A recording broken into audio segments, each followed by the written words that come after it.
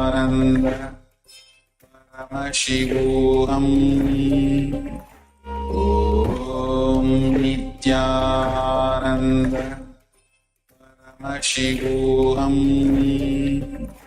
Om Nithyananda Paramashivoham Om Nithyananda Paramashivoham Om Nithyananda Paramashivoham Om Nithyananda Paramashivoham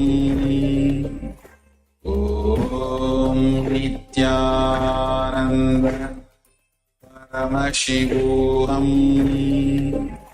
Om Nithyananda Paramashivoham Om Nithyananda Paramashivoham Om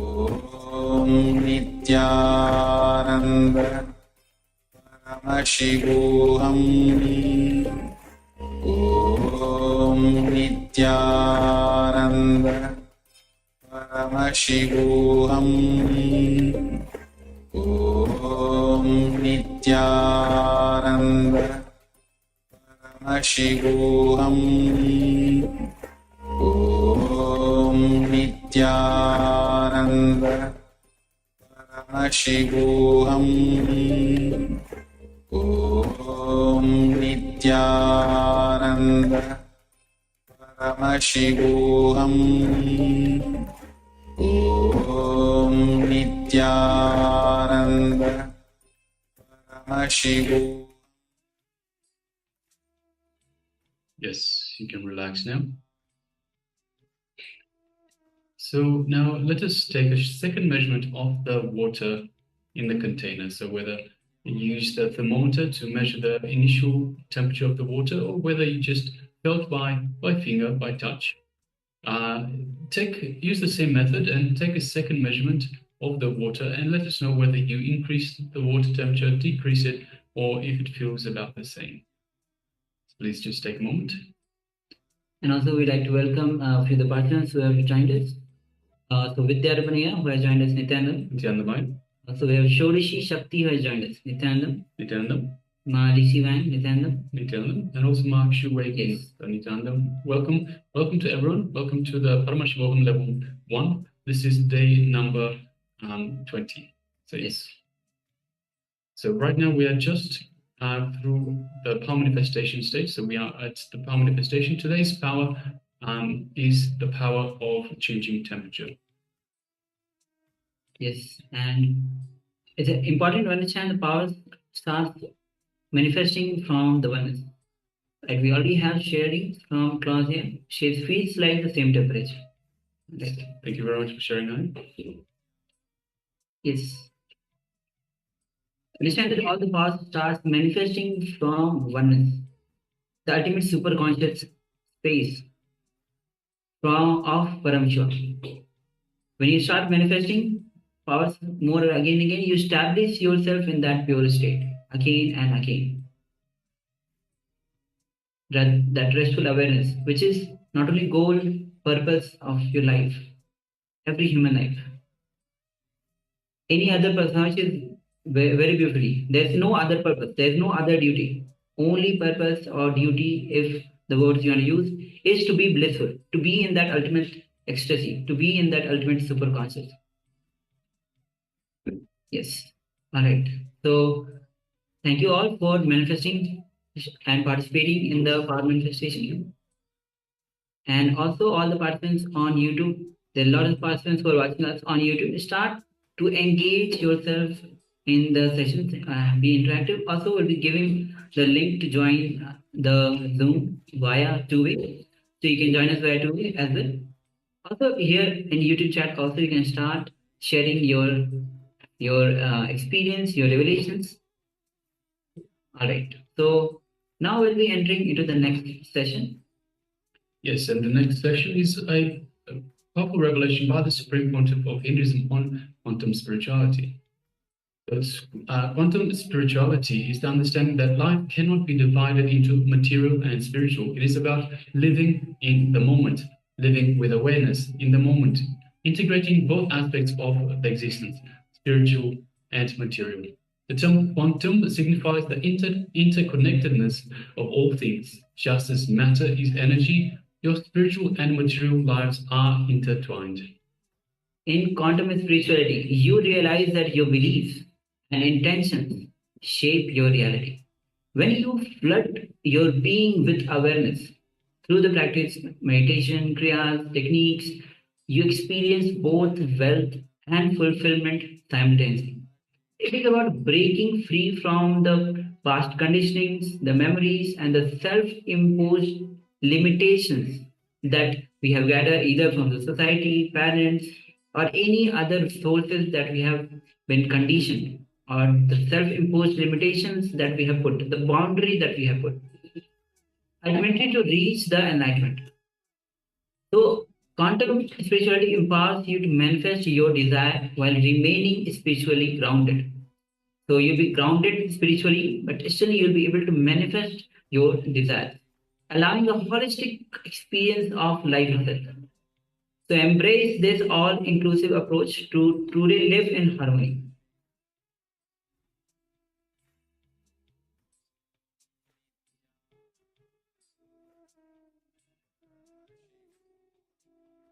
So with this, we'll be entering into the revelation by Swamiji on the quantum spirituality. So let's begin. We'll start with a small story.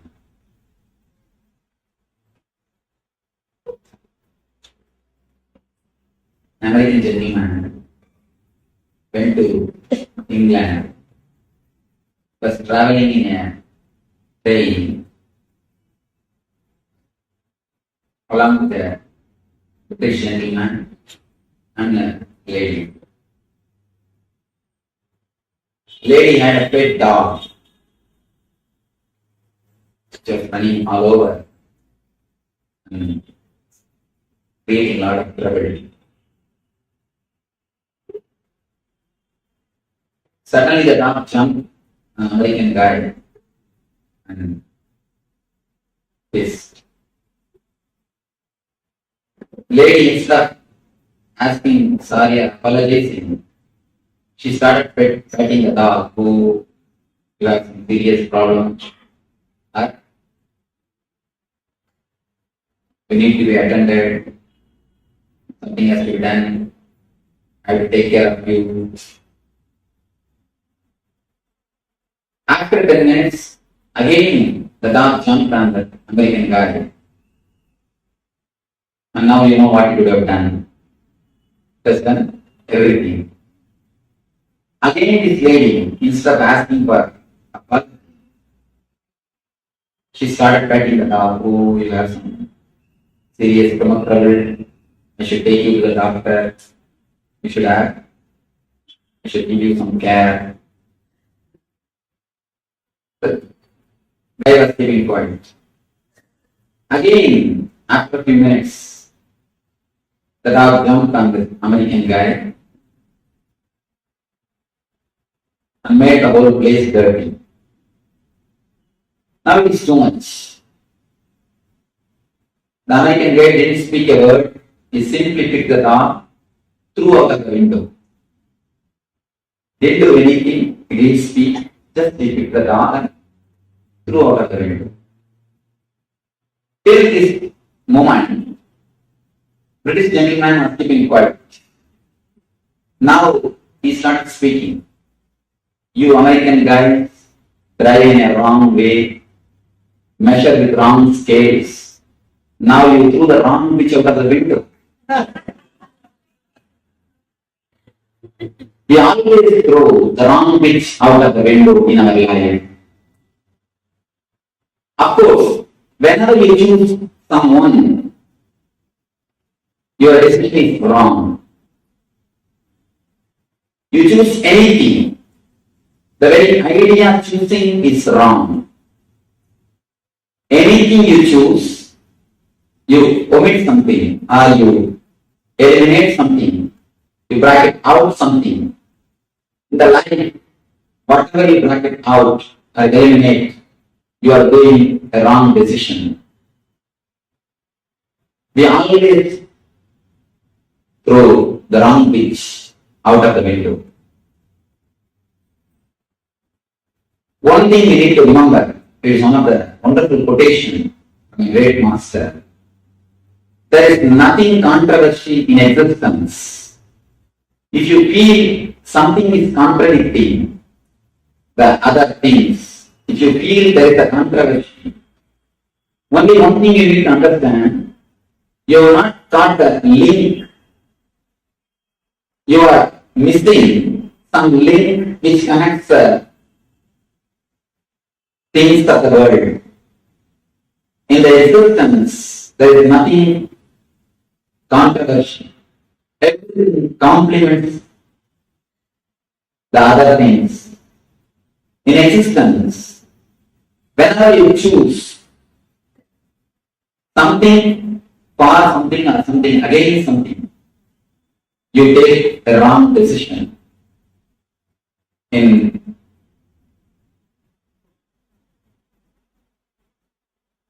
life, we always have a big problem, conflict, whether to choose a spiritual life or material life, whether to do this or that. We always have conflict. There's a small incident which actually happened, and it continues to happen. I've seen many people doing the same. People come to me and ask me, Swamiji, should I stay in the ashram for a few days? If I tell them, all right, please stay, and enjoy the atmosphere, immediately they will give all the reasons why they should not stay. Immediately they will start, no, Swamiji, I have this work, I have that work. If I say, all right, don't stay, you can go and carry on, do your work. Immediately they will give you all the reasons. No, then I will miss all this atmosphere, then I will miss everything. I always think, if you give any decision, immediately your mind, other part of your mind, is ready to support the other side. The whole life, we live in dilemmas. If you choose some one part, always the other part is waiting. If you choose this, then you start thinking, oh, I missed that. If you choose that, you start thinking, I missed this. Before the idea of quantum, in science also, there was a big clash between the matter and energy. It is the idea of quantum which solved the problem of matter and energy. Every time the scientists, people who work in the physics field, they always thought matter is something different from energy. Later on, one group of scientists, one sect, I can call it one sect, we always think only in religion there is a sect. In spirituality, things are only in the spirituality there is sects. You do not know. If you go a little deep, you will understand. Among the scientists also a lot of sects, and among the scientists, lot of superstitions do exist. We need to understand an important thing. Even among scientists, lot of prejudice and superstitions do exist. They start with their own ideas. To conclude their ideas, they create theory or hypothesis. They have the data which supports the theory. So one set of physics people are thinking, they start telling, energy and matter both exist.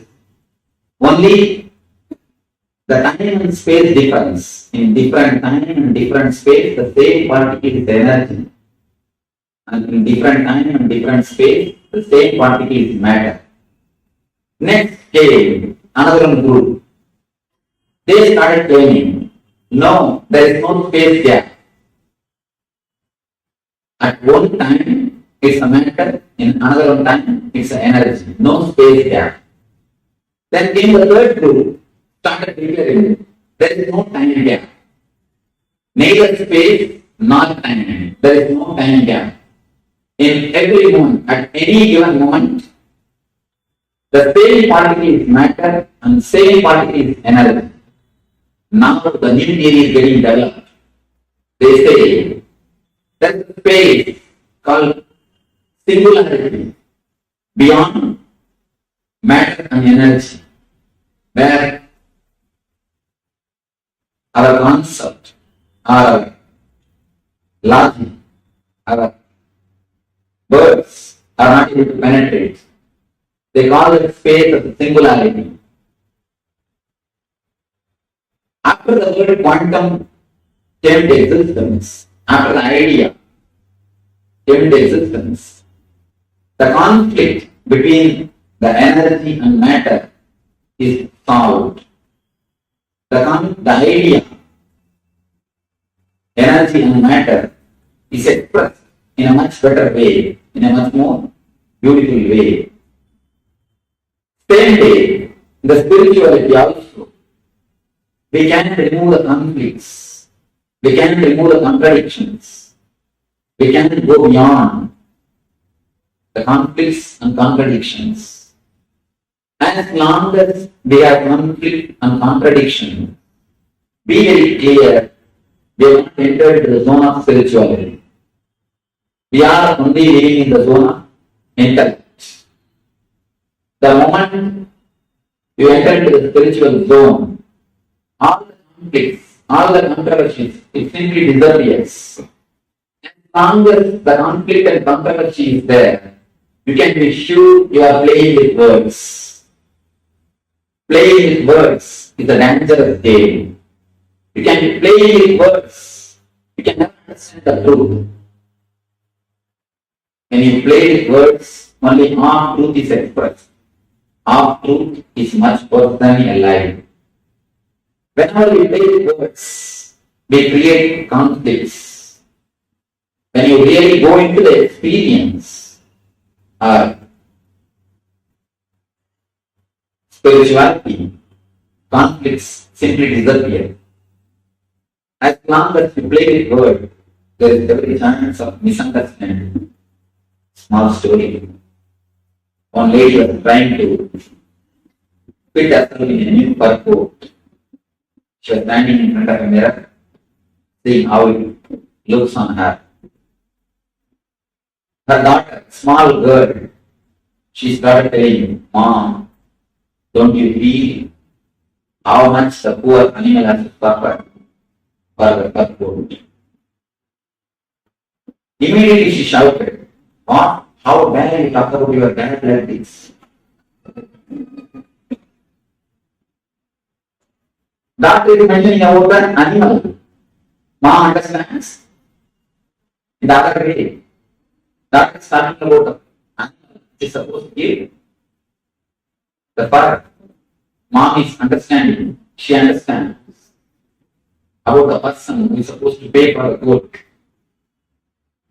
With words, there is more chance of misunderstanding than understanding.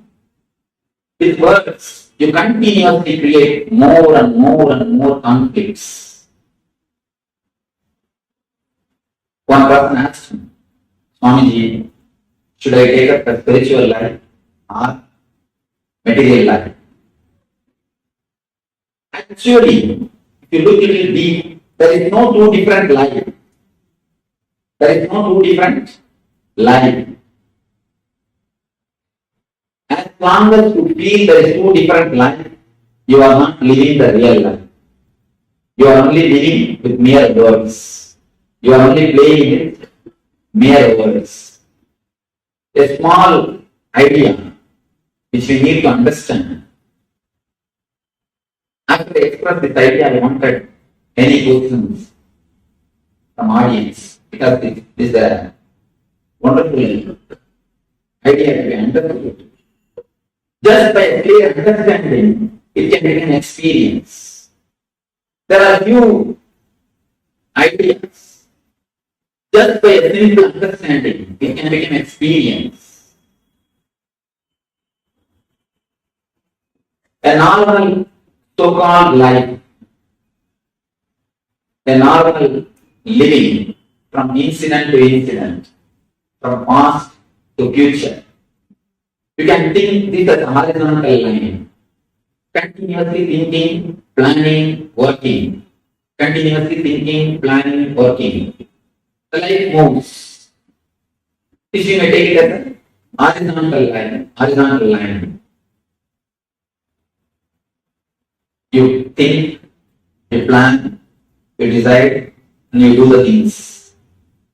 You may call it as a materialistic life.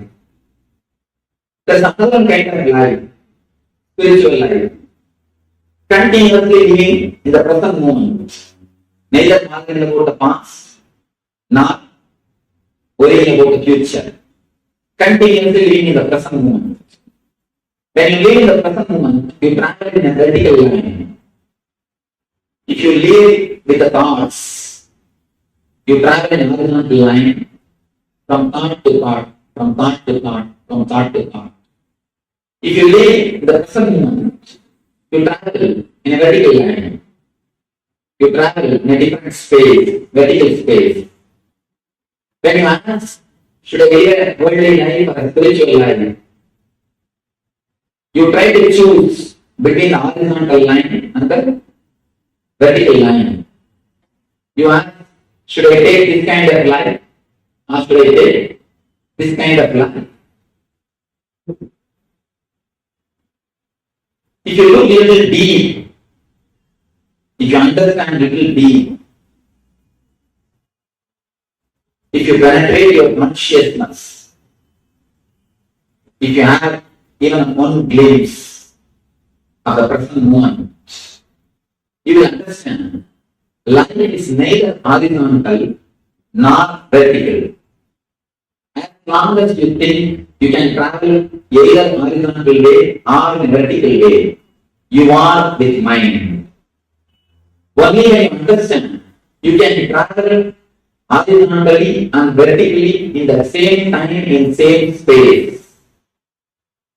Not only you can travel horizontally and vertically, you can explore in all 360 degrees. 360 degrees this way and 360 degrees this way. If you understand, you can explore in all the directions, in all the possibilities. You will not have a conflict between the horizontal line and vertical line.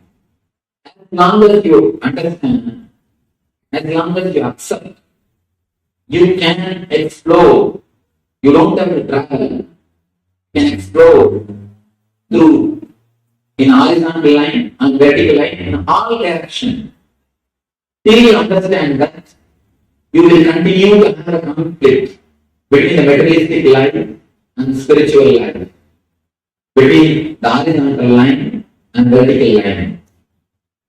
The mind keeps you as a slave by making you believe you can travel only in horizontal line or the vertical line. You will be slave of your mind as long as you believe you cannot travel in all the directions. As long as you believe you can travel only in the horizontal line or the vertical line, mind will keep you as a slave. That is why even the so-called spiritual sadhana, even the so-called spiritual sadhana, you don't grow, you don't experience the transformation. As long as you decide spiritual practice against the worldly life, you cannot grow into the life. Please be very clear. Whenever you choose spiritual life against the worldly life, be very clear, you can never grow in the spiritual life. As long as you are staying in a plane making choice, be very clear, you are in a worldly plane. You may get a new coat to your worldly life and the spiritual life. Most of us don't want to transform our whole being. Just we want to show we are struggling for transformation. If you look a little deep, you will understand we have a deep fear of transformation. We don't want the transformation, but we don't even want to say that we don't want the transformation. It's a wonderful game between our mind and the consciousness. You are kept as a slave as long as you believe you can travel only in the horizontal direction or in the vertical direction. The moment you understand, you start believing, you start having trust in your being, you can travel in horizontal direction and vertical direction simultaneously without the gap of space and time. There is no need for space and time gap. If you think, if you travel in horizontal, you can't travel in vertical. Naturally, you will share your life. Some portion for spirituality and some portion for worldly life. That's what I call holiday religion. Holiday religion. In holidays, we go to some discourse, a little bit of meditation, some puja, some ritual. As long as spirituality is a part-time job for you, please be very clear, you can never become spiritual. You may give title spirituality for your acts, but you can never become spiritual by your being. If the spirituality is your part-time job, you can be sure it is just can be, it can transform your life. As long as spirituality is a part-time job, be very clear, you will continuously have hypocrisy and guilt.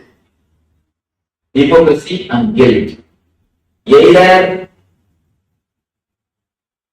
you will know that it is not going to help and you will do it, or you will think it is going to help and you have to think you are not able to do. Either you will know the meditation is not going to help you, but you will try to do it. Just to show for the people in a hypocritical way. Most of us don't believe in some rituals. We do it just for the sake of social prestige. So hypocrisy or guilt. Sometimes it's not believing in some ritual, some meditation. Even a meditation is a ritual. As long as you believe you can travel only in horizontal line or vertical line. Meditation is also a ritual. As long as you believe it can be done only some portion at some part of your life. If you do it at some part of your life, if you do it in particular time, be very clear, your so-called meditation is also nothing but a ritual. Only when it becomes your life, only when it becomes your consciousness, you can be sure you are meditating. Till that moment, till that time, it's only a ritual. Either you have hypocrisy, or if you start believing the meditation or a ritual, you will have deep guilt, you are not able to do it continuously. Be very clear, here I am making a bold statement, which is little controversial. No intelligent man can do any practice more than 21 days with inspiration. It's little sharp statement, but I make from my experience. In last 2 years, I have met more than 2 lakh people personally in 5 countries. I have seen thousands of people entering into meditation. I can say I myself initiated at least 40,000 people into meditation. But when I initiate them into meditation, people ask me, we do a meditation camp called Anusuyasana. People ask me, Swamiji, should I do all the meditation techniques? I tell them, no, please don't. Do it only 1 or 2, that's enough. They say, no, Swamiji, it's so nice, I want to do all the 7. Can I do it? I tell them, all right. Just after a month, if I meet them somewhere and ask them, have you started? Always the usual reply, no, someday I have to start. I'm searching for a good day. It's a usual thing. At least from my experience, I can say, no intelligent man can do any practice more than 21 days with inspiration. If it becomes more than 21 days, it will become a dead ritual. I've seen the people doing puja. They will just wait when they can come out of the puja room after finishing the puja. They will finish with such a speed and hurried mood. They will never enter the puja room again. See, the same way meditation.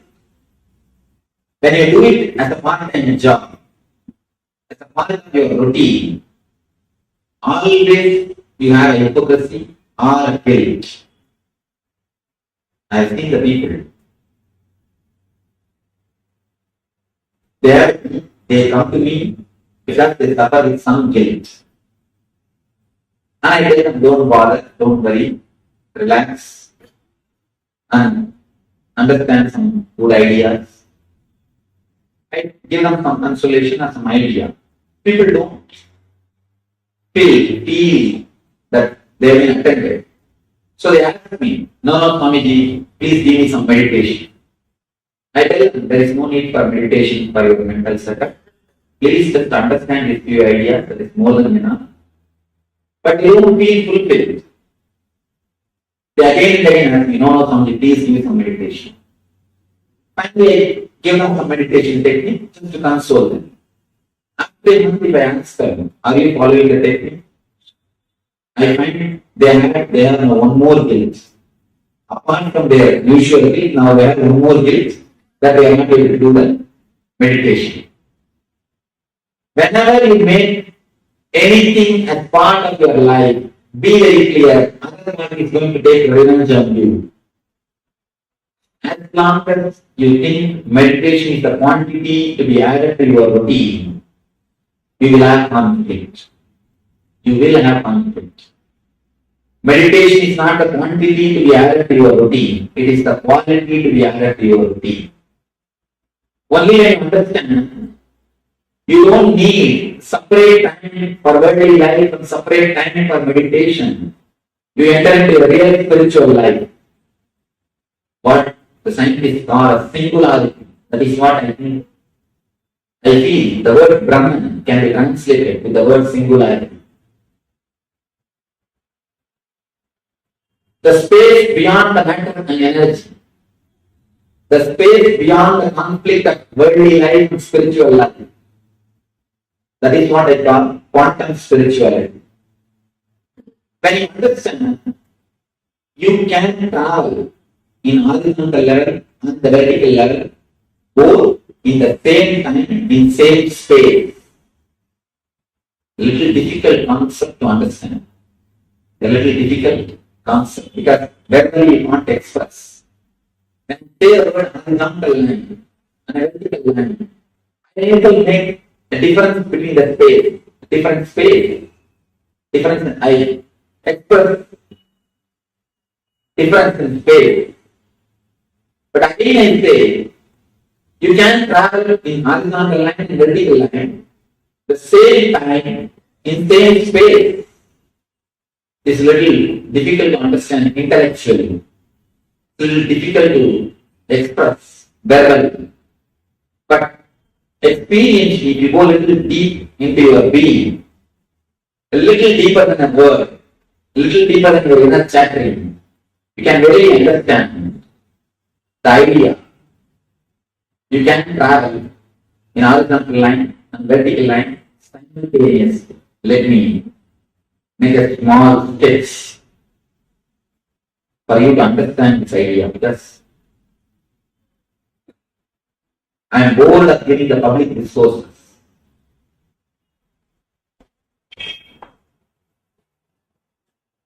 As long as you think you can travel only in the vertical line, you go in the horizontal line.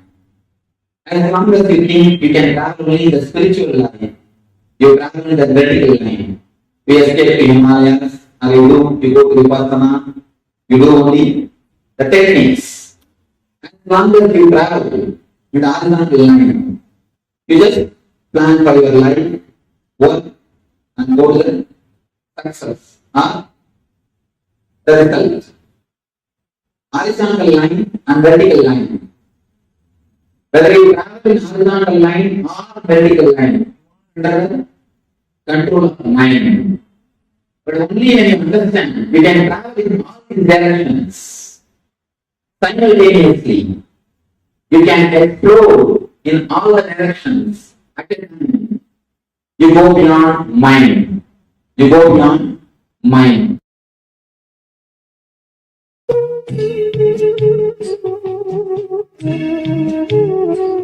Great. Close your eyes.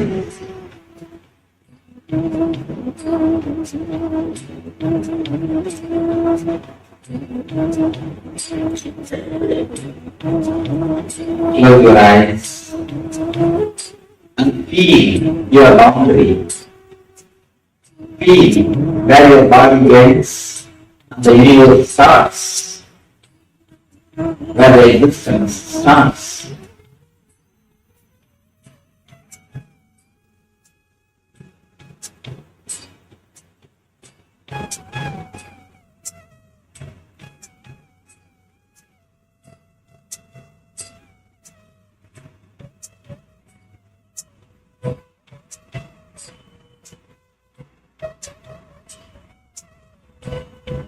Just feel your boundary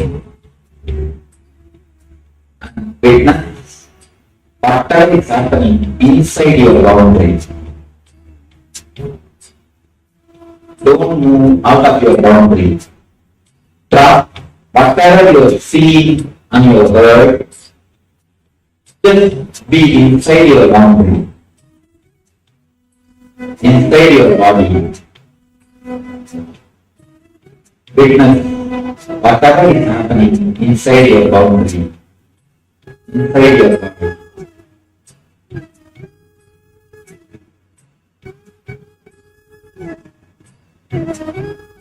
Deeply, you are witnessing. Witness the witness.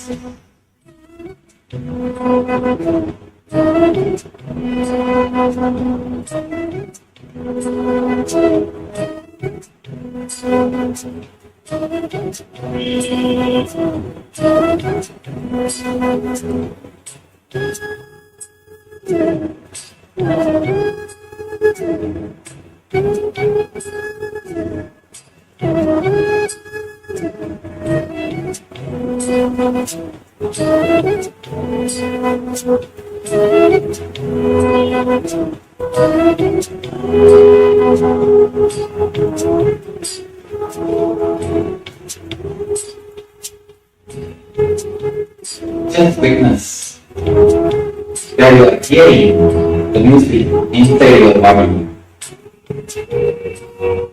What is happening inside your boundary? Witness it. Witness the witness.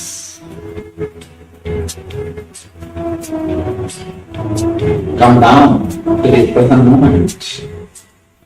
Be here and now.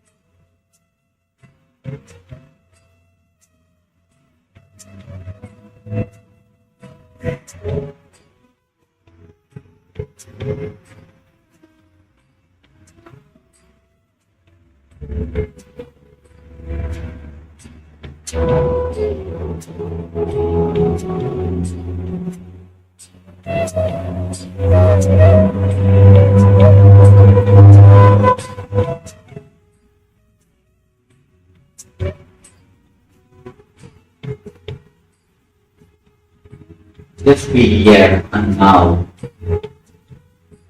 Witnessing consciousness. Body into the present moment. Penetrate the present moment.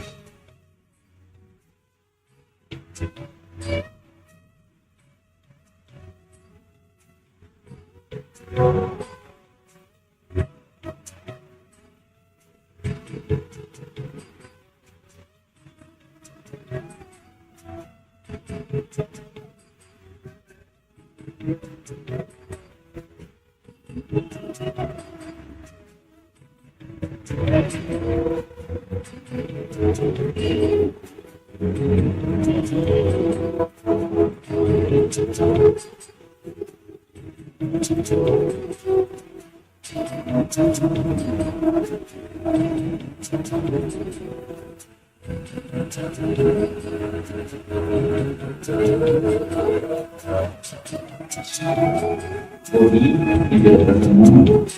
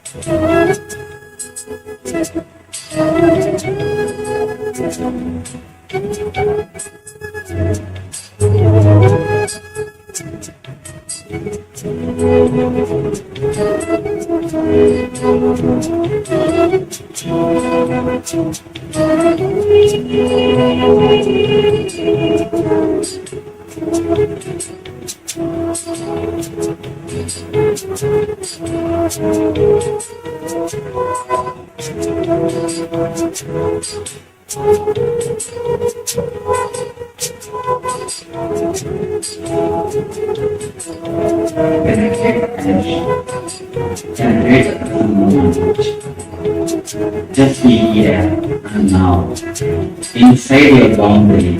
Just be inside your boundary, without any words.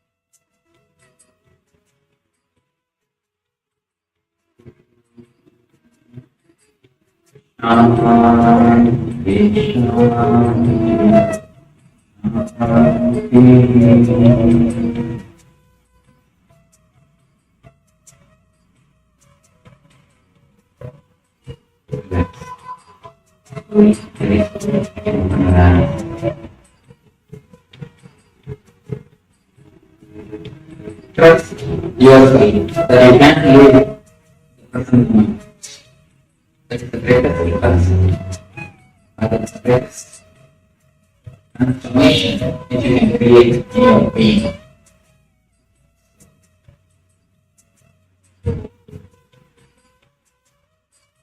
Let this great idea enter into your life.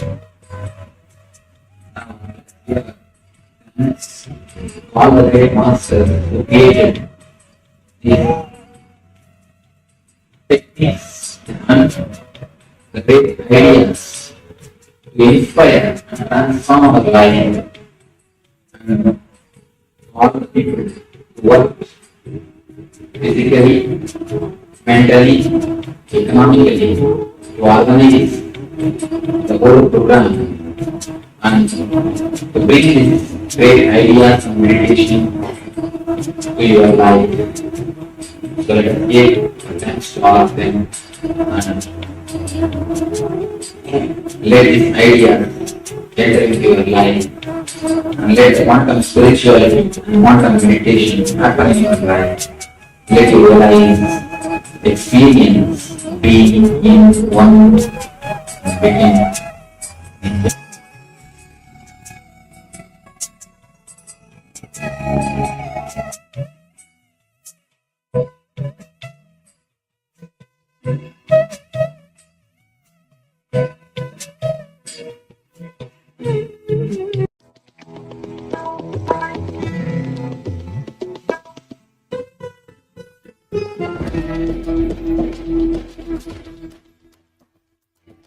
The ferociousness of seeking is powerful enough, like the fire of Kalabhairava, to burn everything which need to be burnt and destroyed inside you. Laziness, tiredness, boredom, everything which need to be taken out of you can be just like that burned. How many microseconds it will take for negativity to disappear in front of Kalabhairava's ferociousness? Not even micro millisecond.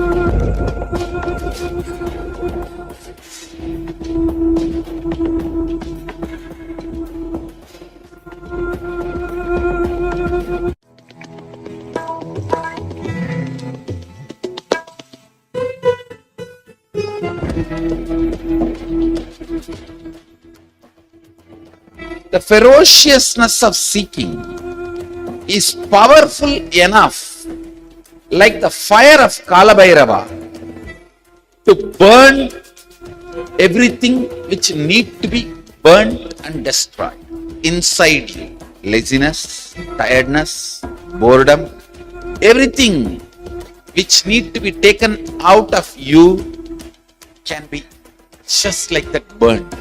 How many microseconds it will take for negativity to disappear in front of Kalabhairava's ferociousness? Not even micro millisecond.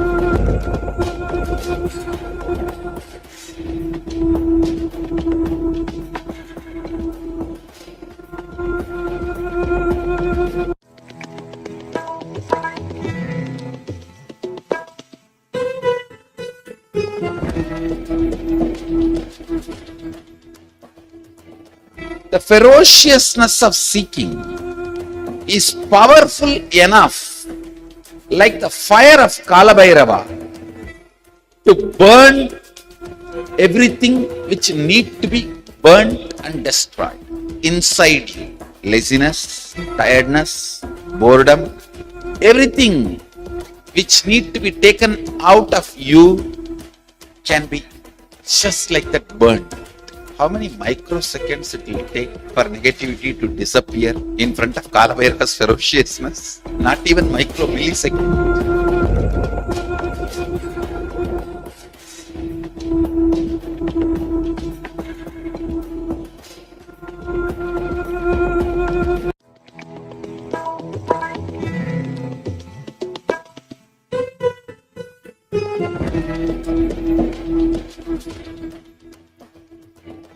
The ferociousness of seeking is powerful enough, like the fire of Kalabhairava, to burn everything which need to be burnt and destroyed inside you. Laziness, tiredness, boredom, everything which need to be taken out of you can be just like that burned.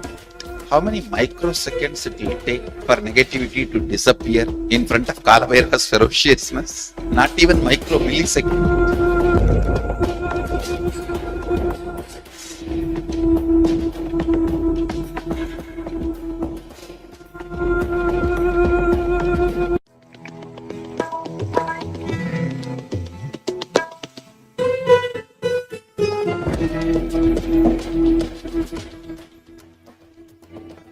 The ferociousness of seeking is powerful enough, like the fire of Kalabhairava, to burn everything which need to be burnt and destroyed inside you. Laziness, tiredness, boredom, everything which need to be taken out of you can be just like that burned.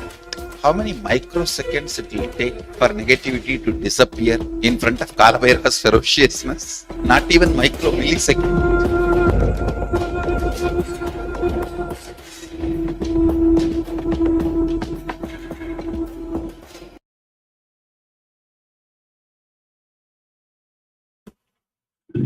I'm very happy for I thank for the beautiful introduction and the words given by Dr. Murali Krishna and Dr. Vijayamappan.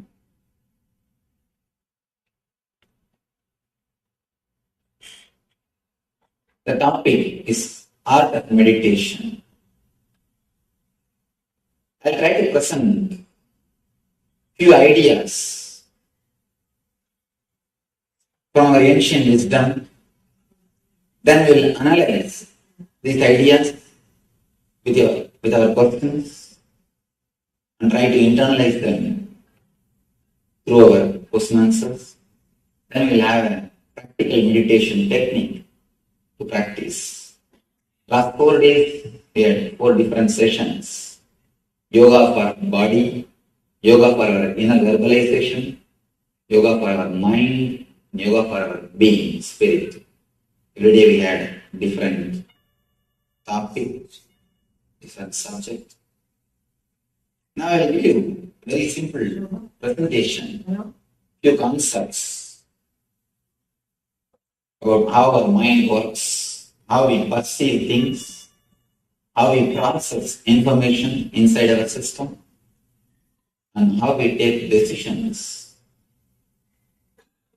and where we can infuse peace, where we are missing the peace and bliss, where we can infuse peace and bliss.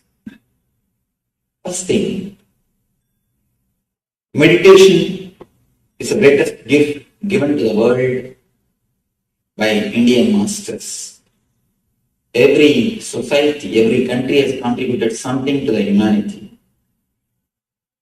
According to my experience, meditation is the contribution from India. That's the greatest contribution from India. Yoga and meditation is the greatest contribution given to the world by our ancient masters. Let me give you a simple diagram. How we perceive things, how the information is processed inside our system according to yoga. Then we'll analyze these concepts with our questions. First thing, you see something through your eyes.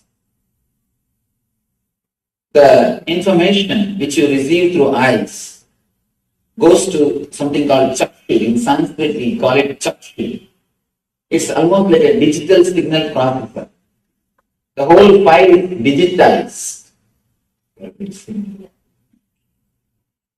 The information which you receive through eyes are digitized in the chakshu.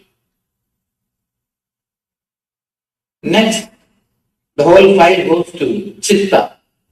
Chitta is the memory. In chitta, elimination happens, the excluding happens. For example, if you are seeing me, the information which you receive through eyes goes to the chakshu. In chakshu, the whole file is digitized. Then the file goes to chitta. Chitta discriminates.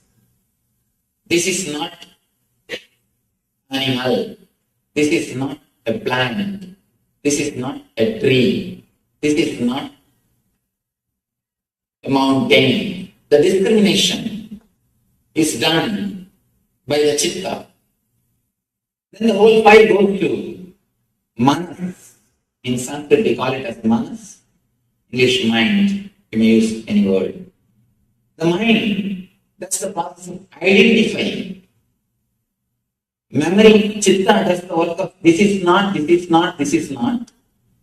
Manas does the work of this is it, this is it, this is it. It starts identifying. First it says, oh, a Swami. Then it says, meditation teacher. Whatever your mind wants to say, it gives you the identification. This is it. That is explained by the mind. Next, the whole file takes a quantum leap, goes to your ego. The whole file completely takes a quantum leap, goes to your ego. Then you decide how I am supposed to respond to this moment or to this file. You decide what is there for me with this information. For example, you are seeing me, the file, you are seeing me through the eyes, the file goes to Chakshu, the whole file is digitized. And then the file goes to Chitta. Chitta says, this is not this, this is not this, this is not this. This is not a tree, this is not a plant, this is not an animal. Then the whole file goes to Manas. Manas decides, oh, this is a human being, this is a Swami. This is, you start identifying. Then the whole file goes to ego. Ego decides what is there for me with this person. Based on your past experiences with other meditation teachers or other Swamis, you decide whether to sit here or not to. You decide based on your past experience. If you had good experiences with some other guru, some other master, with some other spiritual teacher or meditation teacher, you decide, let me sit here, this is the place for me. I should learn something. If you had some bad experience with somebody who was wearing the same orange robe, immediately you decide, no, this is not a place for me. I don't want to sit here.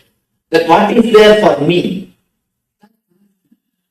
is given by the ahankar, ego. Then the command comes back to the mind. The command is executed. You start doing what you want to do. One thing, if this whole process, if it is straight, clear, as I explained now, there will be no problem. But it is not completely conscious or straight, as I explained. At one point, you take a different path. Only from I to mind, the process is conscious, straight, which is under your control. As I explained now, it is straight, logical. From I to mind, it is completely logical, no problem. But from mind to ego, it is unconscious. It is not under your control. That is why, logically, if you analyze, you know smoking is injurious to health. According to the information which you receive through senses, according to the process of Chakyu, Chitta, Manas, you know smoking is injurious to your health. But suddenly you decide to smoke. Why? If it is straightforward conscious process, you know it is not good for your health, naturally you will drop.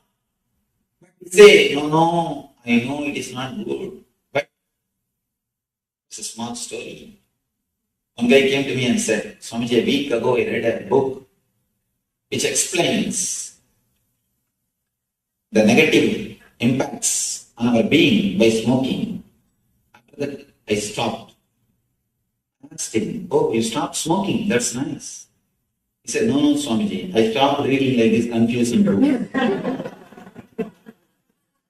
You know, many times you know which is right and wrong, but we are not able to decide with a straight logical data.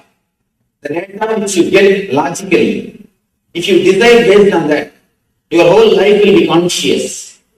The conscious life is what I call spiritual life, integrated life, holistic life. But we are not. In many places, we do make unconscious decisions. Why we make? When the fire takes a quantum leap, this area, the unconscious zone, is filled with lot of samskaras, engraved memories. That is the right word for samskara. Engraved memories. These engraved memories, they just decide on their own without asking your permission. Logically, you know smoking is injurious for health. But suddenly you decide, let me smoke. Because of the engraved memory, samskara. Samskara is so powerful, it can just pull you to do the same act again and again. It has got tremendous power, force over your being. These samskaras are the root cause for many illnesses. I can say at least all psychosomatic illnesses. Samskaras are the root cause. These samskaras, these engrams, are the reason for our stress. If you see your life, the same incident, the same person will create a different type of response, will create a different emotion in your being at different times. When you are in a good mood, calm mood, the same incident, you will be able to handle it much better way. If you are disturbed, even a small incident, you are totally depressed. You are not able to handle it. It is because of the samskaras.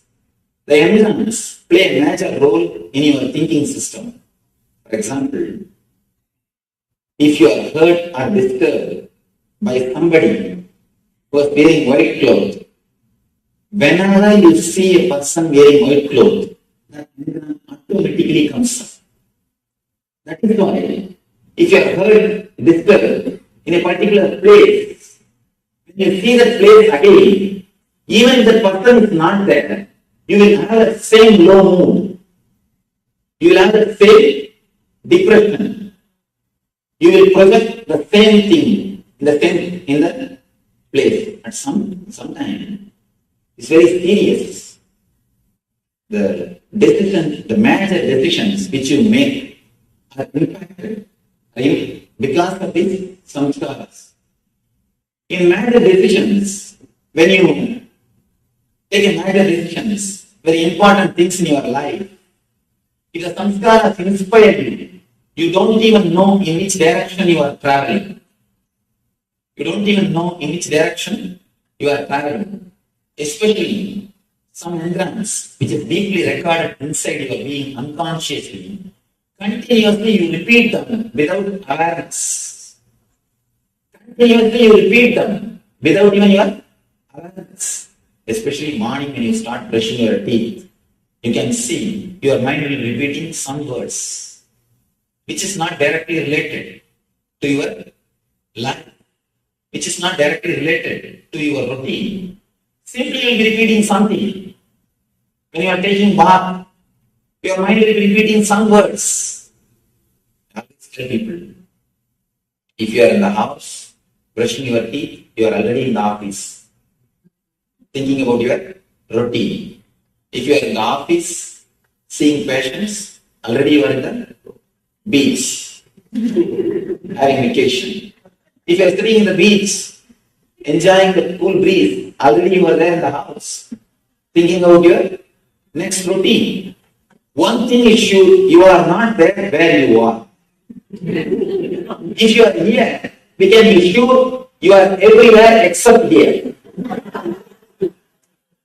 We just continuously go around. We almost live like ghosts because of these samskaras.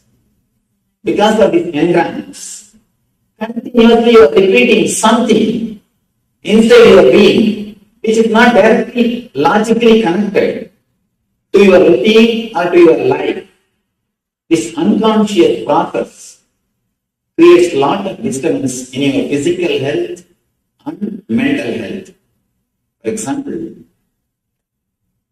when you are in deep fear or in a high peak mode of greed, these engrams, these samskaras get recorded in your system. A small girl falls into a swimming pool or a stream of water. If people shout, oh, she can't breathe, catch her, help her, that word gets recorded in her system as a samskara. She will suffer asthma, even after getting 40, 50. Continuously the samskara repeats itself in her being. I have seen hundreds of cases like these people suffering because of samskaras. I work with patients. We heal through meditation.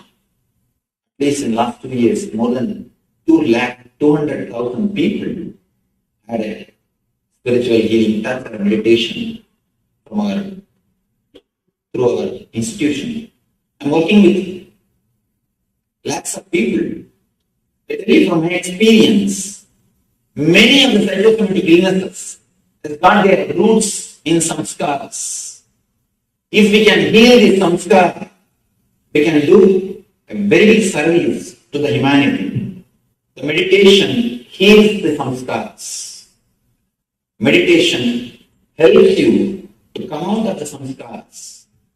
Apart from the physical health, the mental health also. The stress, the main root cause for stress is the samskaras. Actually, these samskaras, when they are sitting in this unconscious zone, they will not allow any file directly to reach the ego. More the samskaras, more the file will be distorted. Everybody will find their opinion on that file. Understand? The file is supposed to move from this table, this person to that person. Between, if there are only 2-3 persons, the file will move quickly and file will go as it is. If there are 300 persons sitting in between, everybody will write their opinion. By the time the file reaches the last person will not know what decision to make. He just says something, decision is made, and it is executed. More the engrams, more the samskaras, more confusion and more stress. And the process also takes more time. That is why many times you will not be able to decide for 10 years. Simple decision, we will not be able to take even for 10 years because more engrams, more samskaras. By the time people decide whether to get married or not, already the life is over. Many times you can't decide. Why? Because too many engrams, too many samskaras. The process takes too long time. So many persons writing their opinions. What will happen to the file? You will never be able to decide. It becomes a complete confusion. Too many engrams create many psychosomatic illnesses and confusion in our day-to-day life, whether it is relationships or it's profession. It will be very difficult to take any decision. Even small decisions look like too big. You feel that you are not able to take the decisions. You feel insecure continuously even to take a small decision. People are not able to do any change in their life because of these engrams. Too many samskaras. You will not be able to move in your life. The whole courage to move in the life is completely disturbed. The unconscious process of engrams is the root cause, the single root cause for many of our problems. If we can infuse peace, silence into this unconscious zone, the whole unconscious zone becomes conscious zone. Because the moment you remove the environments, the moment you remove the samskaras, the whole process will be under your control, will be under your awareness, will be under your consciousness. Only because of the samskaras, the process goes to the unconscious zone. If the samskaras are removed by infusing peace into the unconscious zone, the whole thing will come under your awareness. Removing the samskaras, infusing peace into the unconscious zone is what I call meditation. Is what I call meditation. One more thing. The time taken for the conscious process and time taken for the unconscious process.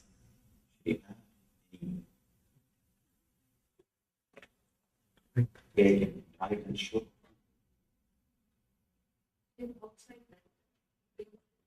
It's okay. Alright. It's okay. The time taken for the conscious process and the time taken for the unconscious process only decides whether you are in an instinct level or intellect level or the intuition level. If the time taken for the conscious process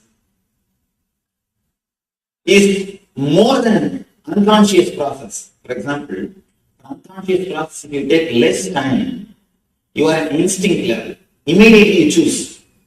Of course, the file goes very late, because you can't wait for file, you just decide something.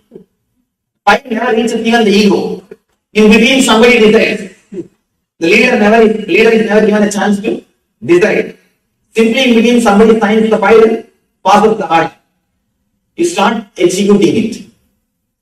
If the time taken for the unconscious process is less, means you are in instinct level, animal level. If the time taken for conscious and unconscious, if it is equal, then we are in the level of intellect, man, human level. If the time taken for unconscious, if it is more, means we are more peaceful inside our being. We are more silent inside our being. We are more integrated inside our being. We are calm inside our being. Means we are in the level of intuition, in the level of God. Animal, man, God. Instinct, intellect, intuition. All these three levels are decided only based on the meditation power. If you can infuse more and more silence into your unconscious zone, we can move from instinct to intellect, intellect to intuition. Intuition word is one more important word. Very difficult for logical people to understand that there is something called intuition exists. Very small example. In one of our meditation camp, one person asked me, Swamiji, many times I get an experience, like when I am sitting in a party, suddenly I feel that within 5 minutes somebody is going to come. Something is going to happen. Actually it happens. If I hear a telephone ringing, suddenly I remember some friend's name whom I have not seen or remembered for the last 10 years. I remember his name. When I pick up the phone, he is there on the line. When I hear the doorbell, suddenly I remember some relative's name. When I go and open the door, he is standing, he is there. This happens in my life many times, Swamiji. How it happens? Why it happens? I asked the whole crowd, how many of you experienced like this at least once in your life? The same moment. She told one more thing. When I go to some friend's house, when I go first time, suddenly I feel I have come to the same place already. And I am able to tell in which room But things are there. And it is exactly there as it is. When I ask the group, how many of you had this type of experience at least once in your life? More than 80% raised their hands. Now, how many of you had this type of experience at least once in your life? Oh. See, now if you understand, analyze something. If it is in one person's life, once or twice, we can reject it in the name of coincidence. Oh, it's just coincidence. We can reject. But when it happens in so many persons' life, so many times, how can we reject it? Just with a simple word, coincidence. We can't reject this. Just with a simple word, coincidence. There is something more. We can't use just one word and remove or put this whole thing aside. There is something more than our intellect.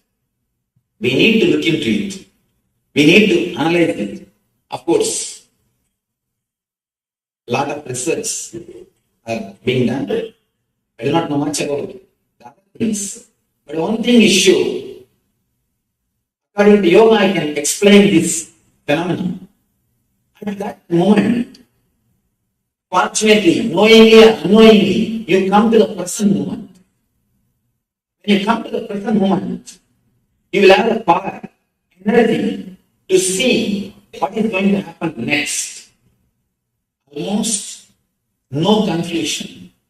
You reach the state where there is no confusion, no hindrance of signing your file. At that moment, for a single moment, no hindrance of signing your file. Your file is straightaway reaching the ego without any signature from any samskaras. The whole process is conscious. That is why suddenly you get glimpse of intuition. Suddenly you get what is going to happen next. You can stay continuously in the same state by practice. People tell me, Einstein says in one place, logic is a servant, intuition is a gift from higher energy. I tell you, intuition is not just gift. You can make it as a salary. If it is a gift, we have to wait. Who will give, when they will give, what time, whether it will come or not, we don't know. You can make it as a salary. You can work for it. You can achieve it. You can make it as your life. We can stay in the same state of intuition, the same state of ultimate consciousness continuously through meditation. One more thing I want to say, because it's a very important thing for doctors. Yesterday we were analyzing about this subject. Taking the negative energies of patients continuously, whether you believe it or not, you are meditating on patience. Continuously, you are contemplating on negativities, the problems of the patients. There was a beautiful research which I was reading that in medical schools, if a particular subject, if they are teaching about particular disease, more than, for example, headache or knee pain, back pain, more than 40% of the students show the same symptoms at the time of teaching. 40%. When you continuously contemplate on some particular disease or symptom, you tend to feel it. Even you can see when you listen about some symptom, you just compare inside your mind. Do I have that? Do I have it? When you contemplate, you try to express or experience the same things in your system. Continuously, whether you believe it or not, accept it or not, we are meditating on patience. And when whatever things you are receiving, the negative engrams or the negative ideas you are receiving from the patients, Straight away goes and settles down in the unconscious zone. It is in the unconscious zone, creating more trouble for us, as if we have less karmas, as if we have less samskaras. We acquire more and more samskaras, which create more trouble, more complications in our life. That's why in Ayurveda and yoga system, they emphasize every healer has to meditate to disconnect the etheric connection from the patients. Every healer has to clean himself, disconnect himself from the etheric connection of the patients. It is not only for healers, even for doctors. When you are continuously listening to the problems of patients, naturally you get associated, or you start swallowing all their problems, those negative ideas, negative thoughts. You can see in your life many times, even after coming back to the house, your mind will be repeating the words which you heard from the patients. Mind is just continuously repeating the same words which we heard from patients. We need to clean ourselves. Please at least take 10 to 15 minutes per day to clean yourself. Just like when you come out of the hospital, you clean your hands, you take bath, keep yourself away from bacteria.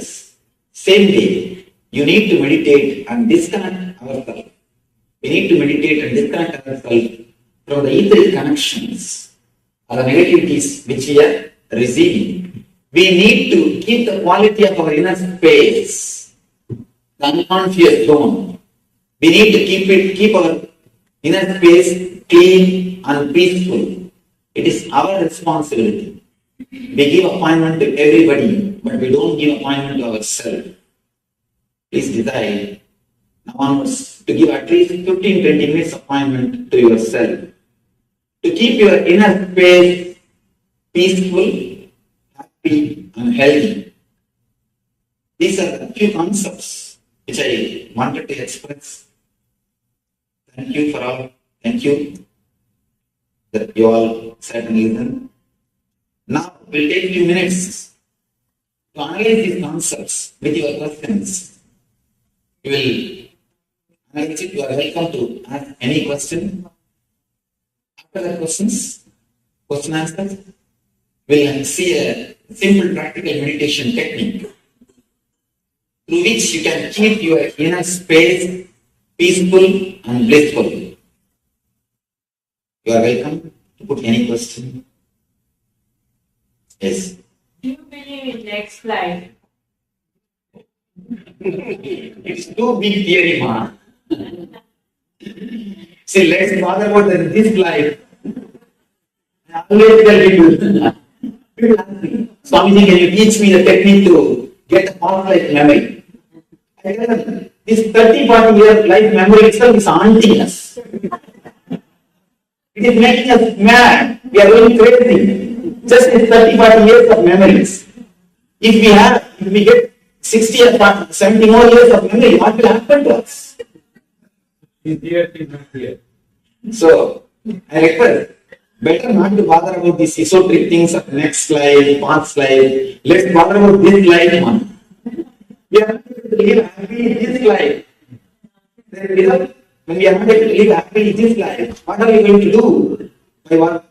Knowing that past life or the next life, people come and ask me, Swamiji, please teach me some technique. I wanted to do the Vatya of the 1800 Kali. There's some big devatas. I wanted to see the devata. I wanted to have wounds from the devata. I wanted to see. They come and ask me. I don't know, first learn the technique of how to live happily with 200 wives. When we are not able to live happily with her, what are we going to do? Seeing 1800 women or 1800 Kali and all these things. So I always tell people, better drop too much of esoteric things. Let's come to the day-to-day life. Let's make this life more happy, more blissful. Then we can see about all those things. And one thing, even if I answer your question, waste of your time, waste of so many people, and what are we going to do? Next. Yes. I mean, I think that we need to understand how the meditation helps, especially with your talk and the purification stuff and sharing that experience. I think kind of different processes like those are how this can be useful. But I wanted to ask, how does the healing touch come? Can you explain that? How does that? That's not a question. We have seven energy centers inside our system. Of course, all the, not only the yoga according to Hinduism, even according to yoga according to Buddhism, Tantra, everybody speak about the seven chakras. I don't think it is exactly the glands which they speak. Maybe the energy related to the gland, the seven gland. Maybe the sunway through energy they may be relating with the gland. Of course, the traditional belief is that these chakras are only controlling and managing our physical, mental, emotional, and spiritual activities. If some of these chakras are disturbed, we fall or we get diseases. If we can heal those chakras, activate those chakras through meditation, naturally disease disappears. They become healthy. If you can do by your own meditation, it is called self-healing.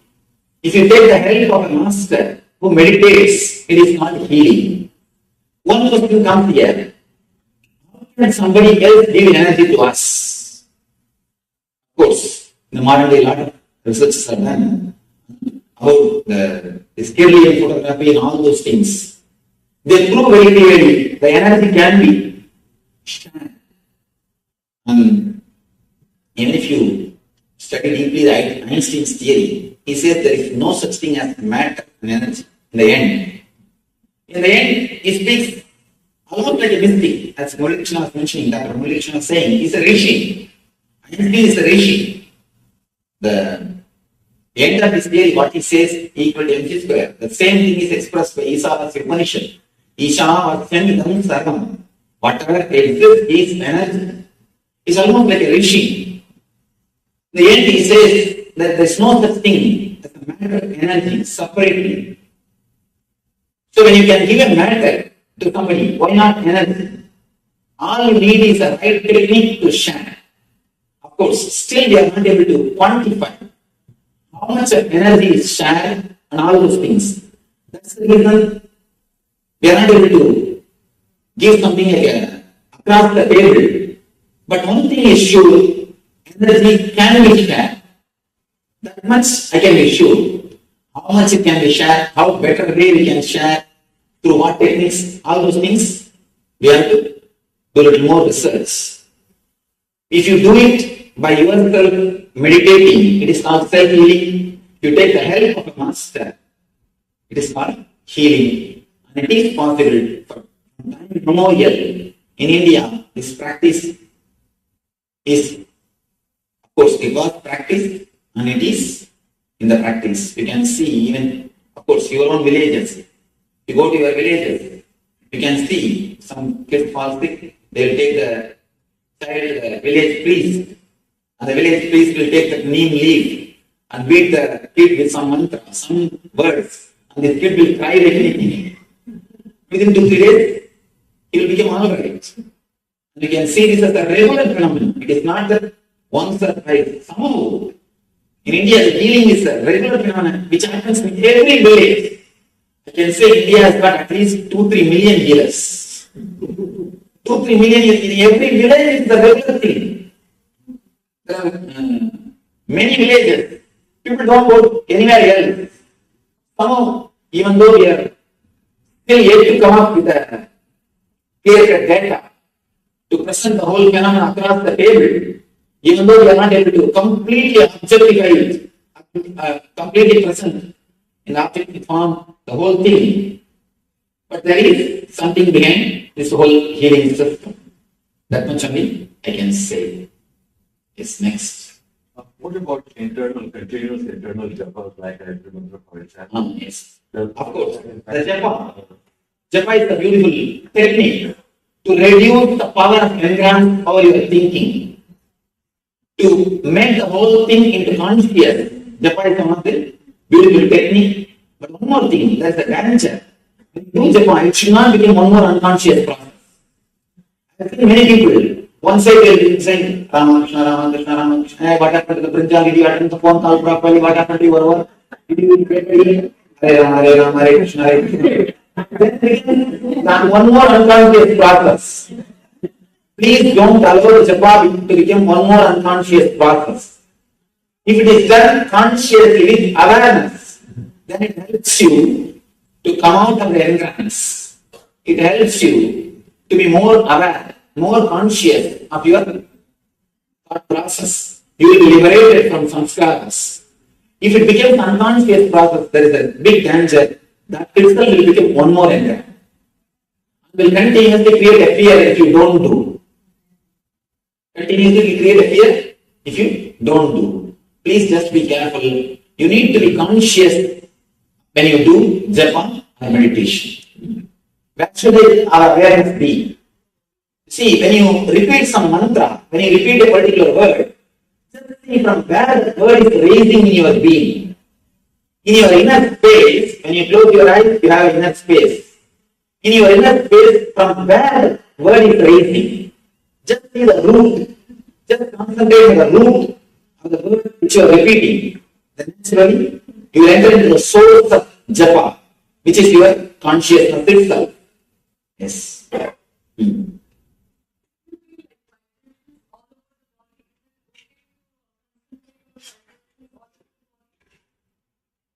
You can see, you can start searching the source of vibrations, from where the vibration starts. Now we will be doing a very small meditation technique to keep our inner space peaceful and blissful. Before that, anyone question? We'll finish that question. When we utter mantras, most of the time it will be in Sanskrit like that. We don't even know what we are uttering, the meaning of it. But then does it have effect on the environment? No problem. Just one thing. She's asking if it is a Sanskrit mantra.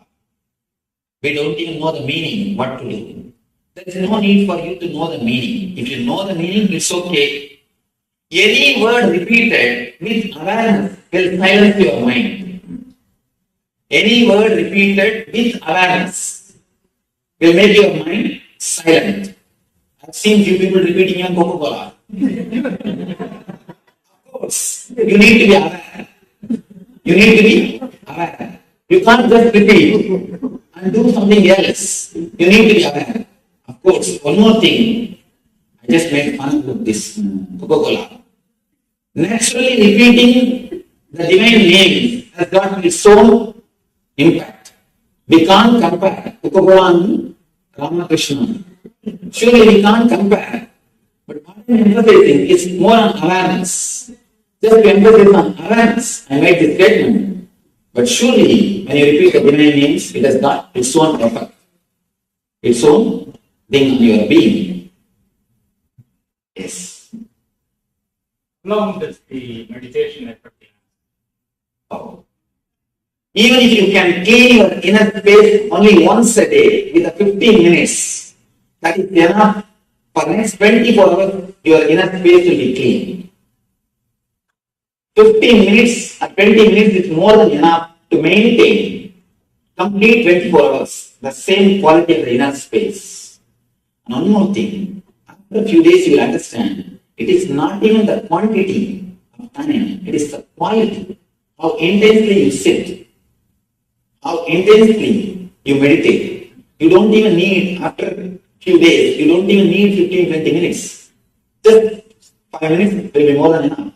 After some time, you don't even need that 5 minutes. Just remembrance.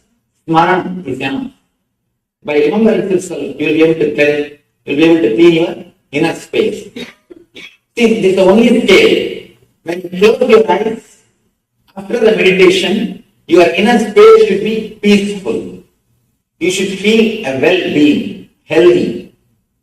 You should understand, health is not just no diseaseness. No diseaseness is only one part of health. The real health is something more than no diseaseness. Feeling of well-being. You feel alive, bubbling, simply oozing out the bliss. That is what I call health.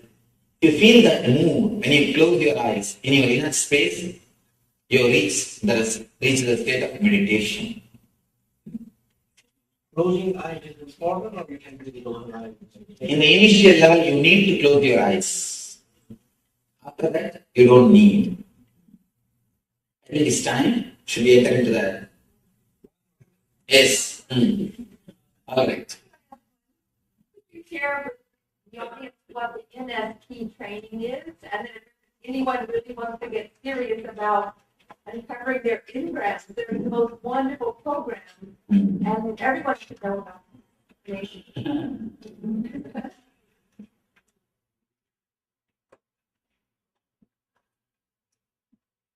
Of course, she's asking about our program. We do a 2 days workshop, meditation workshop, to clean this engrams recorded in our system,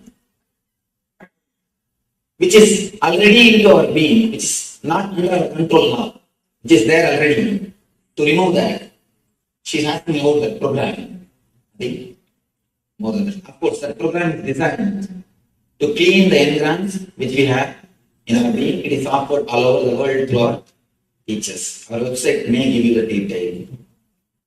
All right. I don't have this question, but I would like to share what I have experienced. For vasanas, what we call imprints, vasanas, Vasudevasya Vasitam Bhuvanantayam Sarvabhutani Vasuti Vasudeva Namastuti. So that just helps because, like ours. Vasanas are not samskaras. Please understand. Vasanas are dead imprints which don't have enough power to pull you to walk in the same path. But samskaras are living, alive. They have power to pull you down and make you walk in the same path. So vasanas are different and samskaras are different. Okay, but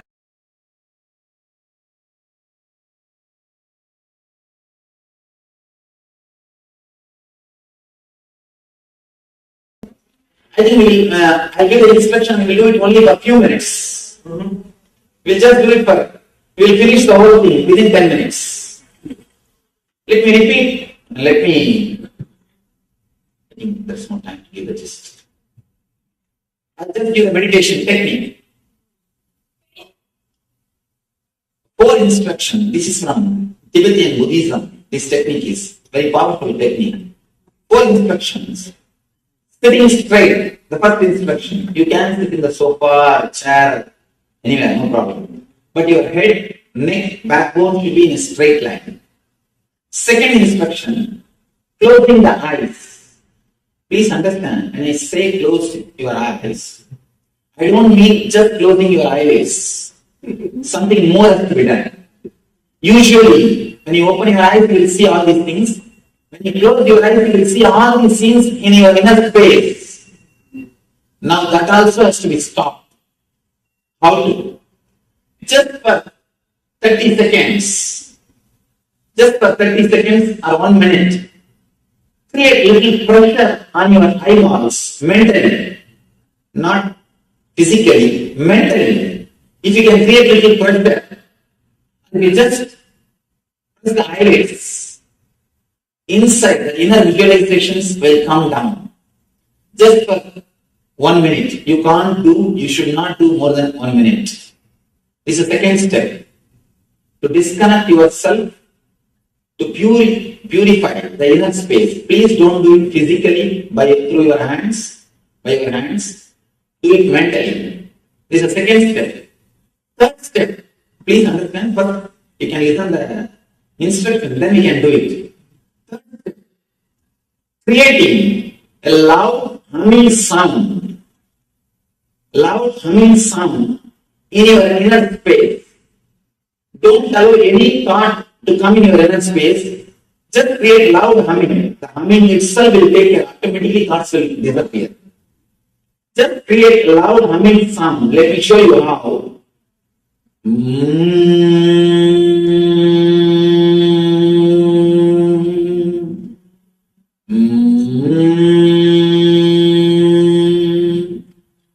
Loudly loudly as possible, as intensely as possible, as deeply as possible.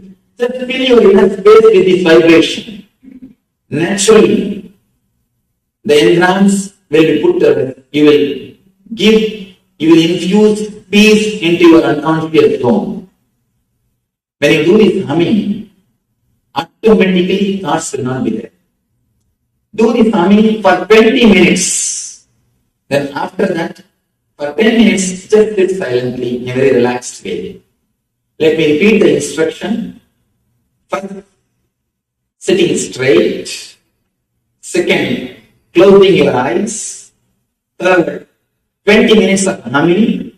Fourth, 10 minutes of silent sitting.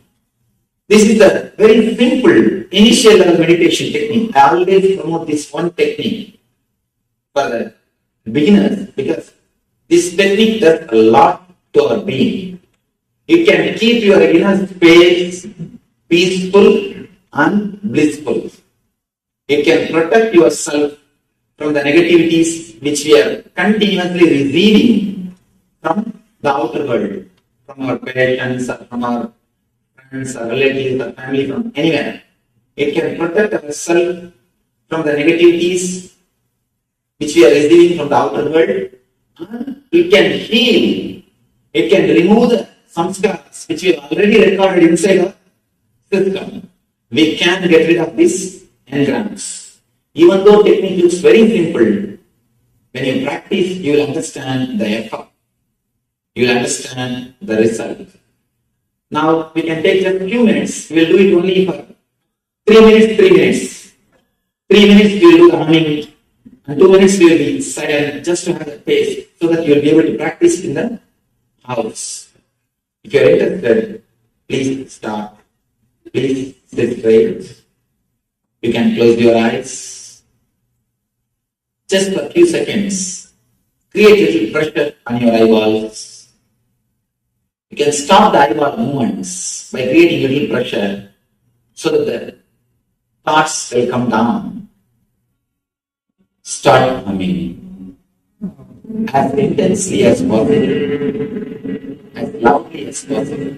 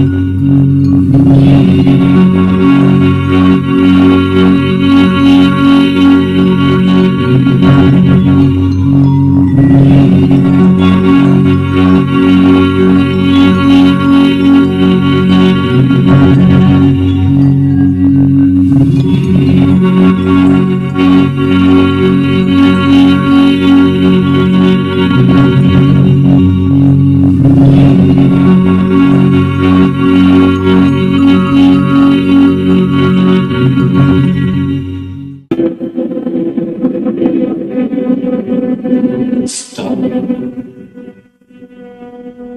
Let your eyes be closed. Just sit for a few minutes. Relax for a few minutes.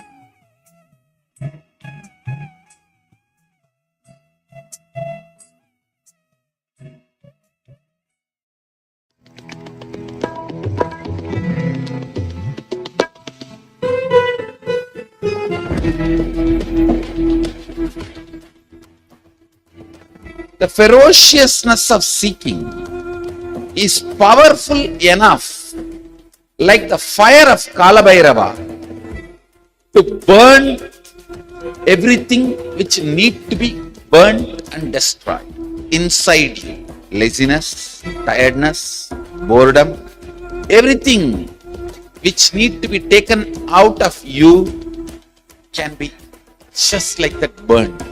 How many microseconds it will take for negativity to disappear in front of Kalabhairava's ferociousness? Not even micro millisecond.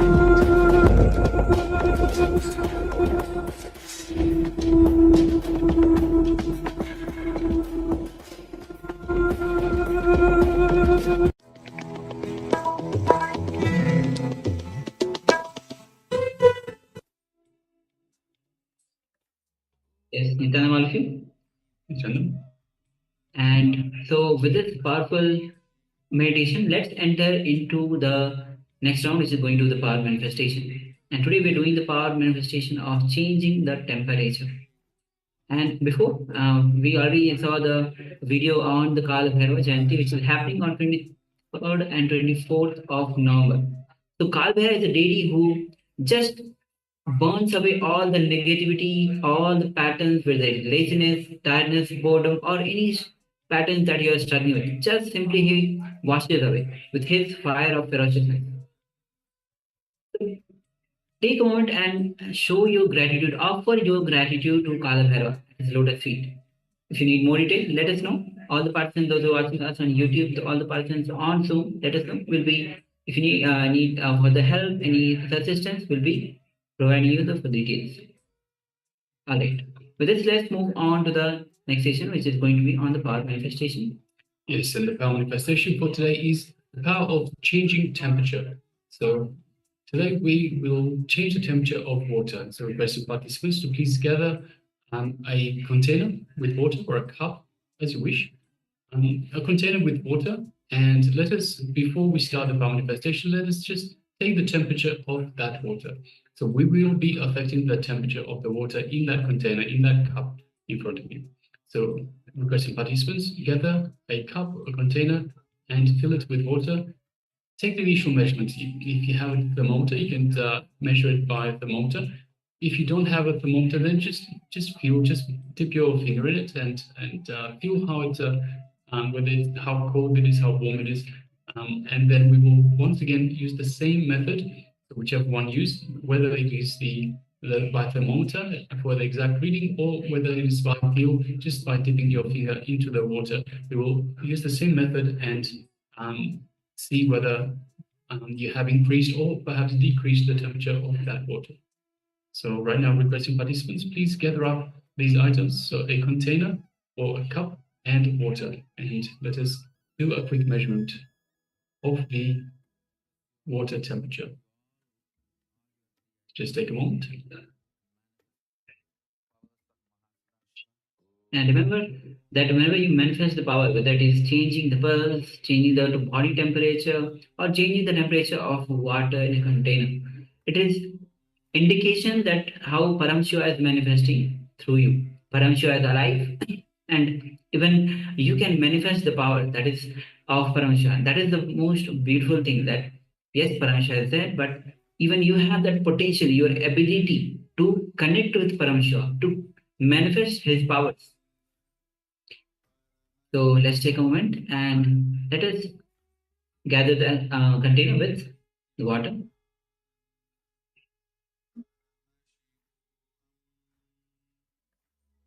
All right, so once you have the container of water in front of you, let's sit comfortably with the head, neck, and spine in a straight line. And let us just take a moment and unclutch from anything and everything from the outside world. Unclutch from any distractions, any noises, any irritations. Just unclutch whenever they come up. Just be a witness. Don't get engaged. Don't get involved in it. Just understand what it is. Just label it as such, but be a witness. Do not entangle or engage in it. Let it, just the way it comes up, let it go back down. again and again. Let us come back to the space of unclutching.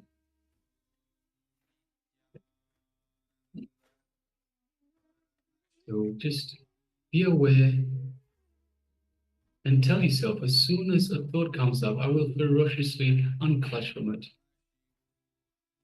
Just unclutch, unclutch, unclutch. Let it become a mantra in you. Unclutch. You'll find that shortly, the gap between the two thoughts, what is termed as the kshana, will get elongated, longer. So we will expand this gap between two thoughts. And it is between these two thoughts, between thoughts, that our real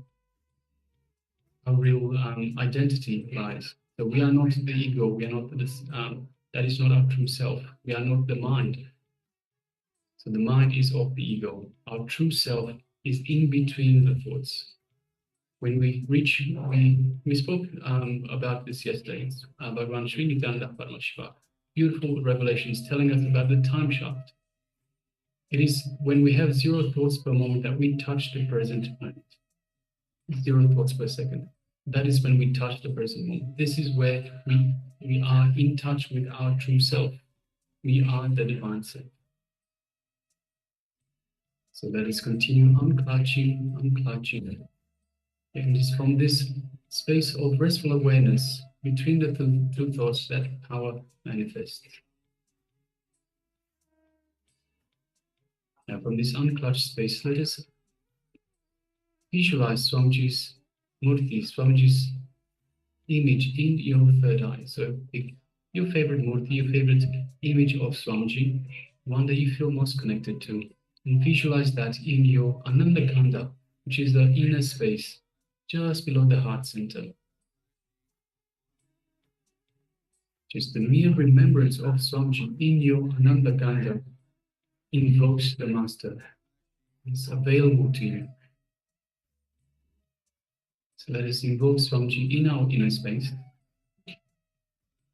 And as we do so, feel Swamiji's love, His compassion, His infinite grace just shower upon you.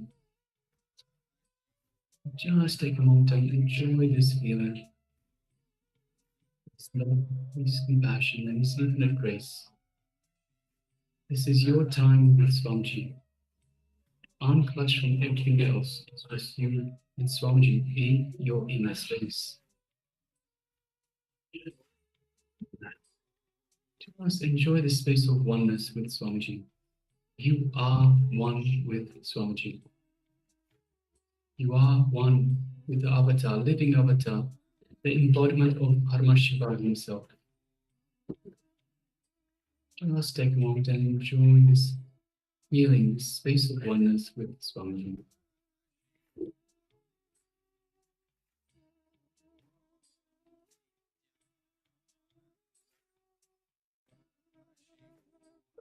And let's just move our gaze gently to the third eye, just between the eyebrows. And let us gently look through the third eye into Swamiji's third eye. As we do so, a connection is created, an energetic connection, and just start feeling the buzz, the energy in your third eye.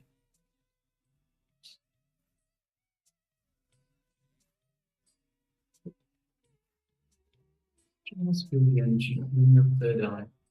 As your third eye is awakened, activated.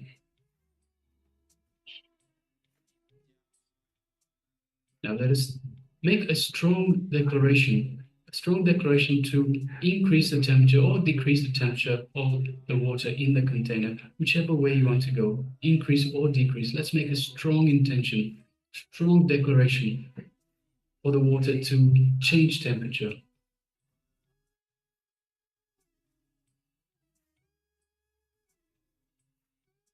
And let us start chanting the Mahavakya. Om Nithyananda Paramashivoham. Om Nithyananda Paramashivoham. Om Nithyananda Paramashivoham. Let's continue chanting the Mahavakya. And from this space of oneness,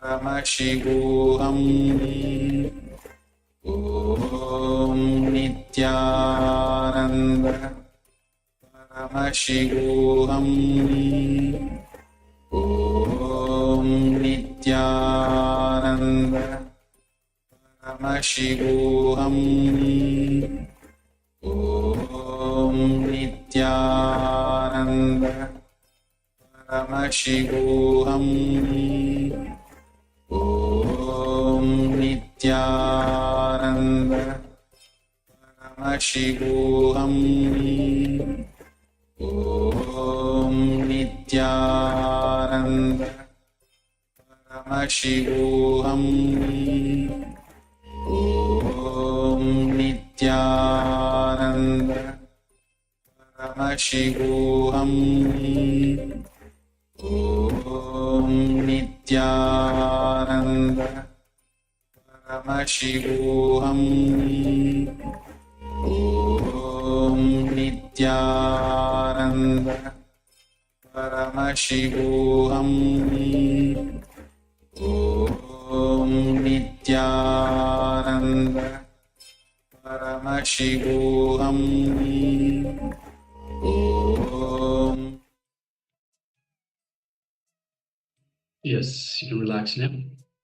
And now take a moment and let us take the second measurement, so whichever method that you used in the first place to measure the temperature of the water. Let us do the same again, the same method we use.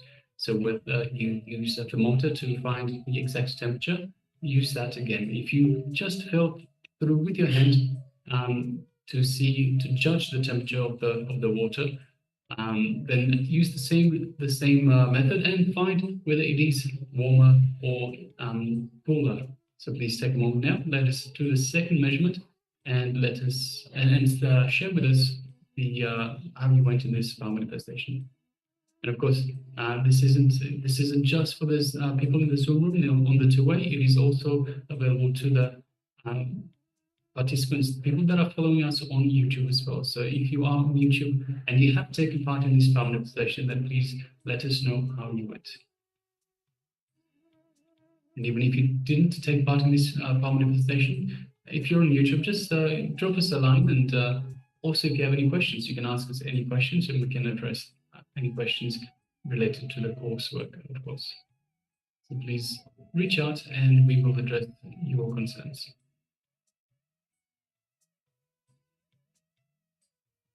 And also requesting all of you to switch on your cameras, and all the participants on YouTube start to engage in the power manifestation, powerful revelation that Swamiji is giving. Only when you start to engage, Swamiji was saying that unless you ask the question, unless you share, you will not be able to internalize. So only when you start sharing, internalizing, penning down, when you get involved, you will start to internalize what is being, what Swamiji is sharing.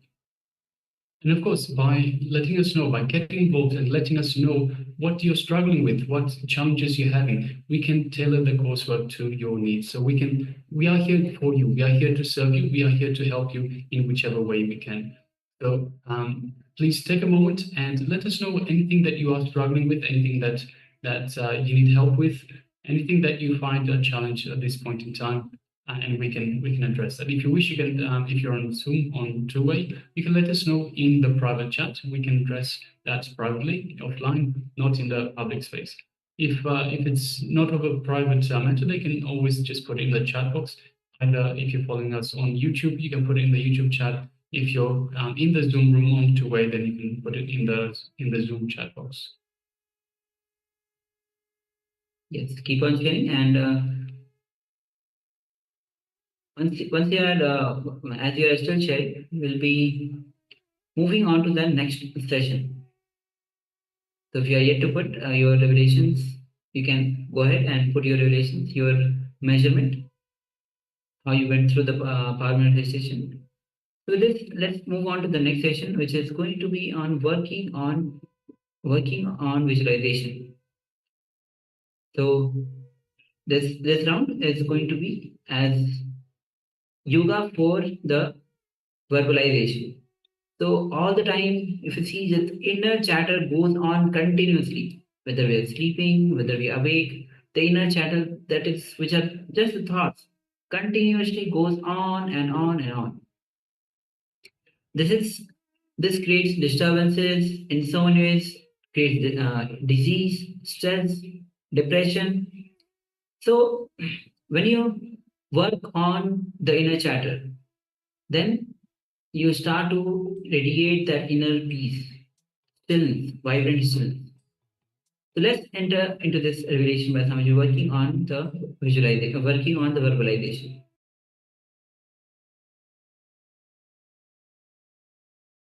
Our inner chattering is the bridge between body and mind. It is not completely mind because mind is something more than inner chattering. It is not completely body because body is totally physical. It's something in between. In Sanskrit we use beautiful word, samskara. Samskara, engraved memories. These are the reason for inner chattering. Our verbalization. Today we will see about our verbalization. Yoga for our inner chattering. Yoga for our verbalizations. Again and again,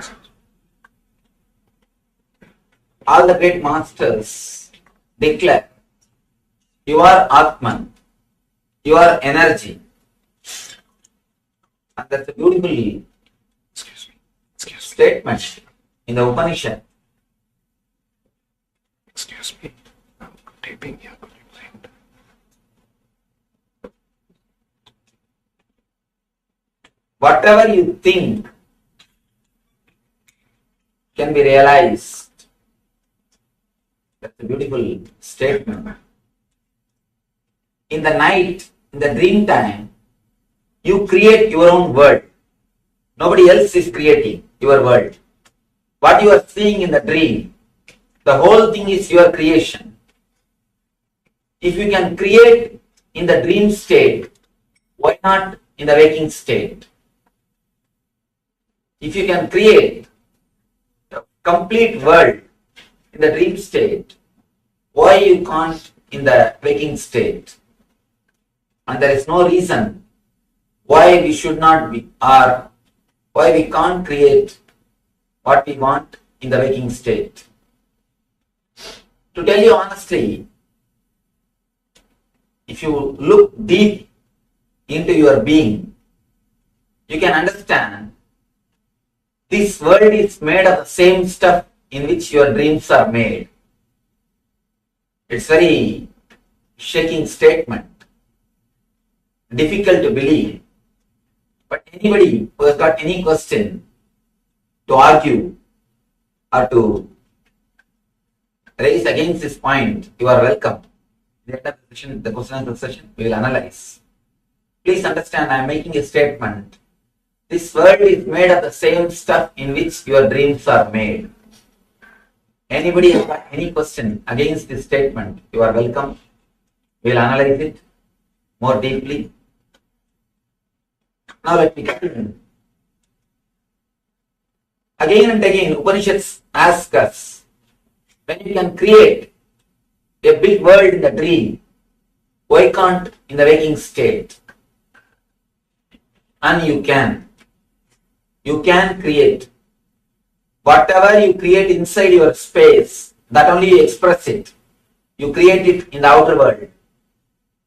Any discovery, whether it is scientific, or in the field of medicine, or the field of physics, or anything, or in the field of machineries, any discovery, first it has to be discovered, created in the mind of a scientist. In his inner space, he has to create it. Only then can be created in the outer space, in the outer world. In the dream world, you do the same thing. You create something in your inner space and you project it in the outer space. In the waking state, in this world also, You create something in your inner space and you project it in the outer world. But when you create the model in the inner space, you do some mistakes. You do some, not even mistakes, I can say blunders. After the mistakes, we project that same model in the outer world.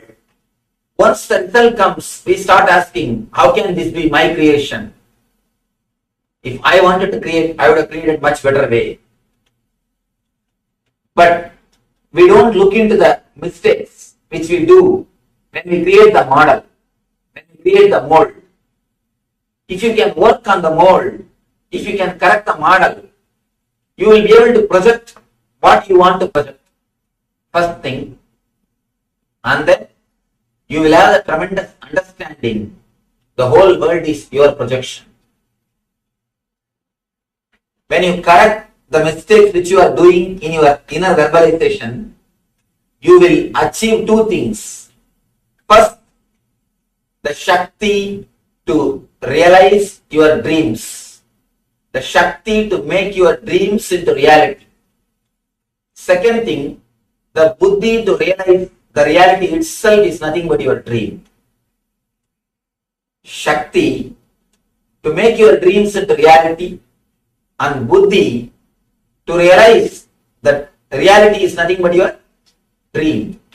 Even once, if you can create a model and project it in the inner outer world clearly, you will realize you can create. When you realize you can make your dreams into reality, immediately you will realize whatever you think as reality is nothing but your dream. You will realize these two at a time. Now let us see what are the mistakes we are doing in our inner chattering, inside our mind. Why don't you put your camera here? Get a good shot, sir. Or put the chair such a way that people must be able to walk the other way.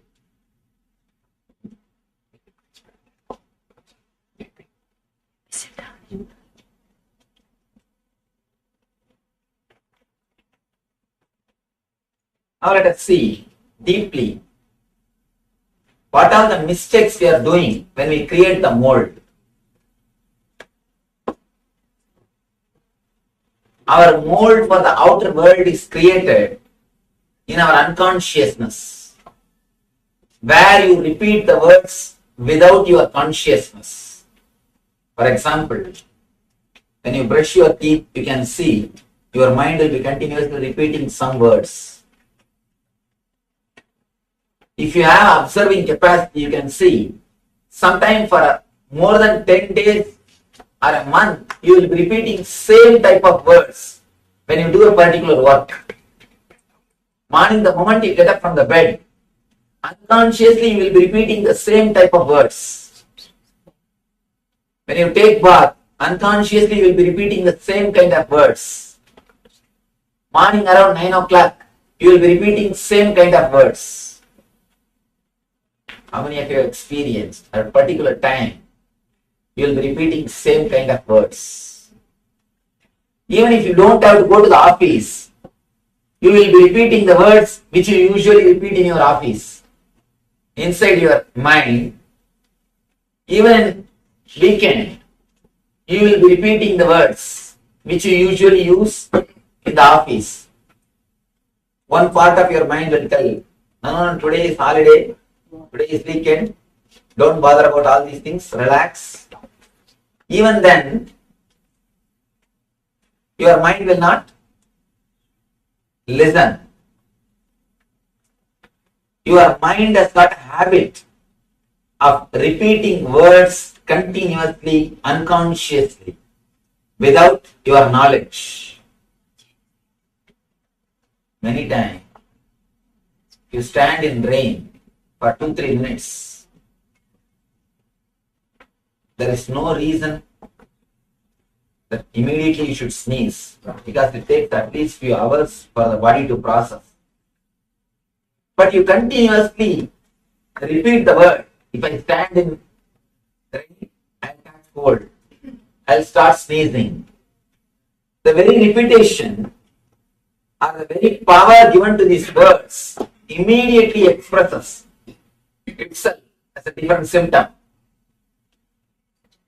The words which you repeat continuously unconsciously is given tremendous power by your being. It's almost like in front of a projector light. If you keep any slide, you can see that in reality, in screen. If you keep a slide of a temple, you can see a temple in the screen. If you keep a slide of an actor, you can see the actor. If you keep the slide of actress, you can see the actress. Any slide you keep, you can see that in reality. Same way, your inner chattering is a slide which is kept in front of your consciousness. Immediately it is projected and it is experienced as reality. Especially the inner chattering which goes on unconsciously in your being plays a major role in your life, projecting and creating your life. First thing which we need to understand, we give power to self-contradicting engrams, self-contradicting samskaras. Engraved memories is what I call engrams. In Sanskrit, we use the word samskara. We give power to self-contradicting samskaras.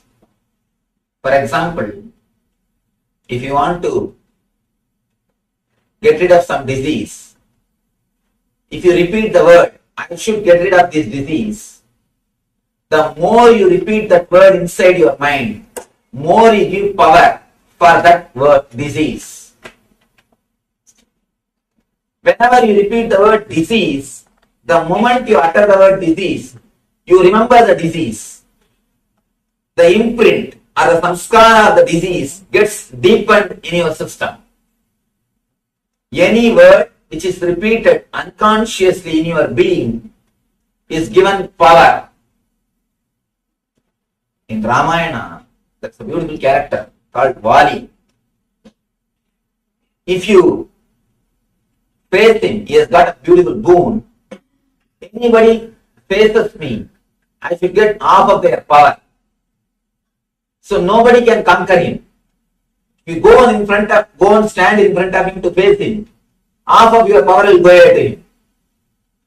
You can't defeat him because already he has got power and half of your power is already with him. So naturally you will be you plus something more. Half plus something more. Naturally you will be defeated.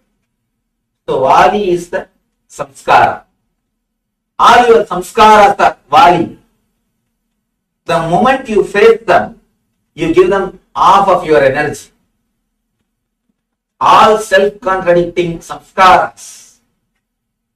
When you give power to them, you can never get rid of them.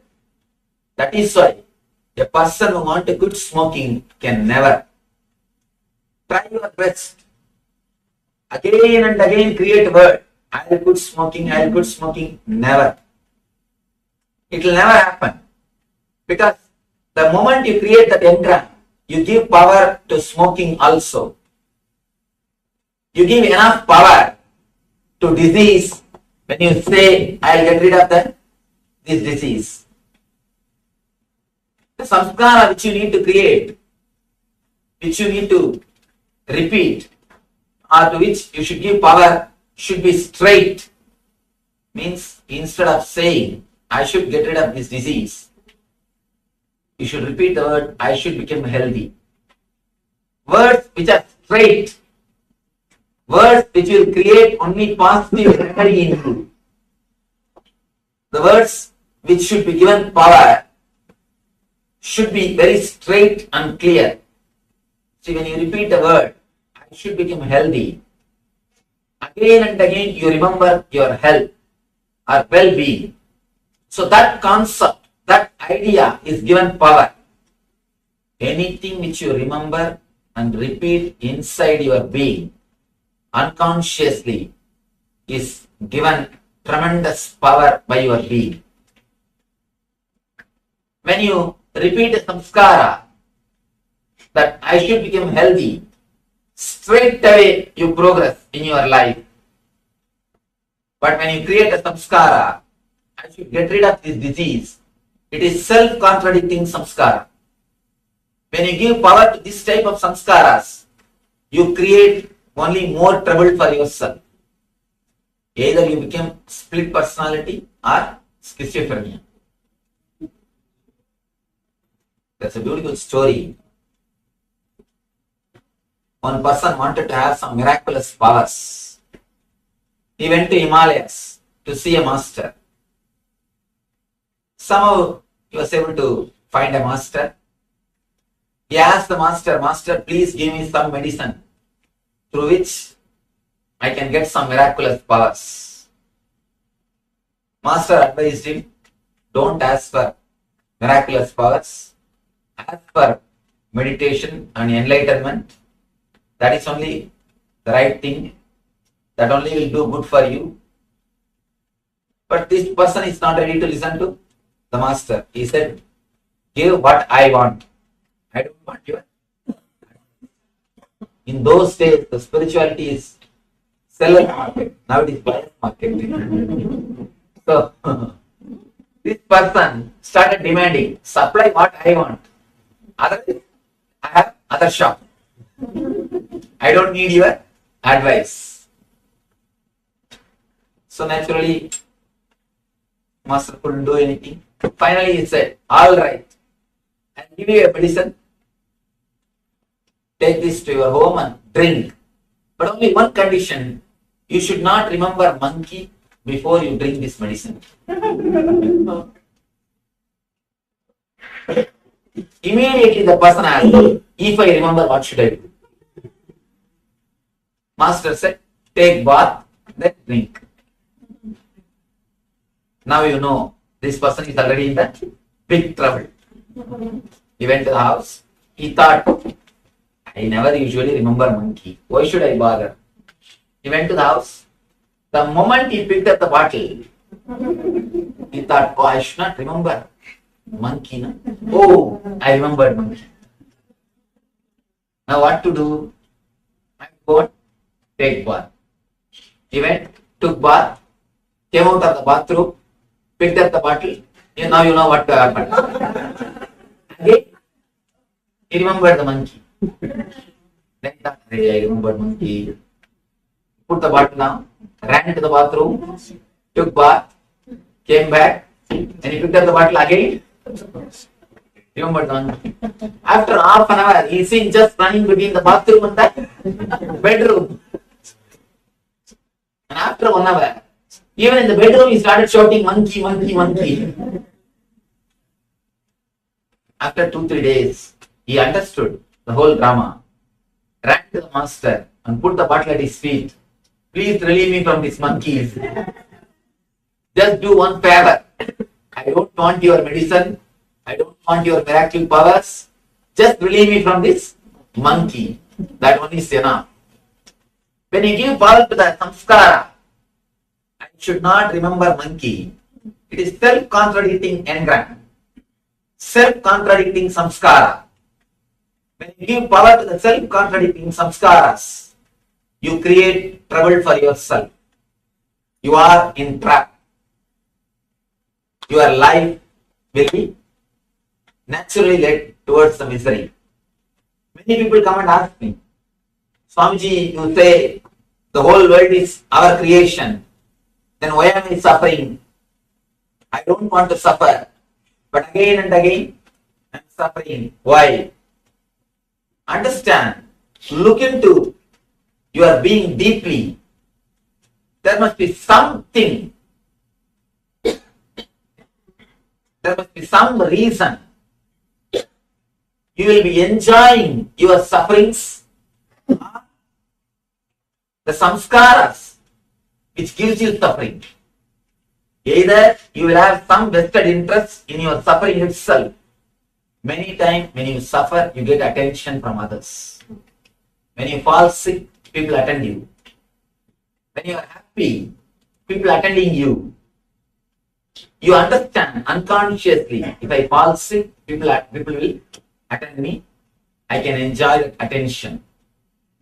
If you are seeking attention, you will continuously create small problems to yourself. Fever, headache, cold, back pain, this type of the small things. Continuously you will create if you are seeking attention. If you are asking attention from others.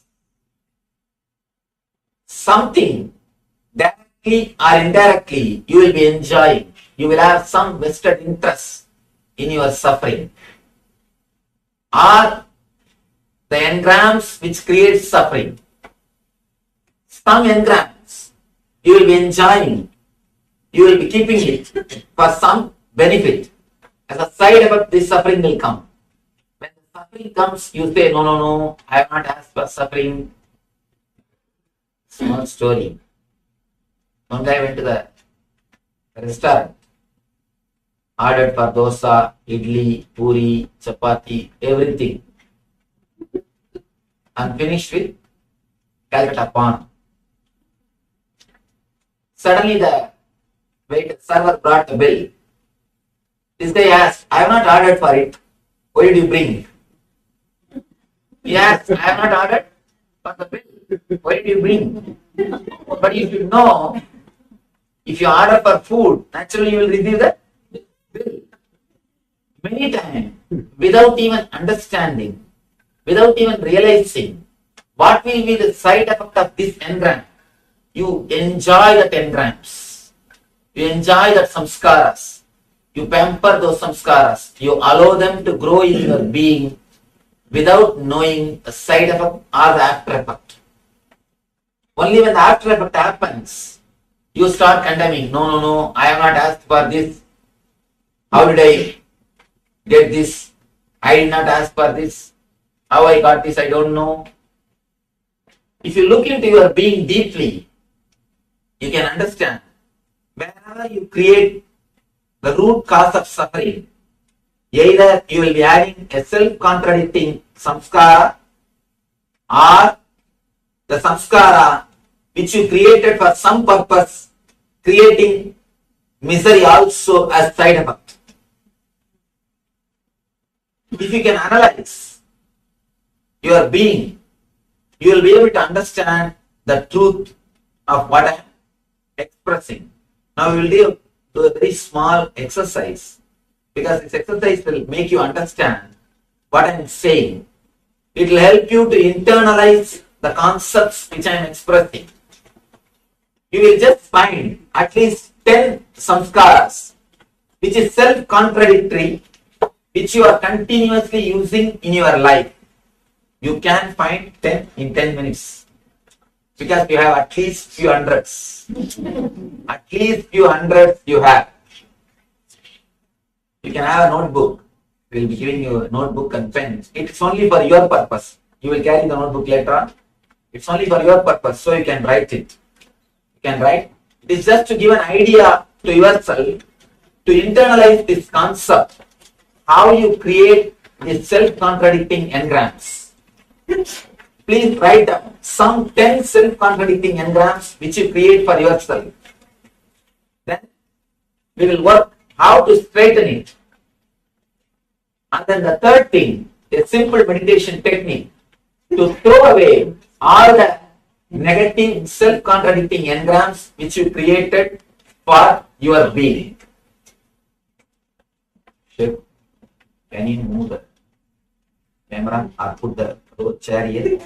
Or people will, I can't get, people will be blocking if I put the rows. That's the problem. Please have a paper and pen. Volunteers.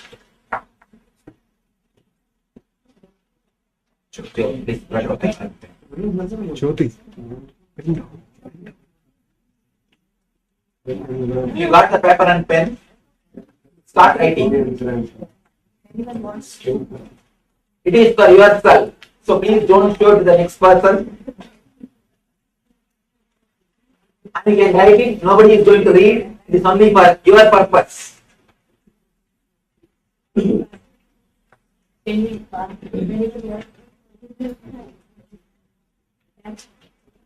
We have somewhere past. If you have any doubt about this word, self-contradicting samskara, you can ask. The samskara which you have created to create a particular result, but which creates opposite result. Because the wordings are not proper. Because the thoughts are not straight. Please write any 10 self-contradicting engrams which you have created inside your mind, which you repeat unconsciously, continuously. For example, I should get rid of this disease. I should get rid of this back pain. I should get rid of this problem. I should get rid of this addiction. Get rid of this desire. All these things are negative engrams. You can write. Then we will do a simple meditation technique to throw them away from your consciousness, from your space. And then a simple technique, how to straighten them, how to make them into positive engrams.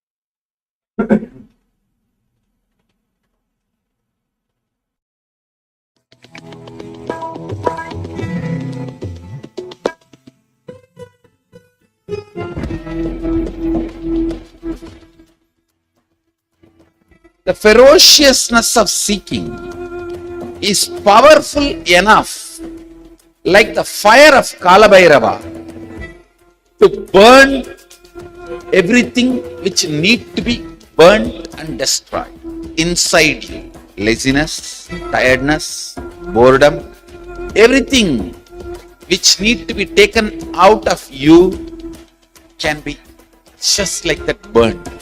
How many microseconds it will take for negativity to disappear in front of Kalabhairava's ferociousness? Not even micro millisecond.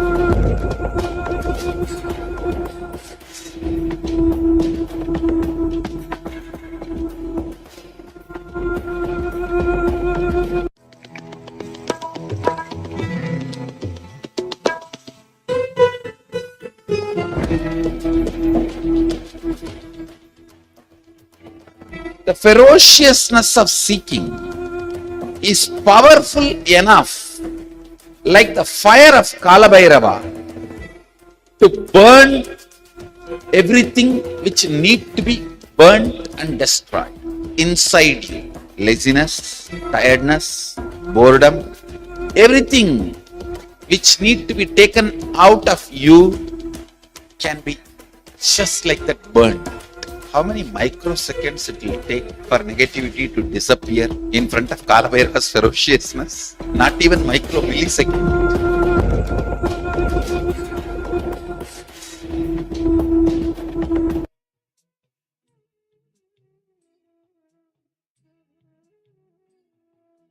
Alright.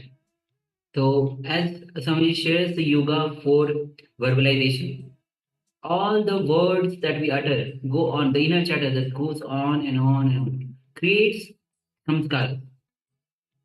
So Swami has already introduced about the internalization exercise that we are supposed to do.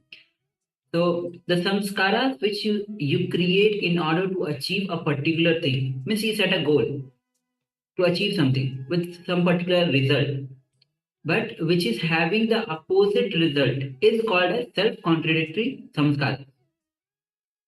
For example, I should get rid of this particular disease. I should get rid of this addiction, or get rid of this desire and any problems. See, all these are negative and self-contradictory engrams that reinforce the problem. Disease, for example, disease, addictions, etc.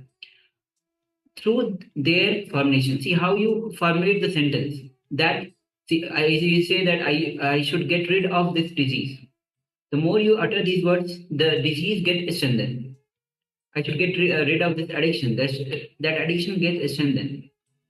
So, actually, the goal was to get rid of the disease, but the words that he formulated creates the opposite result. And so here only the self-contradictory samskaras get created, and you get the opposite result out of the what you want to achieve. Yes, so now let us get into this yoga for verbalization intra exercise. So there are two steps. Let's first of all, step one, let's write down 10 self-contradictory samskaras that you have created for yourself and are having the opposite effect. So write down 10 self-contradictory samskaras that you have created and they are having an opposite effect. And so they're not having the effect that you desire. So please, let's start. Gather a pen and a paper. We'll be projecting the slide for you. So let us gather a pen and paper and let us start. Let's just concentrate on this first step for now. So we'll give you about 5 minutes and let us start now.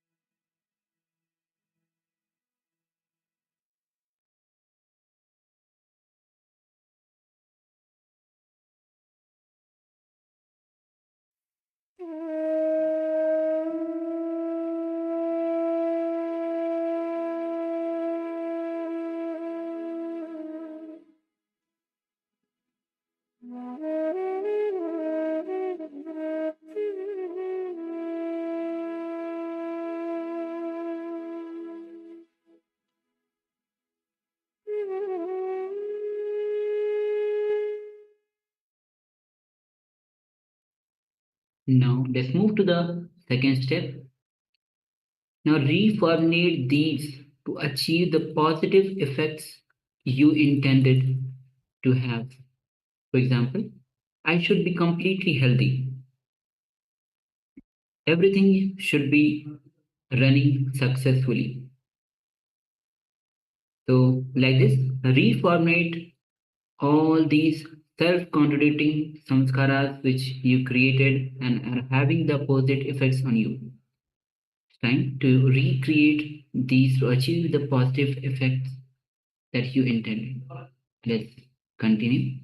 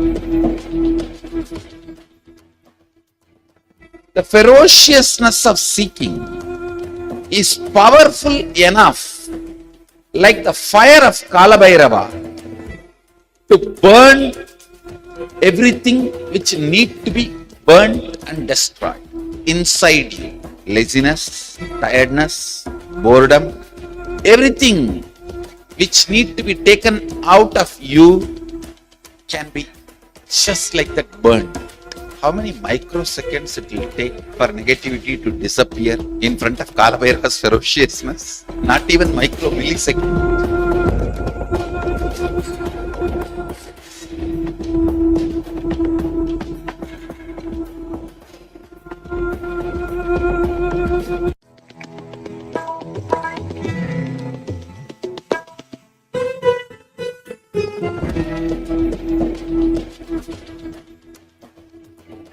The ferociousness of seeking is powerful enough, like the fire of Kalabhairava, to burn everything which need to be burnt and destroyed inside you. Laziness, tiredness, boredom, everything which need to be taken out of you can be just like that burned.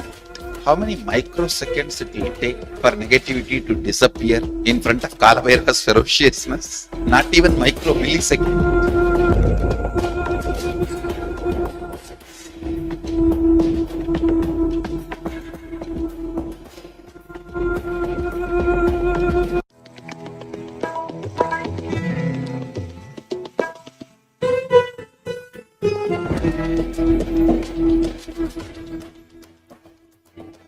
The ferociousness of seeking is powerful enough, like the fire of Kalabhairava, to burn everything which need to be burnt and destroyed inside you. Laziness, tiredness, boredom, everything which need to be taken out of you can be just like that burned. How many microseconds it will take for negativity to disappear in front of Kalabhairava's ferociousness? Not even micro milliseconds.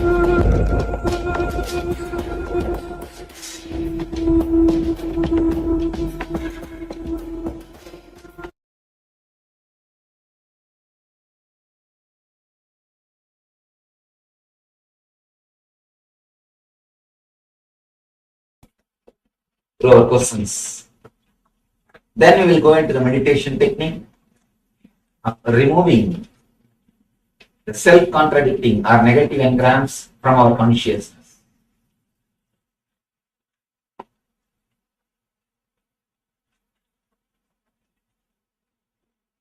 You are welcome to put any question.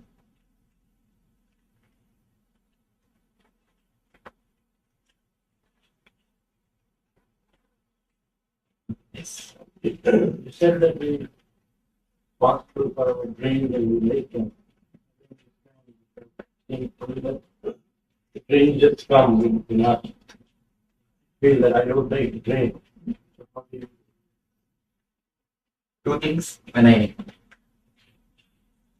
made that statement, I meant that dreams of waking dreams means that your thoughts.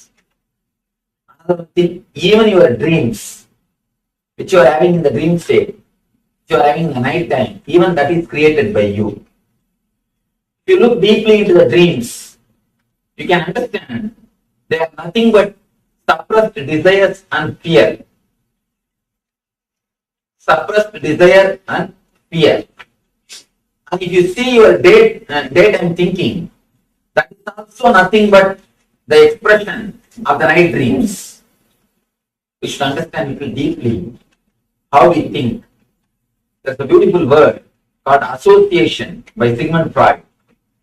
He says, we don't think, we only associate. Here's a beautiful example. For example, you see a dog in the street. Immediately you will remember your pet dog with which you played when you were child. Then you will remember your teacher under whom you studied. then you'll remember the place where your teacher used to stay or where your school used to be. So just your thoughts will move. There is no logical connection between the dog which you have seen in the road and your teacher. Just your mind is moving through mere association. When your mind is moving through mere association, you don't even know what you are thinking. Suddenly you realize simply thoughts are going. Even your thinking is association. So naturally your dreams also will be association. But the root is always created by you.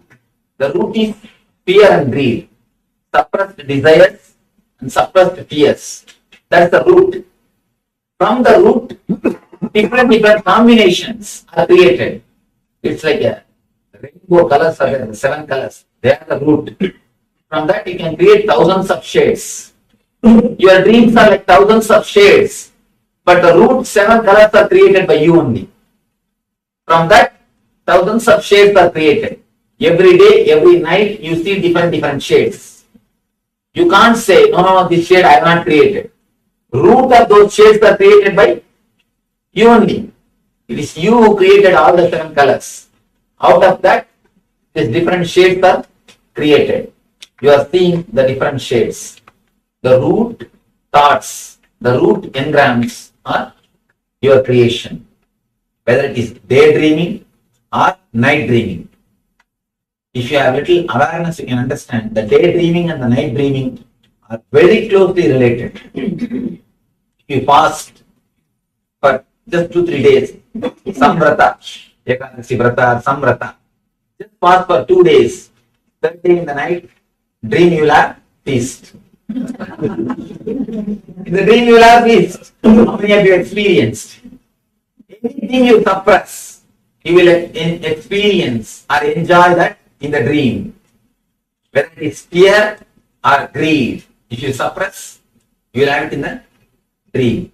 So naturally, directly or indirectly, it is you who is creating the root of night dream and daydream. When I say daydream, this world. When I say night dream, which you see in the night time. For both, it is you directly responsible. You said we should create level words like big body, rather than get rid. What are other words that you can use? You can tell me what are the negative engrams you created. For that, then we will be able to. Tonight I have to sleep. Of course, the I have to sleep is a straight away positive engram. It is no negativity. But I say, oh, I have insomnia. So I should say that. No, yeah, you say I have not. I have insomnia. Oh, then naturally it's a negative engram. So I should say that. Yes. Say, I will sleep. Yes, I will sleep. That's all. And especially when you unconsciously repeat without your awareness, those words have got 1,000 times more power than the words which you repeat consciously. Because you never believe your consciousness. You have all your faith only on your unconsciousness. So be careful, be aware. You never allow even a single negative engram, negative word in your unconsciousness. Yes. You can. Sometimes people might be afraid to say something positive because they might not get it in the time that they're expecting it. Then they're afraid that they will get it. That fear only they continuously repeat negative words. And they get the negativity. See, understand.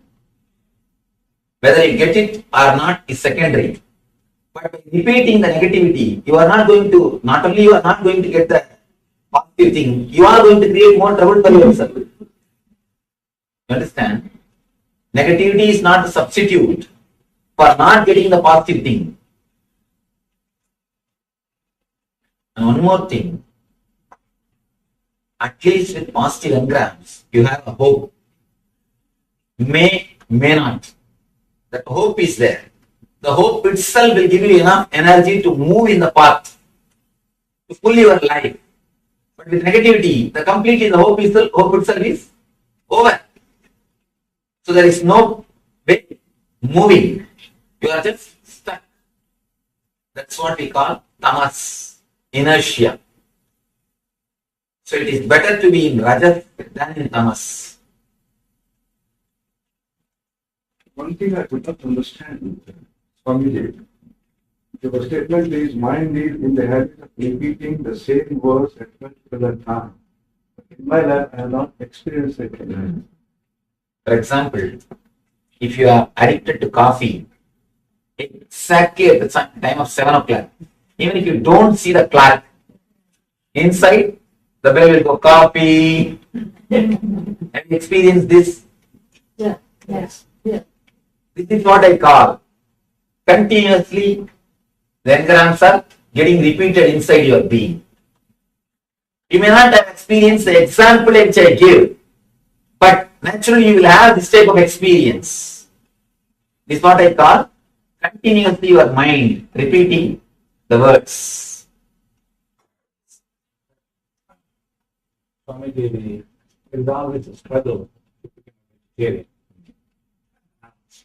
Let me analyze this pre-confirmation to live in the West, and there is a high incidence of diabetes here. The trade of diabetes too. We know by reading the books, as it said, that people conversation Africa, talking the qualities of more in the vegetarian. And that's one of the beliefs that we do. We try to become vegetarian, but it creates more of carbohydrates. My struggle is, do I become a diabetic and I don't get the financial, that's negativism I always have, but I want to practice vegetarian. How do you get rid of those? I think before starting practicing vegetarianism, you should get rid of that idea that carbohydrate is measurements. To tell you honestly, I work with patients. As of now, in last 2 years, more than 1.5 patients have touched. We do the healing, the meditation healing. Only when a person comes to know he has got a problem, or he will get a problem through particular food, he gets a problem. Of course, what I am saying will be very difficult to understand, because for your lifestyle, for your education, according to your education, according to your understanding, it will be totally different. But according to my understanding, the engrams or the mental ideas plays a major role. So your problem that before starting itself, you have decided, if I become vegetarian, I will become diabetic. I eat this kind of food, I will become diabetic. I am going to have this trouble. You are not even entered into the project. You have not even taken that project. You have not even entered into that lifestyle. You already decided. You have an answer. First thing, becoming vegetarian or not nowhere related to spiritual growth. Please understand that. It is nowhere related to spiritual growth. There are many non-vegetarian people who become enlightened. So you don't have to force yourself to become a vegetarian. Next thing, that idea, the moment if I become vegetarian, I will naturally have only this type of food, I will become diabetic, all these things. I can say, surely, it's not reality. It is more like that's what I understand this one thing. Sometimes we listen all the arguments and pass judgment. Sometimes we create judgment, collect arguments just to support the judgment. Here, if you analyze it deeply, somehow, through some belief, some faith, one thing be very clear. Just like there are some superstitions in the religion part, there are enough of superstition in the science part also. There are enough of scientific superstitions. A lot of time, we don't even understand. We just start believing just because some researcher or some scientists have said that. We don't even look into the matter. We don't even see deeply.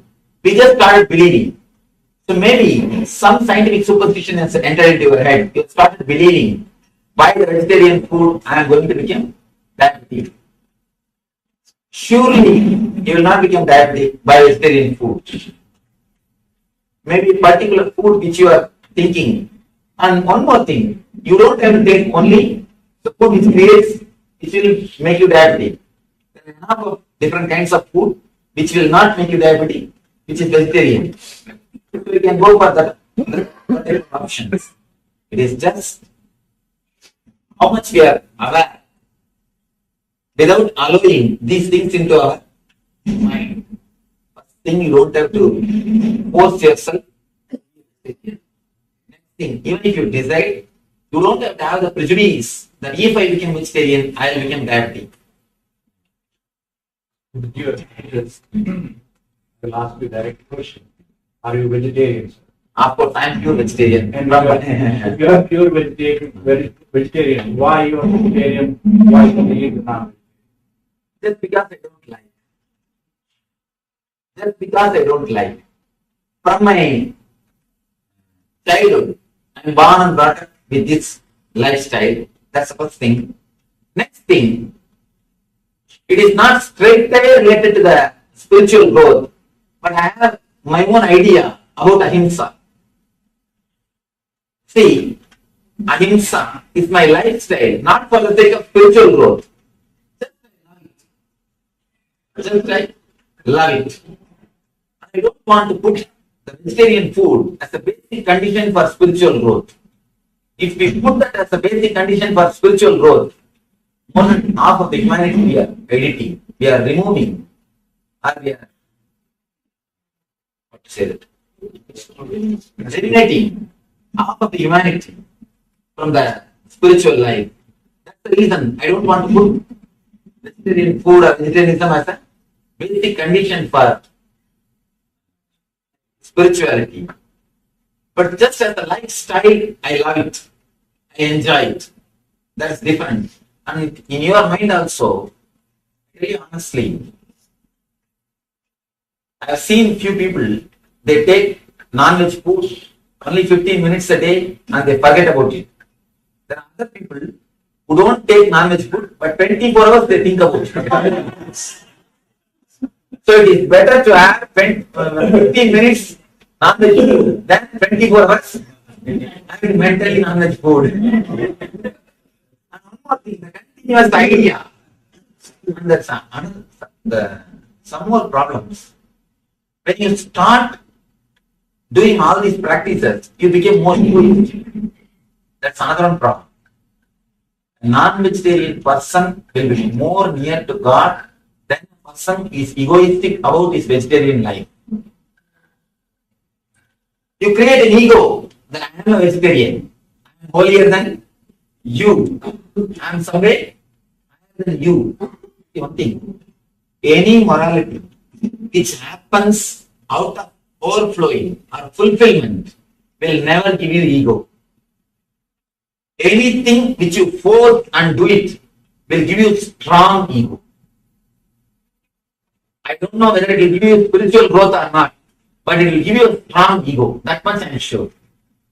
Any morality which is forced on you, or which you do it by force, by bending, by torturing, by suppressing, it will give you a very strong ego. Continuously you will be smelling about that morality. I have seen people suddenly they become rich. They will smell too much money. Too much money smell is there, means too much of jewelry, too much of showing. That's what I call money smell. Too much of smell of money. Same day, if you force yourself and make yourself moral, or force some morality on you, you will be continuously smelling that morality. You will start torturing your friends and neighbors or your relatives, continuously speaking about it and forcing them to follow it, or at least forcing them to respect you for that, that you are some way great. So I tell you, never force yourself into any morality. Let things happen as an understanding. If it happens as an understanding, it's all right. If it is not happening through understanding, even if it happens by force, it will not be permanent. So don't bother about it.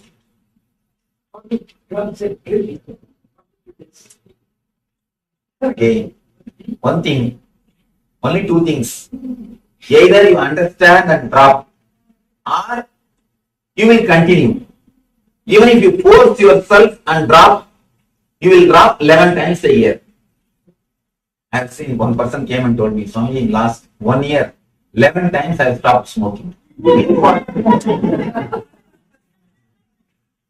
You will be doing the same thing. 11 times you will stop drinking. 11 times you will stop smoking. Any morality should happen only out of understanding. Only out of deep understanding. Never out of fear or greed. If you do it out of fear and greed, first thing you will not be able to do. Even if you do it by too much of force, suppressing yourself, you will have so much of ego, you will torture everybody. You will torture your whole family, friends, relative circle, whomsoever you see, you will talk only about this. And you will just continuously going around speaking about it. I want to repeat negative. No, it is positive. Anything which straight away gives you the result is positive. Anything which is self-contradicting is only negative. We are surrounded by people who are negative influence, like depressed. And then you think about them. Are we Tomorrow we are going to deal that subject. Tomorrow is mainly for doctors. How to disconnect yourself from the patients. Because continuously you take the disease and the negative energy of the patients and you suffer. Tomorrow is the day of mind. So we will deal with, actually this is a separate subject. We will deal about that tomorrow. Because now it is time for us to end the session. We have to finish. We have only a few more minutes for the meditation. Okay. Now it's time. I have one question. Yes, please. I always keep on telling my children, you behave well, you have moral value, America, and you are, you don't go dead, you don't have promiscuity, and, without, you can't live together. All these things. Keep on, every day I'm telling it. What should I do? See,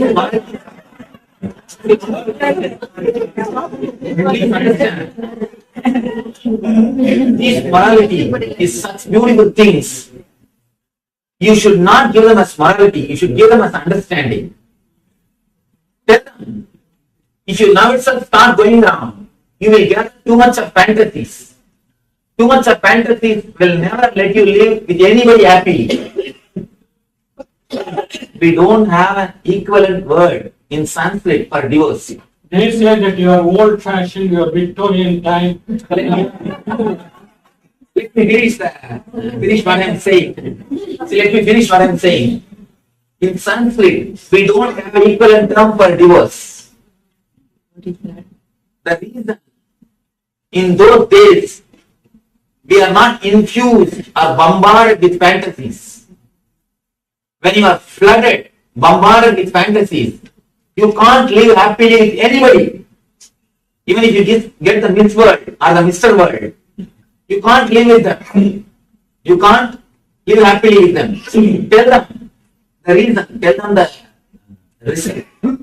See, the whole India, complete, if you read the survey reports, only 1% of the Indian population takes any depression medication or any medicine related to mind.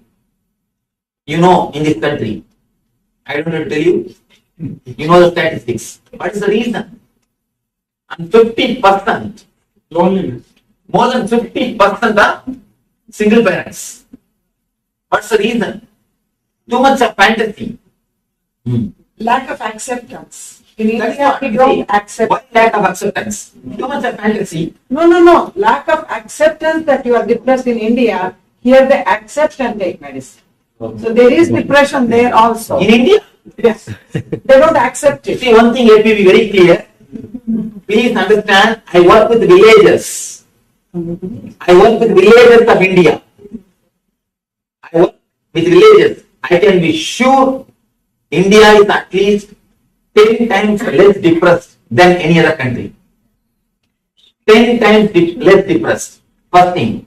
Next thing, don't say medicines are not available. Today, in the modern day, through so many social organizations and non-profit organizations, medicine and education is almost available in every village. Almost available in every village. Don't think, just seeing some media or press report that India is not having medicine or education. I am working in village. At least 3,000 villages have got our direct representatives from our institution, from our organization. I can say every village has got somewhere or other, some non-profit organization, some institution is giving at least basic things, and we can't say that there is no medicine available or people don't accept. Be very clear, surely 10 times less depressed. I can be sure of that. If you don't visit India for last 20 years, then please visit once. I can be sure it's 10 times less depressed. And one more thing, 50% single parents. What about that? Surely that is not the case in India. That's not the case in India. In another 20 years, because the westernization is happening. The fantasies are being infused. So I tell you, see, let us not bother whether the India will become West will become India. Let us not bother. Let us see how we can safeguard our kids. Understand? I am not here to analyze social things. How whether after 20 years India will become like other country, or other country will become like India, that I don't know. That I don't know. Let us see how we can safeguard ourselves and our next generation. Tell them it is just because of fantasies, aloneness, how worst way of depressed way people die. The idea of Saptabadi in Indian marriage system. In the Saptabadi, you take the vow. When you take the marriage vow, Saptabadi vows, either someone dies or you take sannyas. There is no other way to escape from marriage. There is no other way from escape. There is no other way from. There is no other way to escape from marriage. That's the way of life, because there is no fantasy. Too much of fantasy will naturally depress you and disturb you. It is time. Comment just on that, yes. because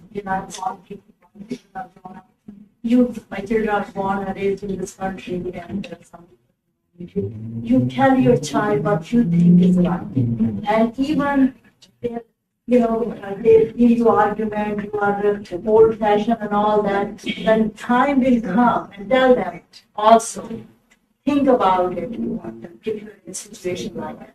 That's all. Right and wrong, they will follow and they will listen. When the time will come, they will do it. But that's my experience. So, one more thing.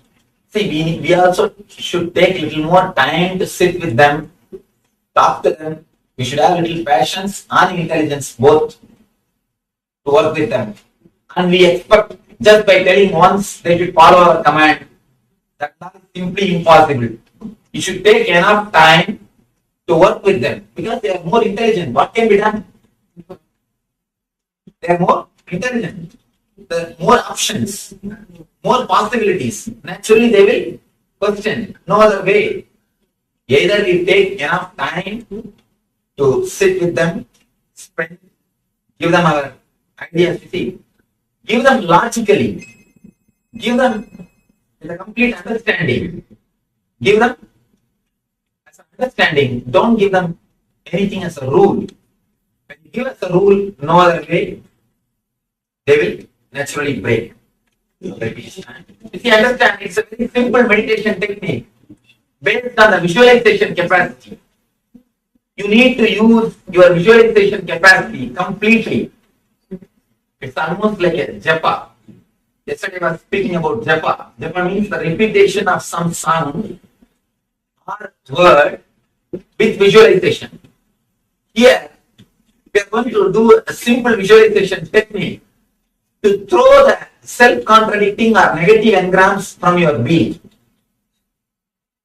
According to our yoga system, all these negative engrams, all the self-contradicting engrams are printed in a chakra called Swadhisthana, means just below the navel chakra, just below the navel center.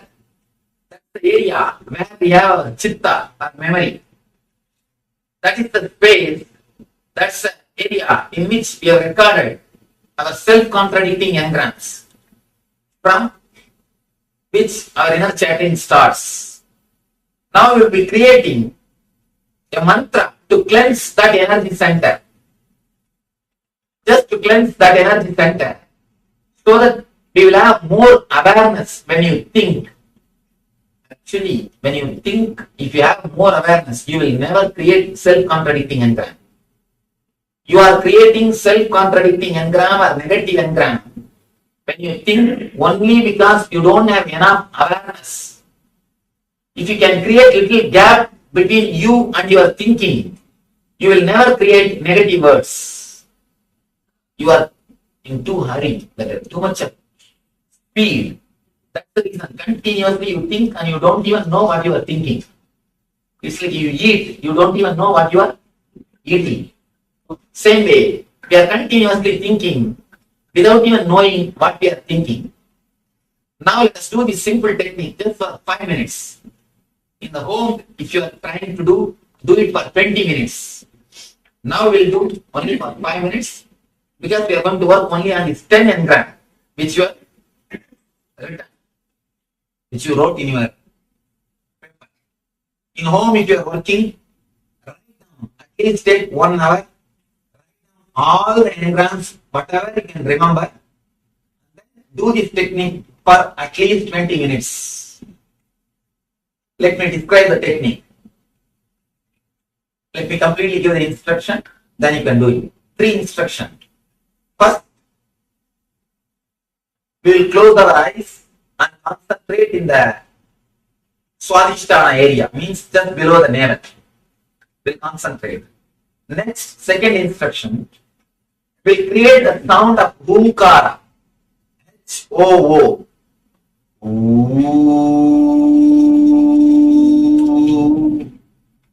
Omkara is the sound to cleanse the Swadhisthana chakra.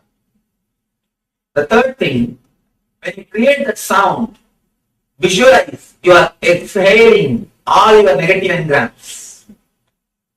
Understand? Here you need to engage both the capacity, verbalization capacity and visualization capacity, to cleanse your being. You will verbalize and visualize together. You will verbalize the Omkara, H-O-O mantra. Visualize you are throwing away all the negative engrams. Now we will do it just for 5 minutes. Before entering into meditation, you can read the paper which you have written. Because you have to visualize you are throwing away all those things. Please read it.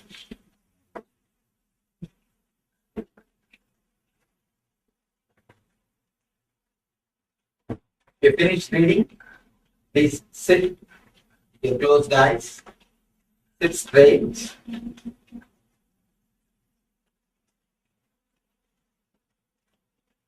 Sit straight. Close your eyes.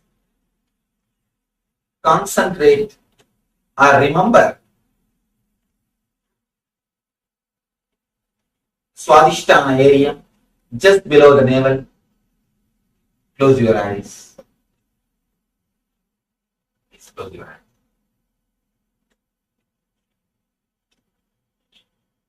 Just remember the Swadhisthana area.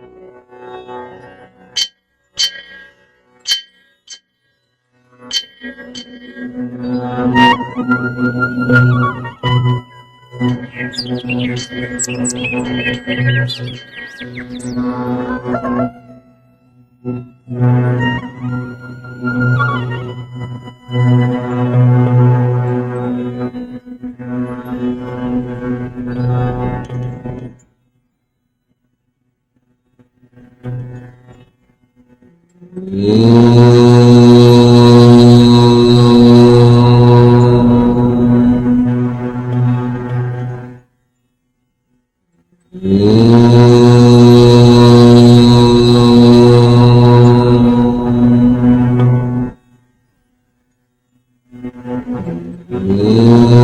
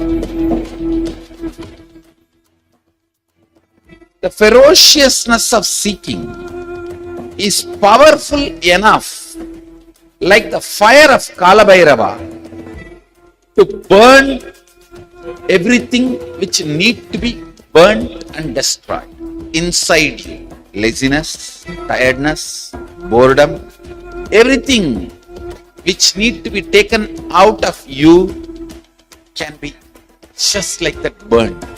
How many microseconds it will take for negativity to disappear in front of Kalabhairava's ferociousness? Not even micro millisecond.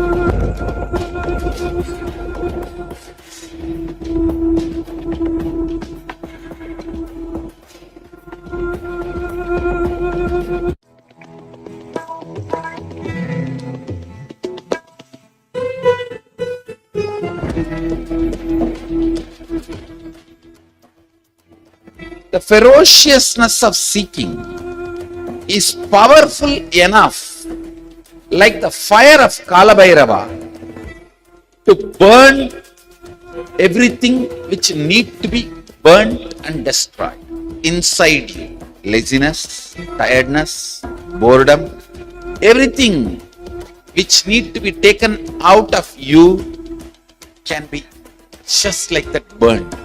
How many microseconds it will take for negativity to disappear in front of Kalabhairava's ferociousness? Not even micro millisecond.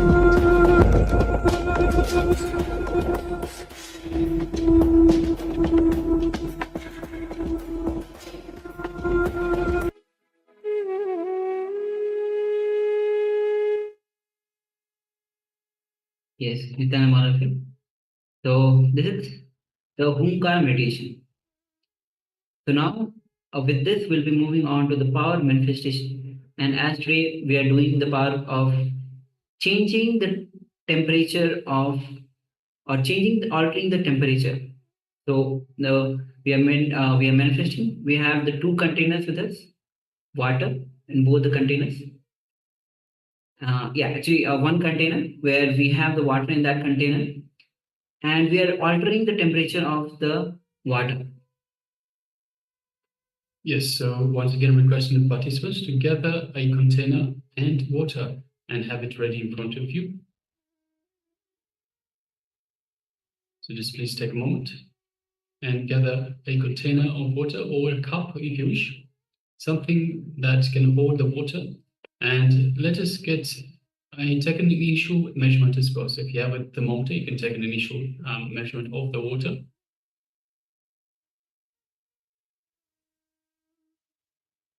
And if you don't have a thermometer, you can always use just by feel. So you can stick your finger in the water, assuming it's not too hot or too cold, and you can just gauge the rough temperature. And then at the end of the power manifestation, you can gauge once again and see whether it feels warmer, cooler, or if it actually is the same. So please take a moment, gather a container of water or a glass of water, and let us take the initial measurement for this power manifestation.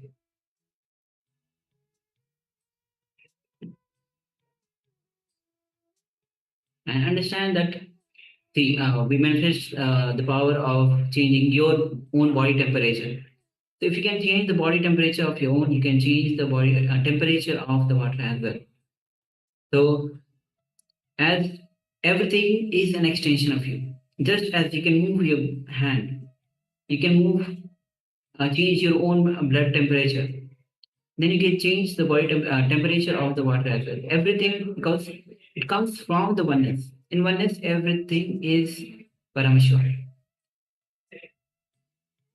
So let's take a moment and have the initial ready, then we'll be entering into the manifestation. Okay, so once you're ready, let us know by way of showing us a thumbs up so we can continue on to the next segment. But yes, Gaudasana, thank you. And also on the YouTube participants, they can also message in the YouTube chat. Yes. All right, so now let's just sit comfortably with the head, neck, and spine in a straight line. You can close your eyes. And let us just unclutch. Let us start unclutching from the outside world. Let's unclutch from any distractions, any worries, any fears any labels, any discomfort. Let us just unclutch from everything. So as soon as a thought comes in, perhaps my leg is hurting, I need to move position, just unclutch from that thought. So again and again, just continue to unclutch, coming back to the space of unclutching, perpetual unclutching.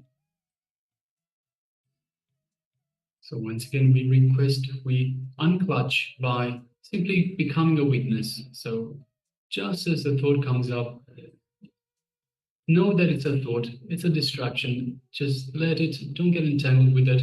Just the way it comes up, it will go back down.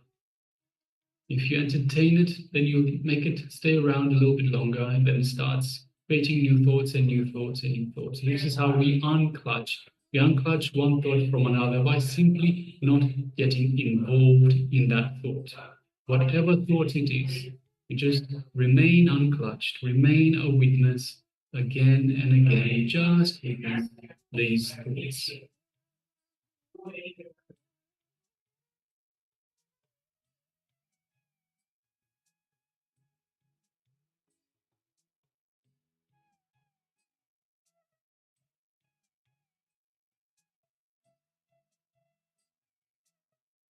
Okay, now let us move our gaze to our inner space, the Ananda Gandha.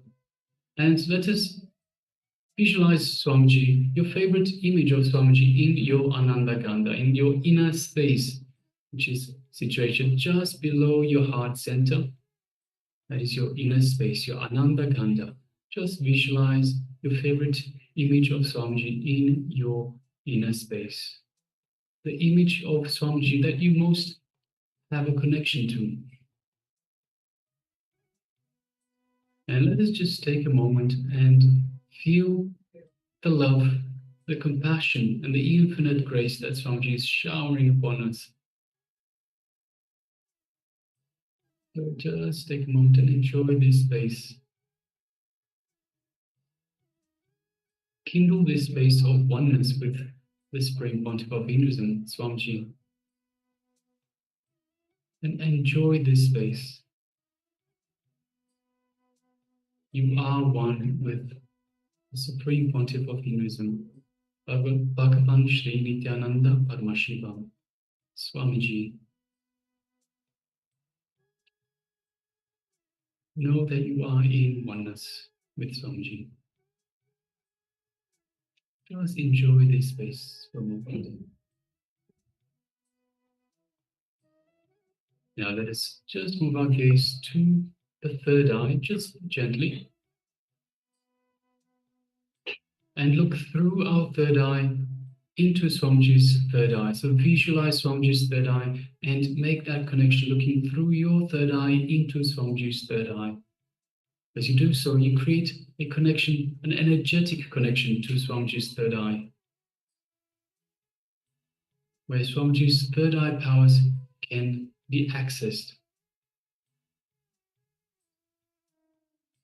Just feel the build-up of energy in your third eye, the Anya chakra, just between the eyebrows.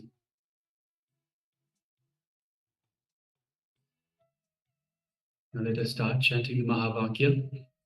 Om Nithyananda Paramashivoham. Om Nithyananda Paramashivoham. Om Nithyananda Paramashivoham. Let's continue chanting the Mahavakya and make a powerful declaration that you want to affect the temperature of the water. So powerful cognition, powerful decision that you will make this change, increase or decrease the temperature of the water. And now from this space of oneness with Swamiji, with this powerful declaration in our third eye, let us start manifesting this power of changing the temperature of water. Let's begin.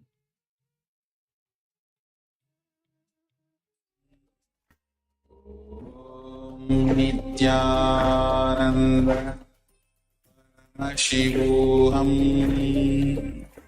Om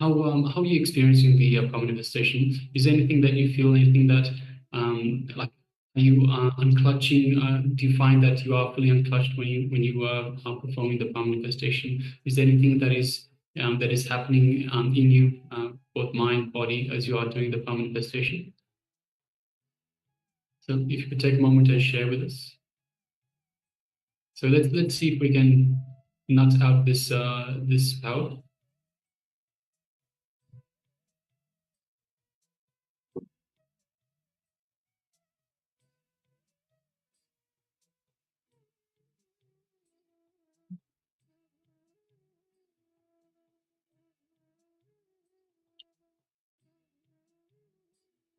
Because because you are manifesting the power of third eye, and of course the power of third eye is usually the first power that is the easiest for people to get a hold on, to get a handle on rather. So you are manifesting the powers. So let's just identify, see where it is that we're falling over. Where is it that we are feeling there's a blockage? There's something stopping us from manifesting, from this power coming.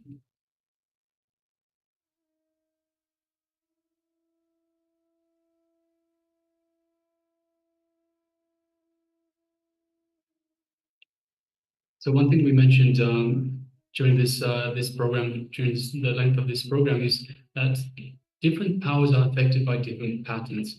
So this is very important to understand.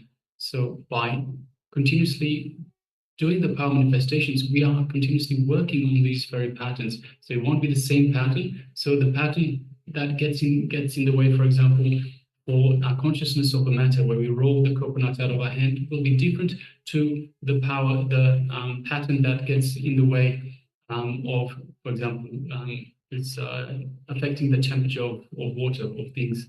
Be once again different to the patterns that will get in the way for third eye vision. So it's important to understand this. So every time we do power manifestations, we are working on all these different dimensions, different levels of our being. We are working on, so we have gone through the seven layers of our bodies. There are patterns, there are incompletions that are set in these 7 layers, and it is important to understand that different powers work on different layers, different samskaras, different patterns within us. So just reading your message, Aya.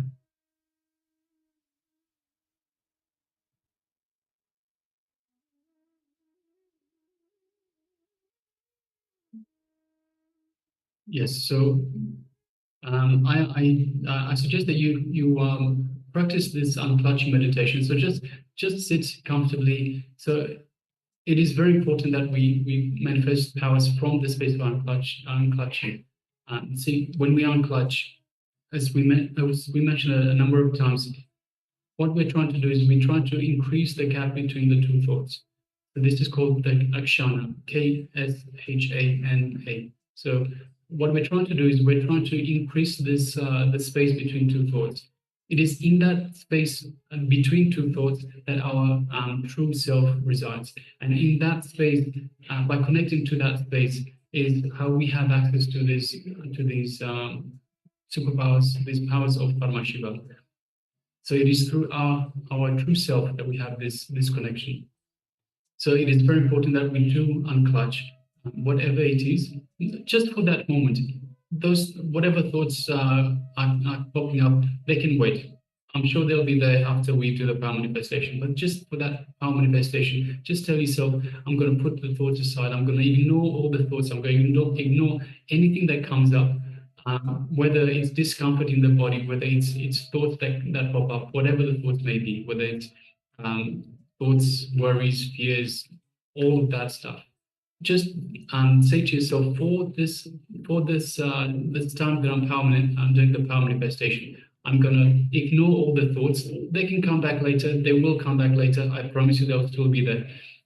But you can, yes, but just promise yourself that for this time slot that you are doing the power manifestation, you are just going to unclutch and just be a witness, become a witness to these thoughts and understand, yes, this is a thought about so and so. This is about a thought about this, about that, about the car, about the house, about the bills, whatever it might be. I know it will be here in 5 minutes time. So let me now just concentrate on the power manifestation. So just unclutch, just play with it a little bit, see what works for you. What works for you to come back to this space of unclutching, to allow the thoughts to just simply go back down by themselves. Okay, so just have a play with it, see what works for you, identify, just tell your thoughts or tell your mind, come back in 5 minutes. I know you'll still be there. Okay, so just give that a go. And also, as already mentioned, just to add, like, understand that all the thoughts are linear. Samshaya variability, or only other thought can come only when it is replaced by the another thought. So if you are too much concerned about some particular type of thought that is coming again and again and you are getting clutched, just remember, one thought can come because other thought has replaced it. So go on unclutching. If you are getting clutched by some thought again and again unclutch. Yes. And it becomes a practice. So as of now, your practice is clutching, means you're getting clutched again and again. The moment you consciously unclutch again and again, when it comes back again, unclutch again, comes back again, unclutch again. So when this is going to grow, unclutching is going to grow. When that becomes a practice, even without your awareness, you are going to unclutch. The moment you unclutch, even unconsciously, that is going to be more powerful instead of clutching.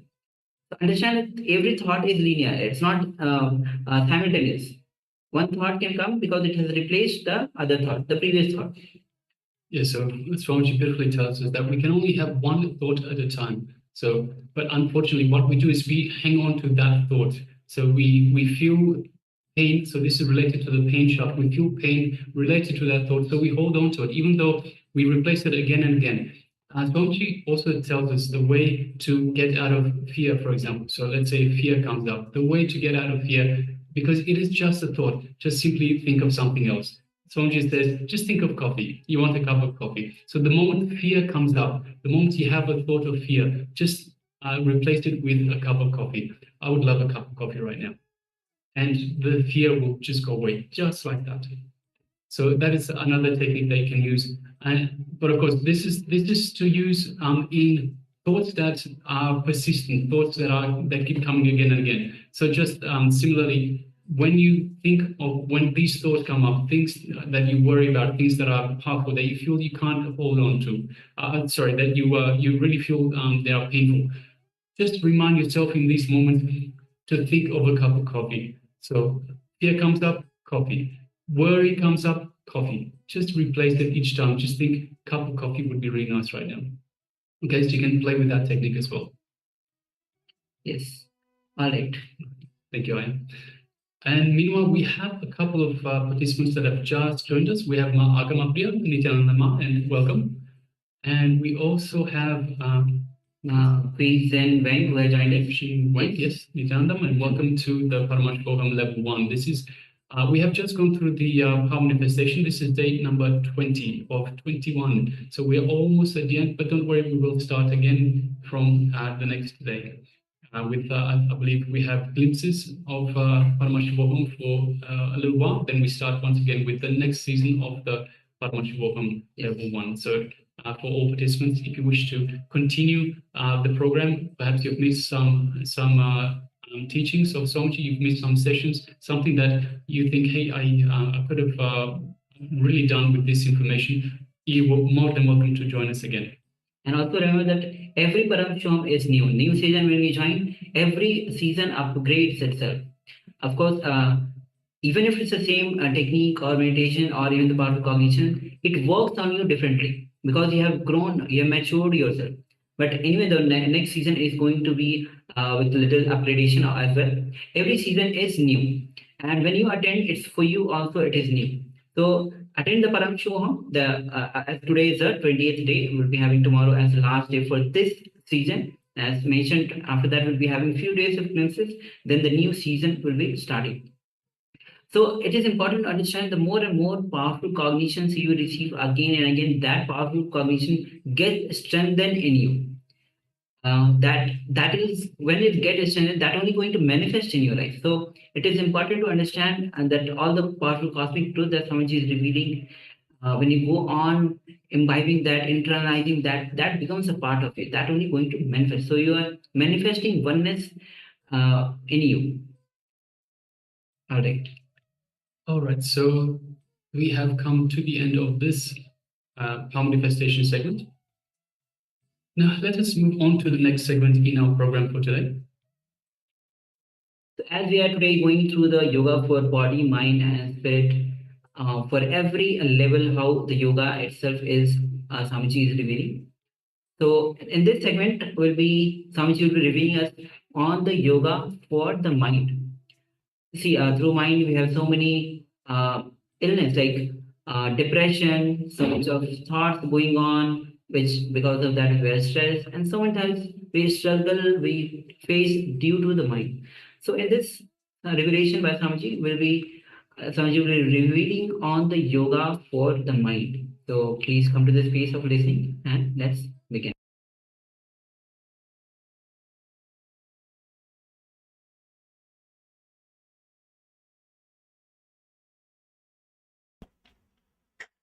I'll start with a small story.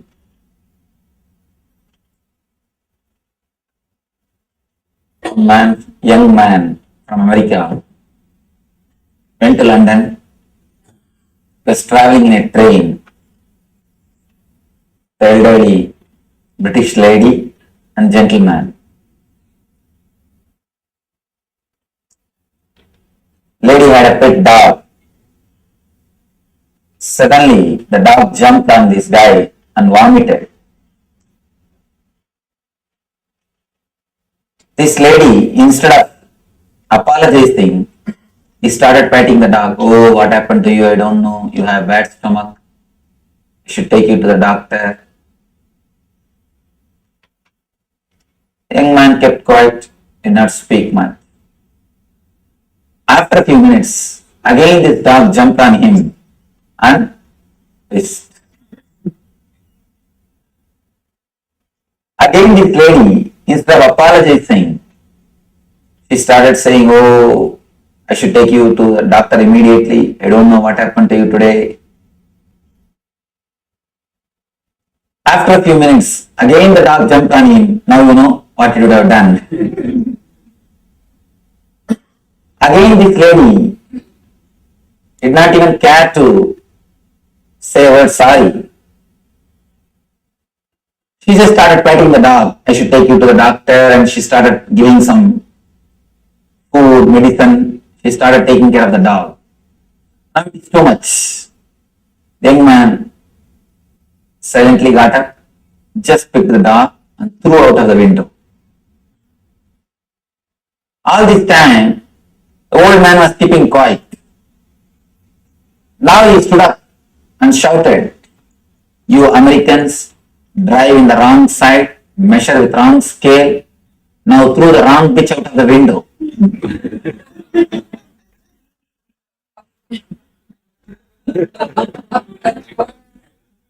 Whenever you throw, you always throw the wrong bitch out of the window. All our choice, all our decisions always end in dilemma. This dilemma is what I call mind. Dilemma is the straight, direct explanation or definition for mind. There are so many definitions for mind, but from my experience I can say this is the right word, dilemma. Continuously moving from this extreme to that extreme, continuously seeing the other side, continuously thinking, I should have done that, I should have done this, I should have taken that type of decision, I should have taken this type of decision. Continuously not accepting the present moment is what is the root of the mind. When you close your eyes, whatever happens in your space, whatever you think and whatever you can think, whatever you visualize, whatever you can visualize, whatever you experience, whatever you can experience, everything, the whole is what I call mind. The root of the mind is dilemma. If you can just accept this moment, the whole reality, the existence as it is, simply you will go beyond mind. You will go beyond mind. You will reach, experience the state which we call enlightenment or superconsciousness. Mind, the root of the mind is dilemma. Because you are continuously in dilemma, all your choices, I tell you, when I say all, I mean all. Capital letter ALL. All our choices end in suffering. Bliss is choicelessness. When you are choiceless, when you are just accepting the flow, when you just accept the nature, you are in bliss. Actually, bliss is nothing but accepting the reality as it is. But we always say, I accept everything, Swamiji. Everything is beautiful. Just it's one thing. It's around the corner. Let me correct this one thing. Tomorrow I will be happy. When you are in India, we think if we just get visa, it will be really great. Once we get the visa, if we can have an house in the States, it will be really great. Then green card. Then citizenship. Then car. One by one, by the time you have a family, already you have mortgaged your life. Already the life is mortgaged. We just postpone. Just after this, I will be happy. Postponing the bliss, postponing the ecstasy, postponing the joy, which is continuously happening in you, which is your nature, is the root of the mind. Understand? In bliss, you can't have mind. Because bliss happens to you when you are choiceless. In the choicelessness, bliss starts happening. Whenever you choose, you always choose misery. Any choice is nothing but misery. People ask me, Swamiji, should I continue my spiritual life or my material life? For which I should give more importance? It's a very big question. $1 million question. Every so-called spiritual seeker asks this question. Please understand, only so-called spiritual seeker, never the real seeker. Just like a professional lawyers, professional doctors, there is a group of people who think themselves as a professional seekers. Their only job is continuously reading some book and window shopping from master to master, from group to group, and gathering here and there something, thinking that they are great seekers. I have seen thousands of these so-called great seekers. They always come up with one question. Should I put more energy, more time on my material life or in my spiritual life? I tell you, the moment you choose, you have started suffering. The moment you choose, you have started suffering. Whether you choose spiritual life or material life. If you choose the material life, you will always feel, oh, I am missing the spiritual life. You will be visualizing what you are missing.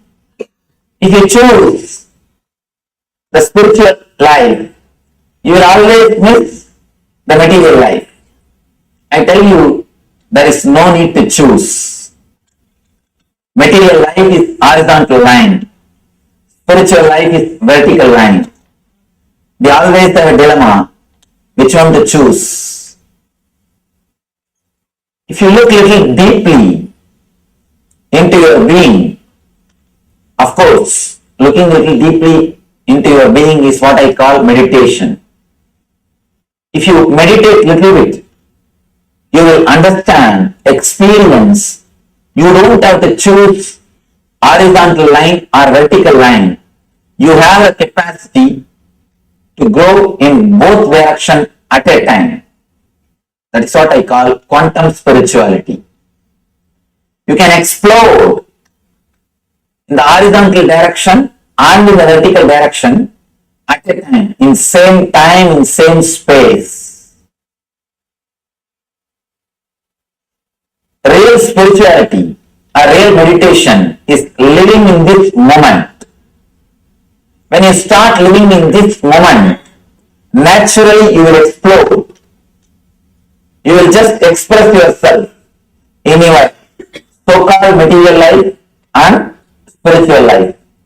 Life is only one thing. Whether you live with awareness or without awareness, that is the only choice you have. You don't have any other choice called spiritual life or material life. Don't think just because somebody has become a spiritual person, he eats something from the other world. He eats the same material which you are eating. He sleeps in the same bed in which you are sleeping. He uses the same way as you use the bathroom. Everything is same. Of course, the problem is, in our ancient scriptures, we have not recorded whether Krishna used the bathroom or not. That is the problem. We always have an idea about spiritual figure. We have a particular kind of a frame. Any spiritual figure, we put them into that frame, into that idea, and we distance ourselves from them. We distance ourselves from them. There is no need to choose. The moment you choose only suffering. All choices are nothing but suffering. When you start living intensely, you start a new way of life, all inclusive, which I call whole.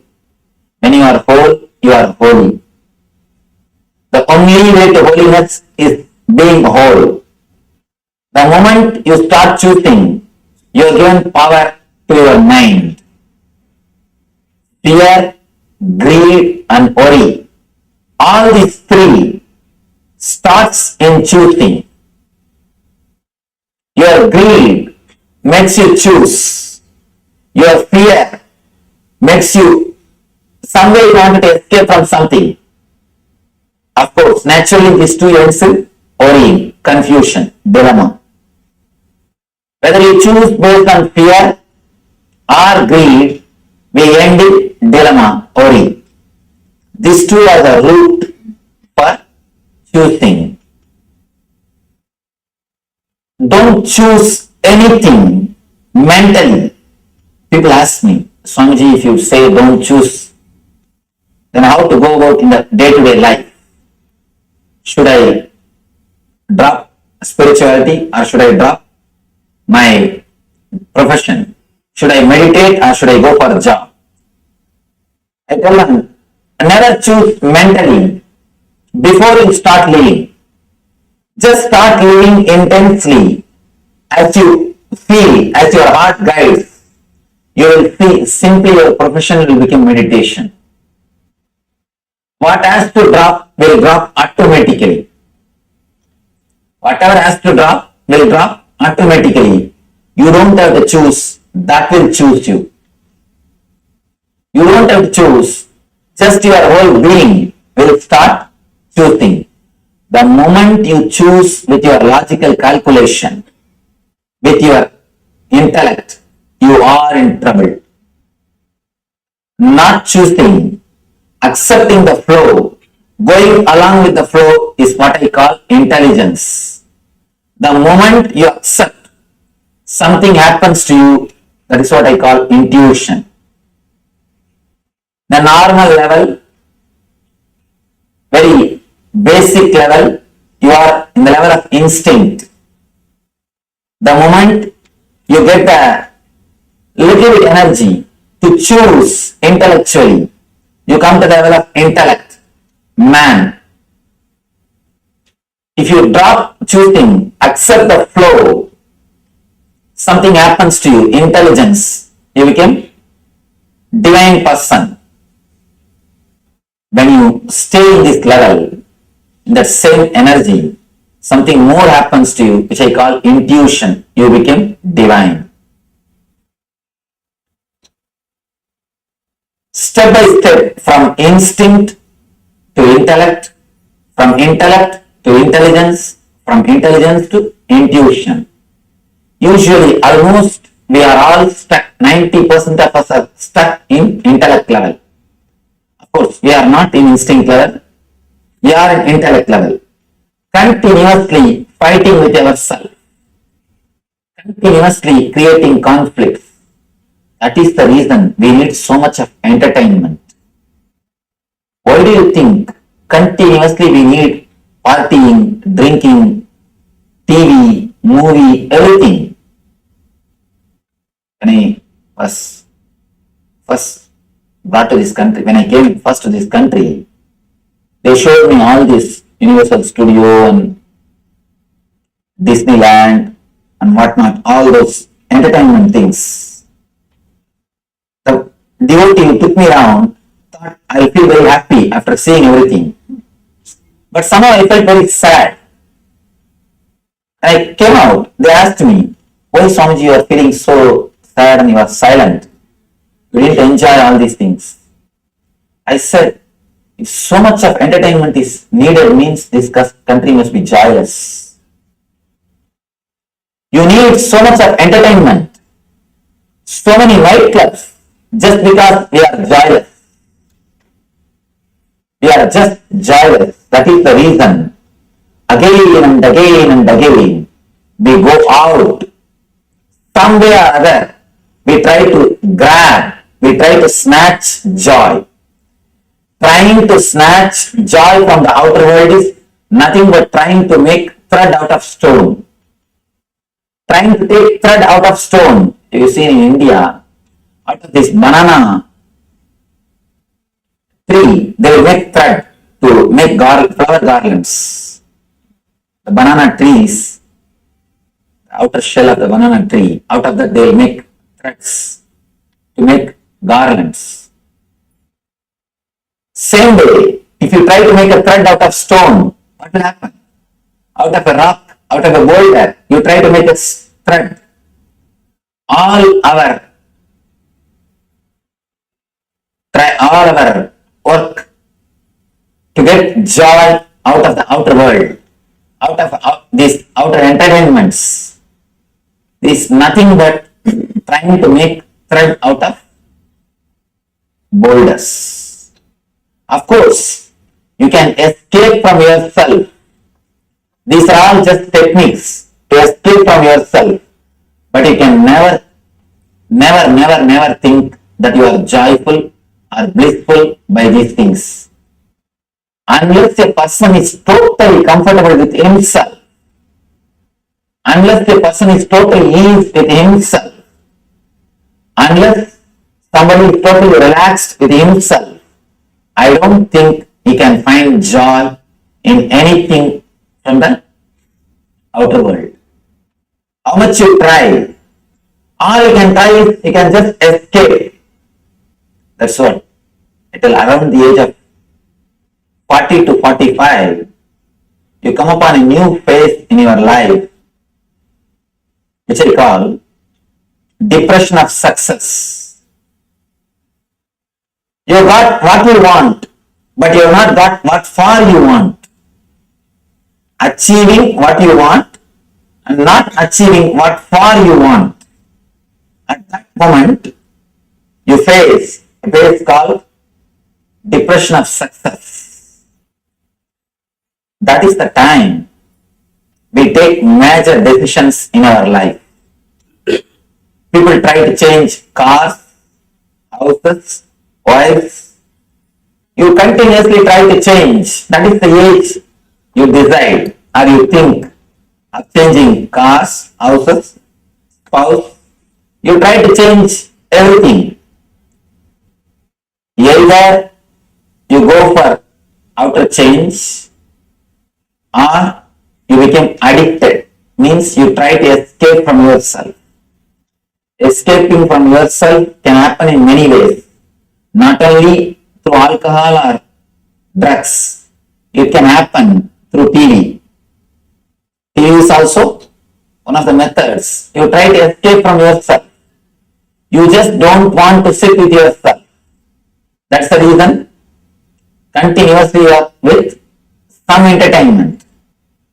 So much of restlessness. That is why in every 15 minutes you will go around, complete one cycle of channels. We can't even sit with one channel more than 15 minutes.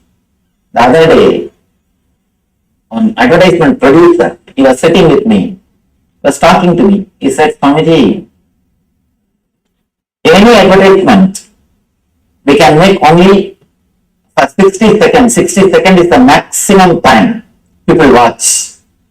People don't watch more than 60 seconds, anything. I was shocked. I said 60 seconds is too less. What are you talking? It must be at least 2-3 minutes. He says, no, Swamiji. Service says 60 seconds is the maximum time people watch. You can't trust anybody more than 60 seconds. Because within 60 seconds, their decision changes. They already decided something else. The decision has changed. Continuously, we are restless because we are not eased with ourselves. All our so-called joy is nothing but escaping from ourselves. Someday, if somebody helps you to escape from yourself, you call that person as a good entertainer. You call that program as a good entertainment. We don't understand how long you can escape from yourself. How long you can postpone facing yourself. The more you postpone, the more you will feel emptiness inside. That is why many people come and tell me, I have seen hundreds of people coming and telling me, Swamiji, I have everything which a man can ask. I have everything, but I just feel I have nothing. I don't feel I belong to this. I don't feel I am at home. What is happening to me? What is wrong with me? We always think bliss is dependent on our outer life. That is why we try to make our outer life perfect. We miss an important thing. It is not based on the quantity, it is based on the quality. It is based on your inner quality. How much you can sit with yourself. How much you are comfortable with yourself. How much you can face yourself. How much you are relaxed within yourself. That decides how much you can be blissful. How joyful you are. It is the quality, not the quantity. Of course, I am not against the quantity. You can have all best things of the outer world. I don't say don't have the outworldly comforts. I have everything. But don't sell the inner world to have the outward comforts. We sell our sleep to purchase bed. We sell our sleep to purchase bed. We sell our eyes to purchase drawings. We sell our life to purchase the outer comforts. That is where we do a big mistake. Instead of all inclusive, you choose. You sell your inner space to have outer space. And one important thing, this is a beautiful, very important statement from Tantra. Tantra says there is no need for you to sell your inner space to have the outer space. There is no need to disturb, damage your inner space to develop the quality of your outer space. There is a technique, there is the method. You can create enough of energy, richness, quality in your inner space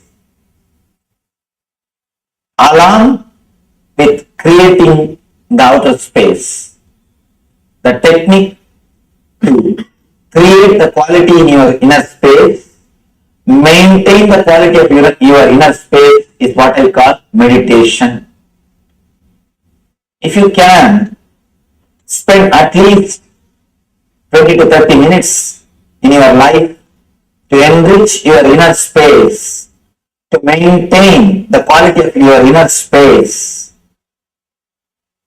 continuously you will be radiating bliss.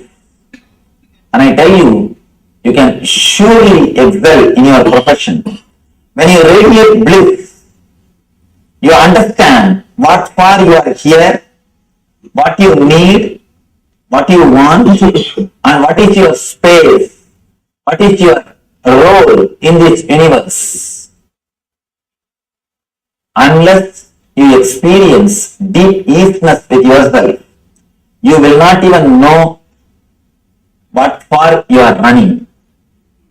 Most of us, by the time we ask the question, what for I am running, we already finished our life. We already finished our life. We have finished our race. After finishing, we ask, what for? I ran. What I am doing? That's a beautiful statement. The worst thing in the rat race is, even if you win, you are a rat. Even if you win, you are a rat. I don't think anybody wants to be a rat just for the sake of winning. If you choose to be a rat just for the sake of winning, it is up to you. It's actually our decision. Next thing, somebody was asking me yesterday, how to clear the negativity. This is a very important thing. Today I wanted to address about this, especially for doctors. Continuously, you swallow negativities of the patients. Continuously, you are hearing about the problems. You are hearing about diseases. You are meditating on negative things. Please be very clear. For others, people who are in the other professions, for them meditation is a luxury. If they want, they can have, otherwise there is no need. For doctors, it is a basic necessity. If you don't meditate, be very clear, we are going naturally towards depression. Because every day we are meditating on negative things.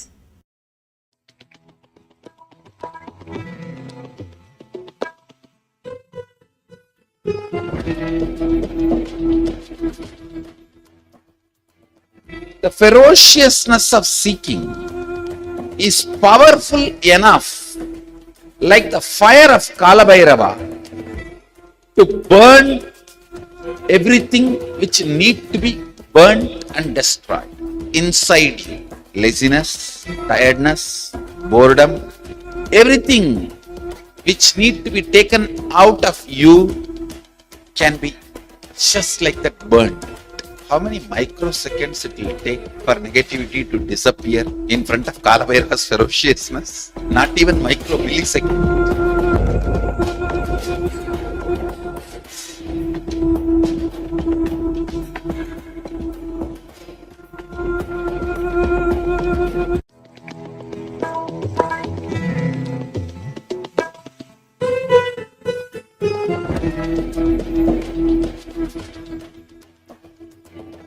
The ferociousness of seeking is powerful enough, like the fire of Kalabhairava, to burn everything which need to be burnt and destroyed inside you. Laziness, tiredness, boredom, everything which need to be taken out of you can be just like that burned. How many microseconds it will take for negativity to disappear in front of Kalabhairava's ferociousness? Not even micro millisecond.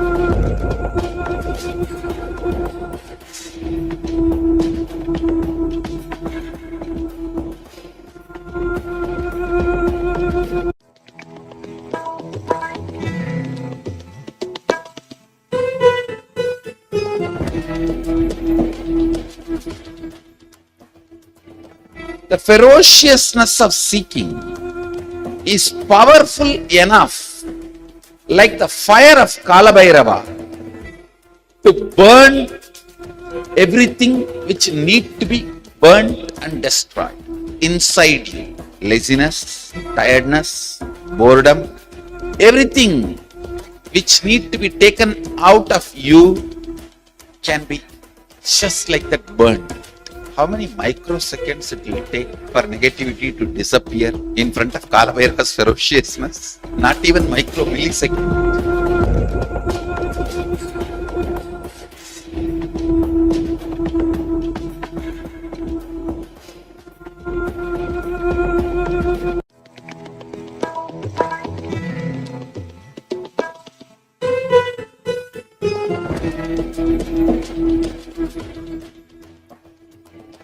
The ferociousness of seeking is powerful enough, like the fire of Kalabhairava, to burn everything which need to be burnt and destroyed inside you. Laziness, tiredness, boredom, everything which need to be taken out of you can be just like that burned. How many microseconds it will take for negativity to disappear in front of Kalabhairava's ferociousness? Not even micro millisecond.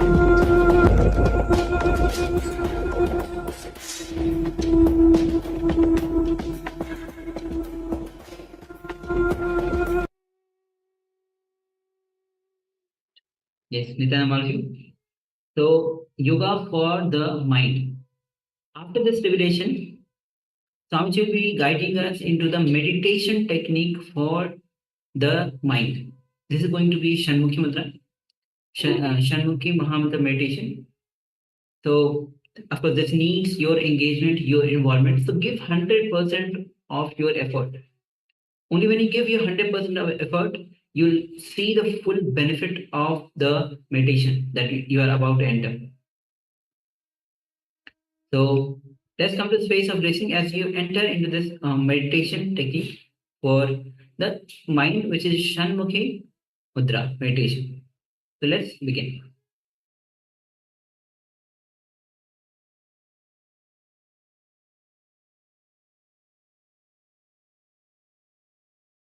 Your whole energy is centered on the head. So now Shiva says, close all the 7 openings. 2 eyes, 2 nostrils, 2 ears, and the mouth.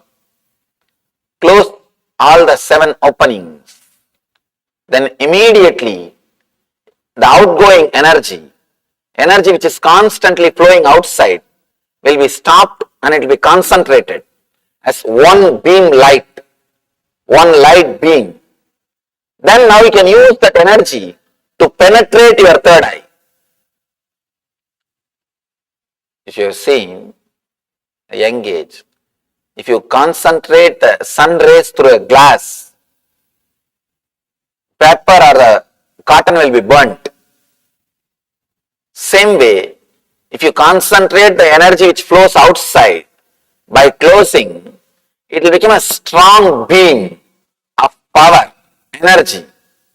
Then you can use that to penetrate your third eye. It is called Shanmukhi Mudra. Closing all the 7 openings. That mudra is called Shanmukhi Mudra, through which you create the concentrated beam of energy and turn it towards your third eye to penetrate. A space between your eyes becomes all inclusive. Kararuttat brigastrena, kararuttat brigastrena, brabhedat dvararodhanat, drishte bindau kramalini, danmadhye paramastitihi. Through this way, you can awaken the third eye and be established in the third eye. It's a beautiful meditation technique. This meditation is so powerful. It can just straight away transport you. This meditation is classified as a technique for sudden enlightenment. There are techniques for gradual enlightenment. There are techniques for sudden enlightenment. There is every chance 120 enlightened people can go out.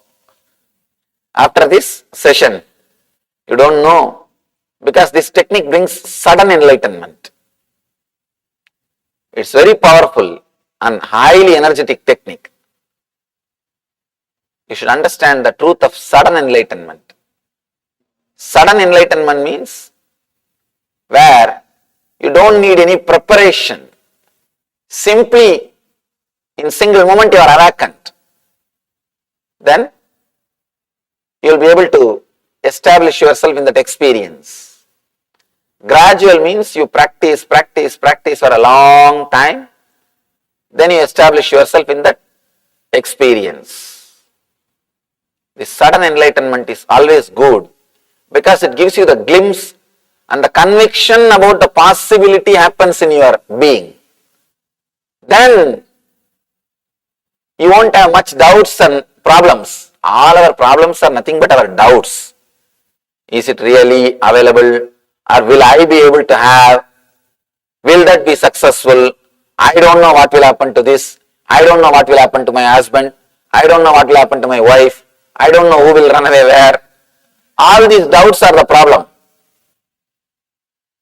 When you have at least one glimpse, sudden enlightenment, all these problems will disappear. It will be a lot more easy for you to travel on your journey.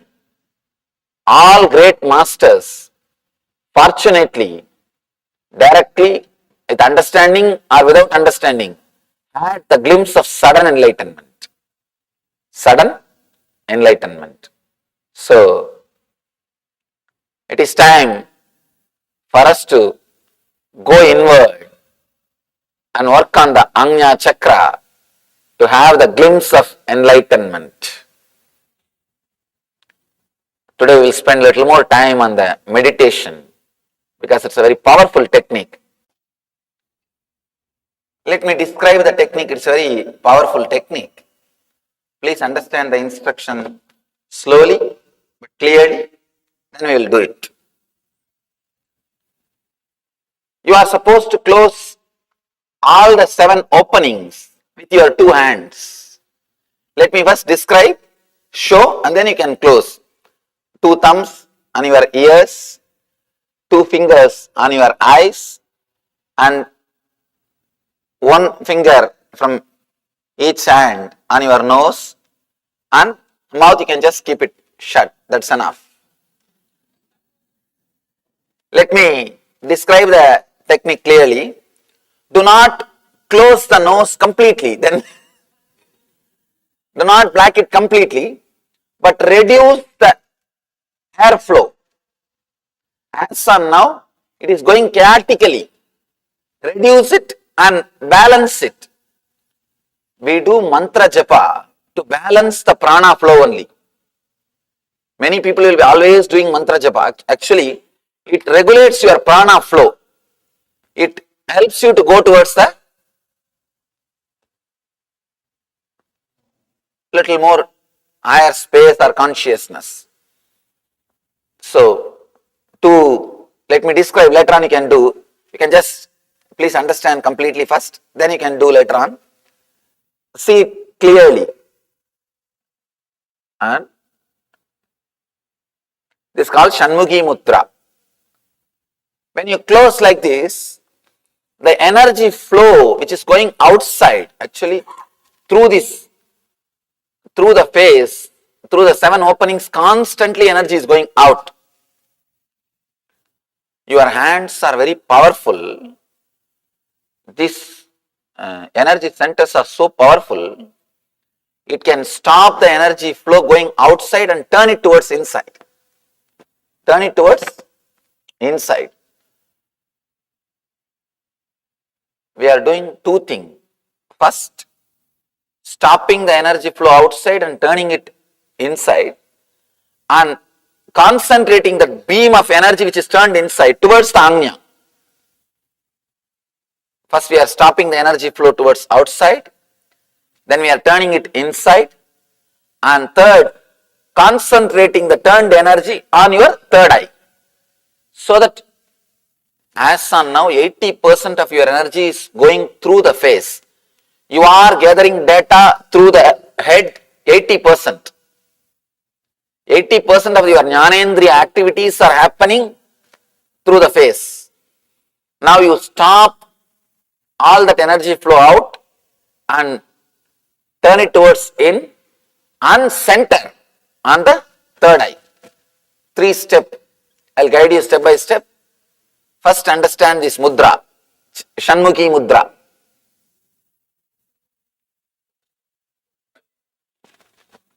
And first you have to close your ears properly. Actually, it will be comfortable for you if you sit on the ground and put your hands on the chair, so that the hands heaviness you won't feel. You can support yourself on the chair. You understand? You can turn a chair, put a chair in front of you. Yes, just like that, and support your hands. It will, or you can support on the chair which is front of you. You can sit on a chair, and you can sit even on a chair and put your hands on the, so that it will be, you will not have that shoulder pain.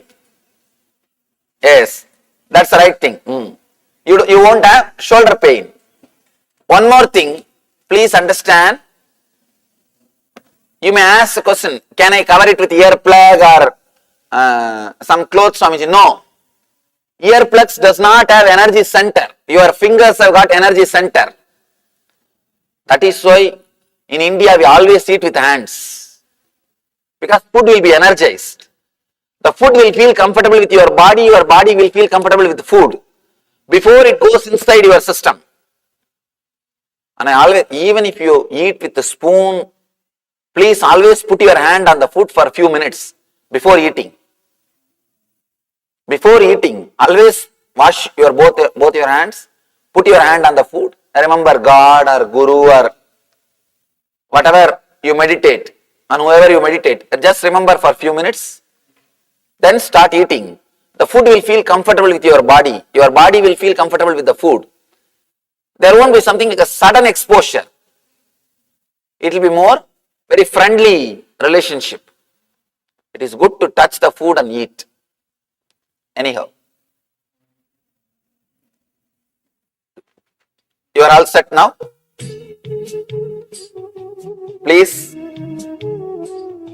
close your all the 7 openings in the face. If you are wearing specs, remove that. Do not try to put your fingers under the specs.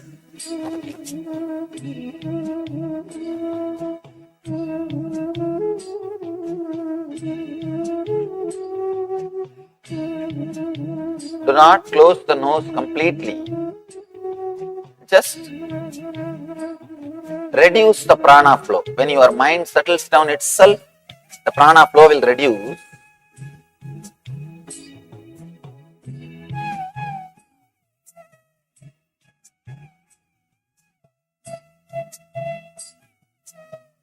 In this same Shanmukhi mudra, inhale and exhale as slowly as possible. As slowly as possible. Inhale and exhale.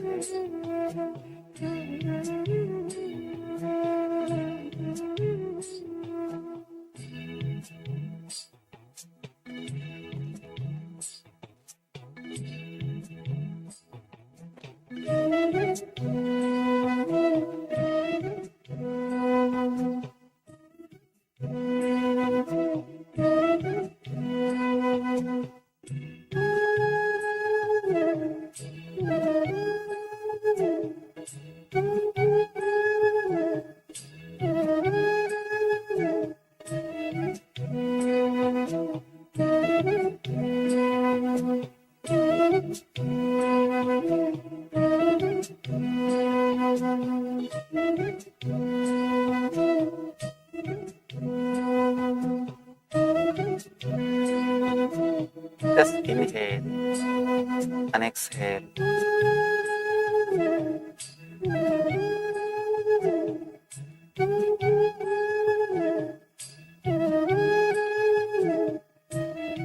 As slowly as possible, as deeply as possible.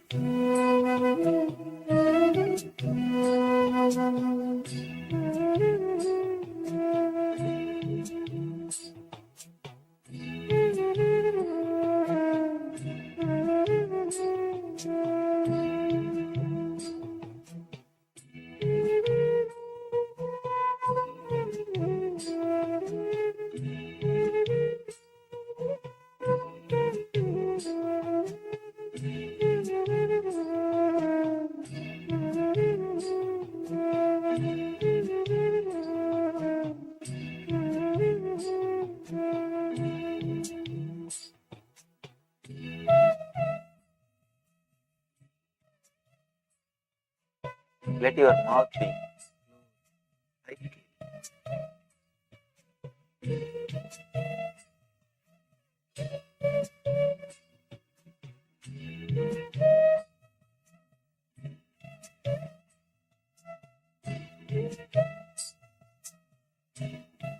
Visualize both your eyeballs have become like a stone. Let them not move. Let them become just like a stone.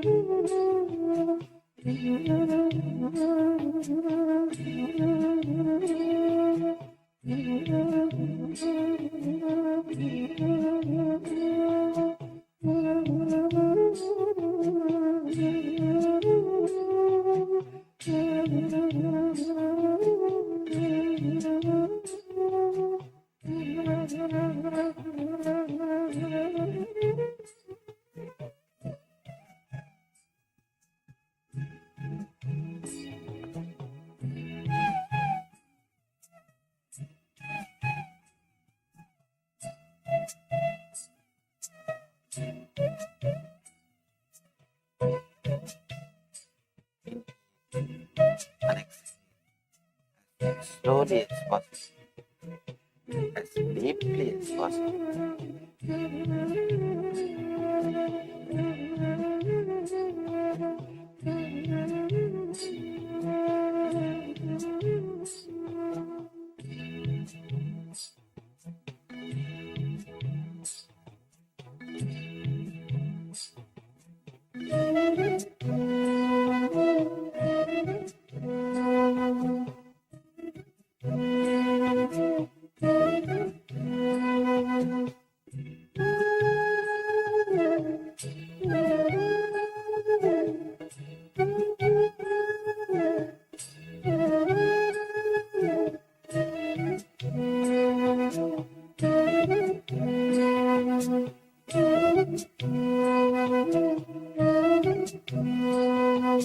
Slowly, very slowly, put your attention on the third eye. Do not concentrate, do not tense yourself. Just put your attention on the third eye, Amya Chakra.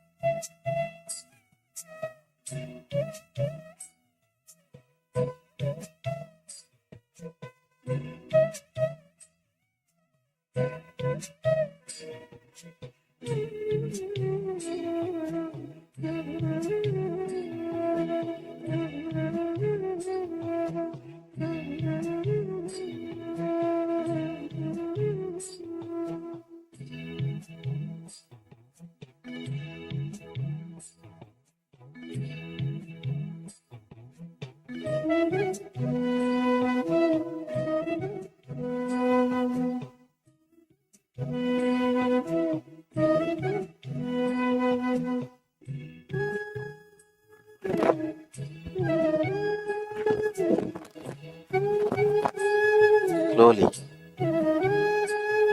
intensely, start concentrating on your third eye. Intensify your awareness. Do not create stress. Try to penetrate with deep awareness.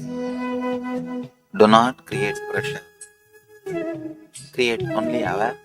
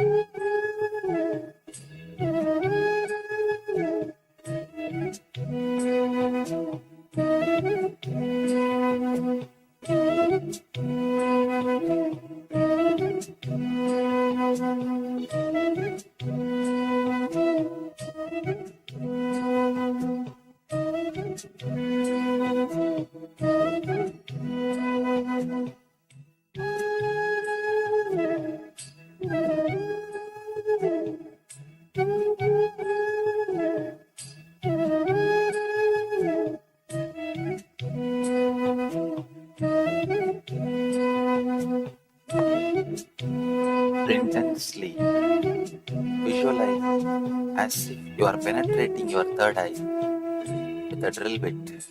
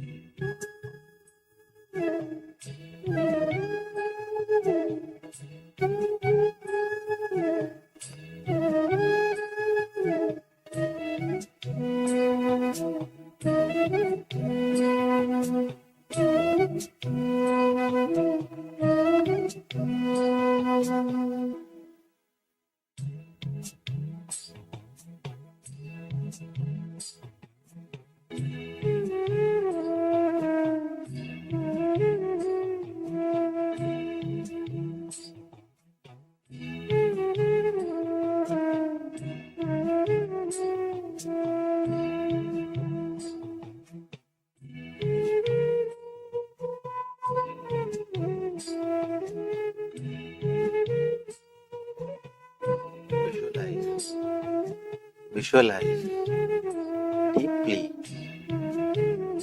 as if you are penetrating your third eye with a drill bit.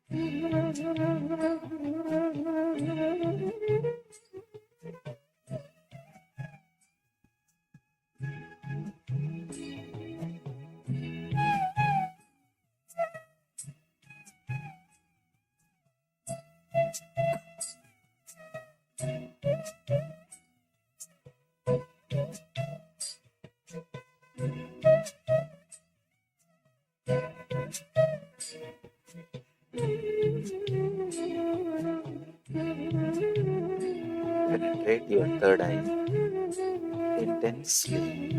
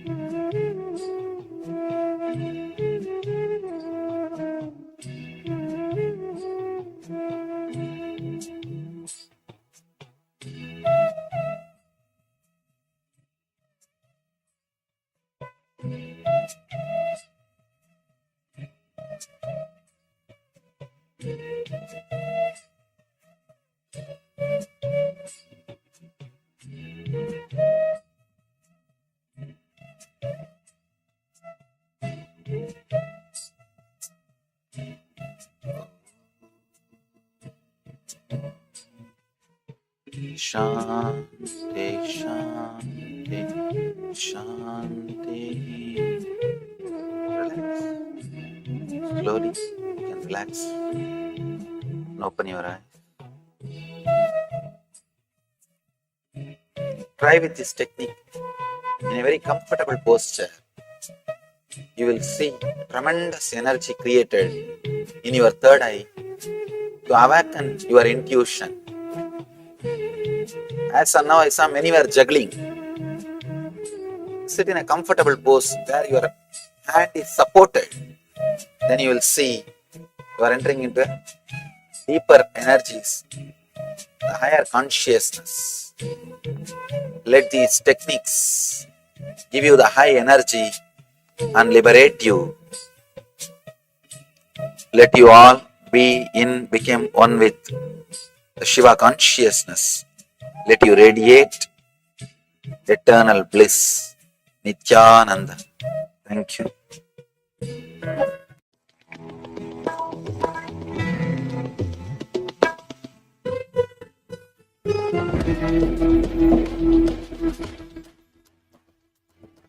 The ferociousness of seeking is powerful enough, like the fire of Kalabhairava, to burn everything which need to be burnt and destroyed inside you. Laziness, tiredness, boredom, everything which need to be taken out of you can be just like that burned. How many microseconds it will take for negativity to disappear in front of Kalabhairava's ferociousness? Not even micro millisecond.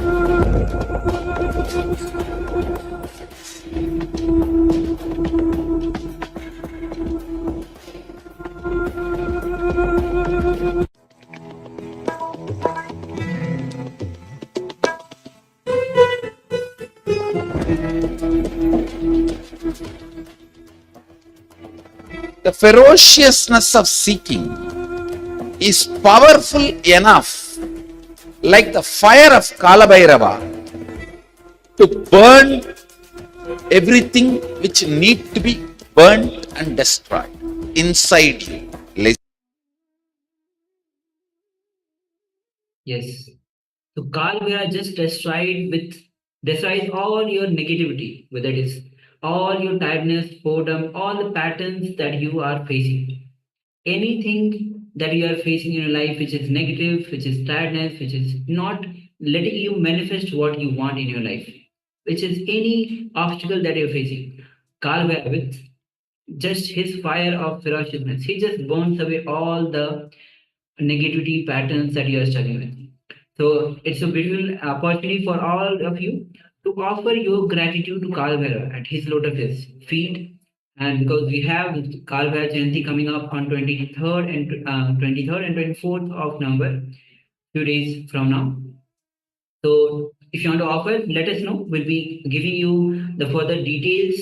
So all the people on the Zoom and all the people on the WhatsApp, let us know if you are interested in showing your offering, your gratitude to the Kalabhairava.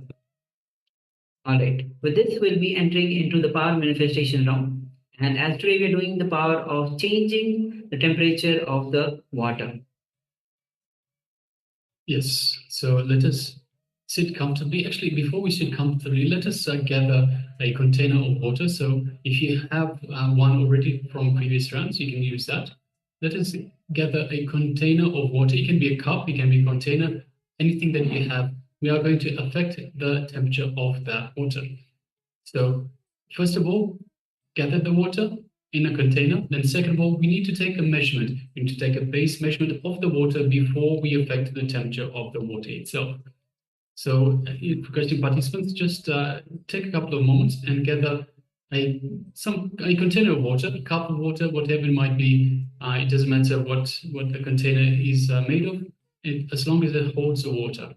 So we will be affecting the temperature of the water in that container. So just take a moment and gather these.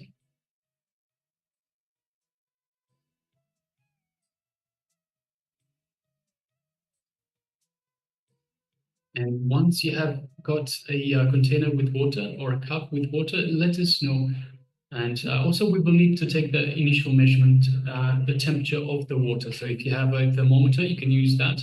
If you don't have a thermometer, if you don't have any means for gauging the temperature of the water itself, then you can always just use, just by feel, just put your finger in the water, assuming it's not too hot.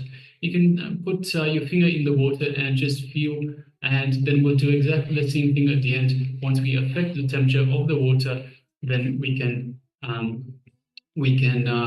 feel once again and see whether the temperature has increased or it has decreased, or whether it's remained the same. So requesting participants, let us gather a container of water and let us take the initial measurement, the initial temperature of the water before we start the power manifestation. Now also we are joined by Z Hui. Yes, Nithyananda. Nithyananda.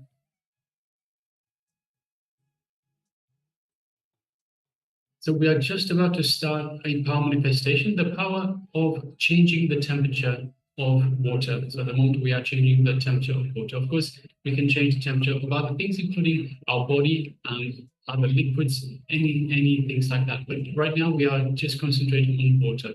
So changing the temperature of water.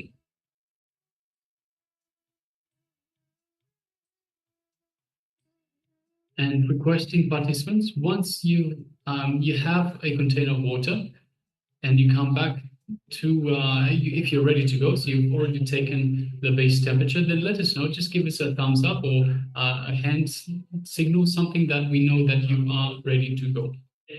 So we can then move on to the next step of the power manifestation.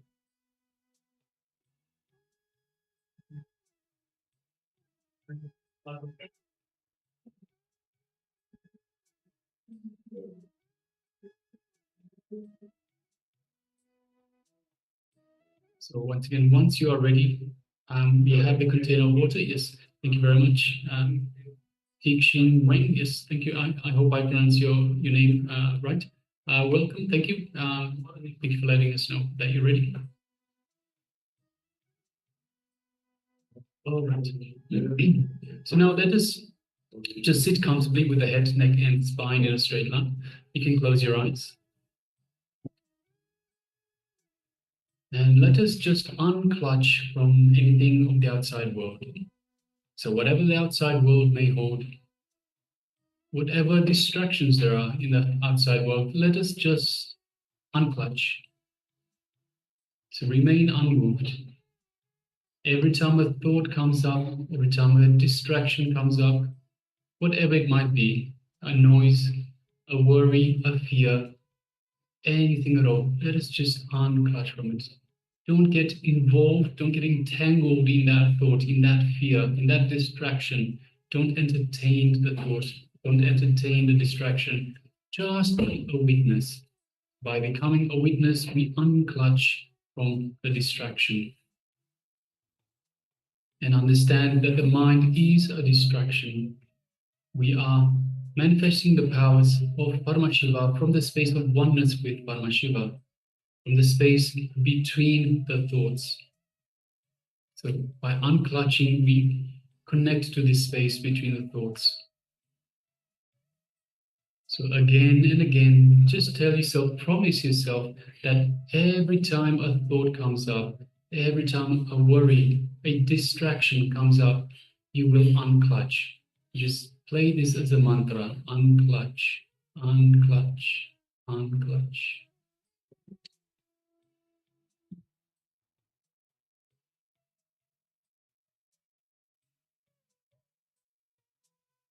From this space of unclutching, let us now move our attention, our awareness to our Ananda Ganda, which is our inner space, just below the heart center. And let us remember Swamiji in our Ananda Ganda. So just visualize the image, your favorite image of Swamiji, your favorite murti of Swamiji, that you feel most connected to, that you feel the most attracted to. That is your personal, your feeling connection to Swamiji. Just imagine that, visualize that in your inner space, in the Ananda Kanda region, just below the heart center. And just concentrate on that. See the feeling, just observe the feeling that you have, the feeling connection you have with Bhagavan. Feel the love, the compassion, and the infinite grace that Swamiji is radiating, is showering on you. Just take a moment and enjoy that.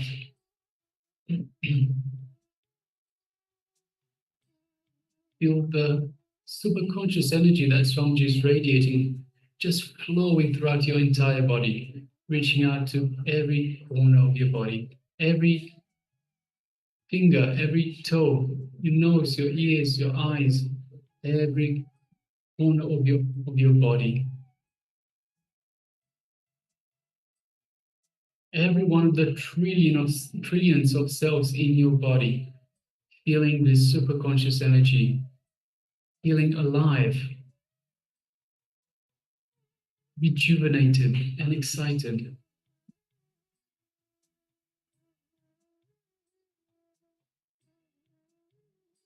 Just take a moment and feel this space of oneness with Swamiji. Just know that you are one with Swamiji. You are in oneness with Swamiji. Just take a moment and enjoy this feeling, this space of oneness with Swamiji.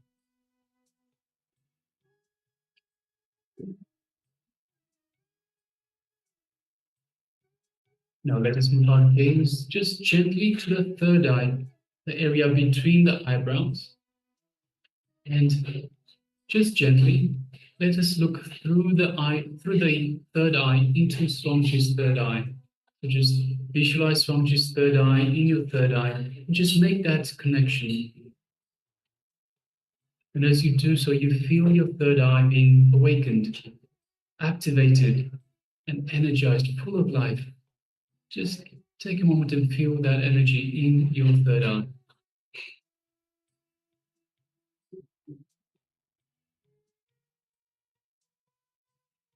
Now let us start chanting the Mahavakya. Om Nithyananda Paramashivoham. Om Nithyananda Paramashivoham. Om Nithyananda Paramashivoham. Now let us make a strong declaration to affect the temperature of the water in the container. Let us increase or decrease, whichever way. Let us make this strong declaration, this strong intention to affect the temperature of the water in the container. And from this space of oneness with Swamiji, from the powerful cognition that we are Paramashiva, let us start manifesting this power of altering the temperature of water. Let us begin. Om Nithyananda Paramashivoham. Om Nithyananda Paramashivoham. Om Nithyananda Paramashivoham. Om Nithyananda Paramashivoham. Om Nithyananda Paramashivoham. Om Nithyananda Paramashivoham. Om Nithyananda Paramashivoham. Om Nithyananda Paramashivoham. Om Nithyananda Paramashivoham. Om Nithyananda Paramashivoham Om Nithyananda Paramashivoham Om Nithyananda Paramashivoham Om Nithyananda Paramashivoham Om Nithyananda Paramashivoham Om Nithyananda Paramashivoham Om Nithyananda Paramashivoham Om Nithyananda Paramashivoham Om Nithyananda Paramashivoham Om Nithyananda Paramashivoham Om Nithyananda Paramashivoham Om Nithyananda Paramashivoham Om Nithyananda Paramashivoham Om Nithyananda Paramashivoham Om Nithyananda Paramashivoham Om Nithyananda Paramashivoham Om Nithyananda Paramashivoham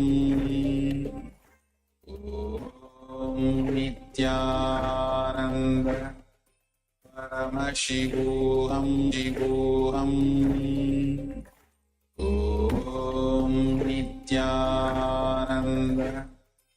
Paramashivoham Om Nithyananda Paramashivoham Om Nithyananda Paramashivoham Om Nithyananda Paramashivoham Om Nithyananda Paramashivoham Om Nithyananda Paramashivoham Om Nithyananda Paramashivoham Om Nithyananda Paramashivoham Om Nithyananda Paramashivoham Om Nithyananda Paramashivoham Om Nithyananda Paramashivoham Om Nithyananda Paramashivoham Om Nithyananda Paramashivoham Om Nithyananda Paramashivoham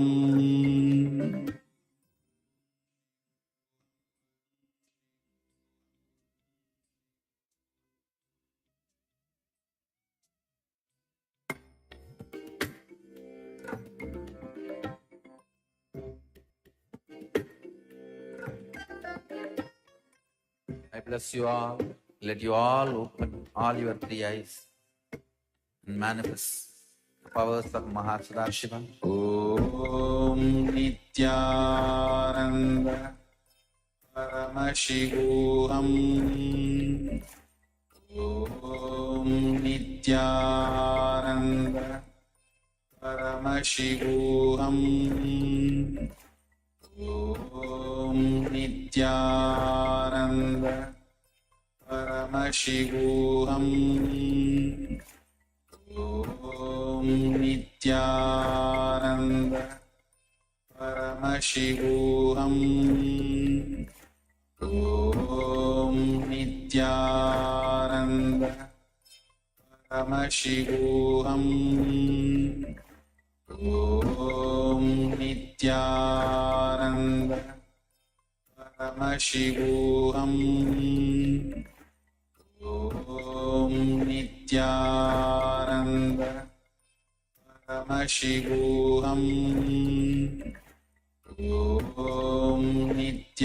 Nithyananda Paramashivoham Om Nithyananda Paramashivoham Om Nithyananda Paramashivoham Om Nithyananda Paramashivoham Om Nithyananda Paramashivoham Om Nithyananda Paramashivoham Om Nithyananda Paramashivoham Om Nithyananda.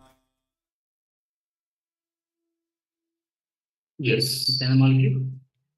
So now you can open your eyes if you have closed your eyes.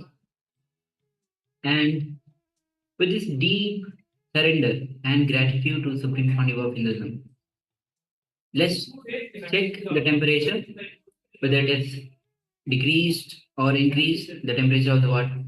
Let us check it and let us know what was the result. And also all the participants on the YouTube, you can also start sharing on the YouTube chat.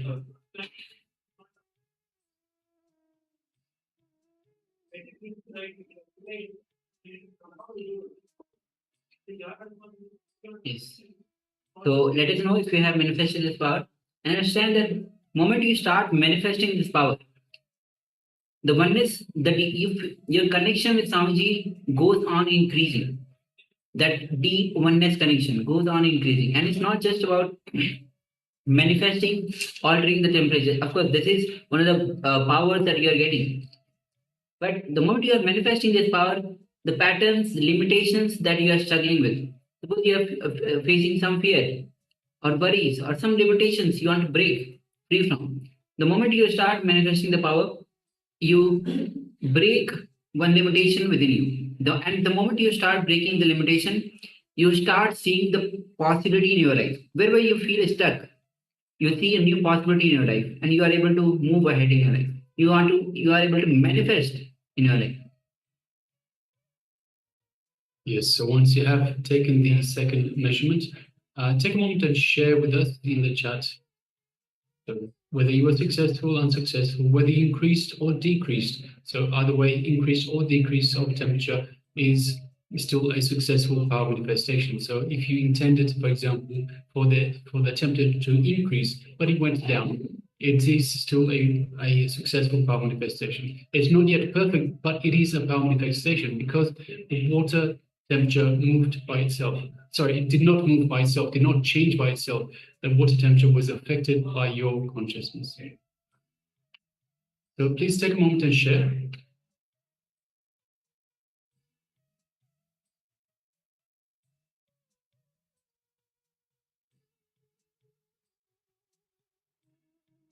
So requesting all participants, if you've taken part in this power manifestation, share with us how you went. So whether you manifested or not manifested, let us know either way. So whether you manifested or are yet to manifest. So also this is a very important, it's a very important mindset. Instead of saying, let us now say, instead of saying that we haven't manifested, we should be saying we haven't yet manifested, yet to manifest. We are yet to manifest. Because these powers are available to everyone. So these powers of Paramashiva, they are the powers of Paramashiva. Paramashiva is allowing every single person, so every single person has access to these powers. It is just that some do not know how to get to them. So they are yet to manifest. Everyone can manifest. It is just breaking down the patterns, breaking down the barriers between you and Paramashiva. Once you have these barriers out of the way, you can start manifesting. So this is how the powers manifest, from the space of oneness with Paramashiva. See, if you have patterns in the way, each I was sharing earlier, each power manifestation has different patterns that are affecting the power, are affecting it. So by breaking down the patterns related to this power manifestation, the patterns that block this power manifestation, then you will. It's almost like you remove the barriers so the water can come flowing through. So this is what we're doing, and also by practicing the power manifestations, especially the ones that you aren't manifesting just yet, you are actually working on your incompletions. You're working on the patterns. You're breaking these patterns, and the moment you start manifesting, you know that pattern has gone away. You know that incompletion has melted away. So it's also a very powerful way of breaking through these patterns. A very powerful way of moving towards a super conscious breakthrough. Yes, and the more you manifest the power, any situation where you feel stuck, like if you want to manifest job, you're not going to manifest a job. If you want to if you want to have a better job with better earnings, and you're feeling some limitation within you, and even in relationship, you are feeling stuck, or you're not having the relationship which you want to manifest, or there's some obstacle in your relationship. The moment you start manifesting your power, because when you are manifesting power, it is Paramashiva who is manifesting through you. Paramashiva is alive. And you know that, yes, I have that potential so that Paramashiva also manifests through me. When you have that click, when you understand that, and when you start manifesting that power, then you start breaking your limitation. And when you start breaking those limitations, you start manifesting what you want, where you are stuck right now in your life. Yes, so Kik Shin Wen, I hope I pronounced it right, has shared in the process of manifesting. Yes, very nicely put. Aya, thank you very much. In the process of manifesting, well done. Now, one question, if I may. Have you managed to manifest any of the other powers just yet? So, just simple yes, no. Have you manifested or any of the other powers up till now?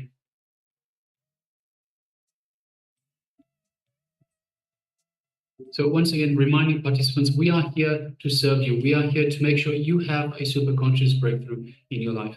So by telling us, by sharing with us, we can attend to you. We can give you pointers. We can guide you down the right path, guide you such that you do have this super conscious breakthrough. And this is why we are here, to have this super conscious breakthrough.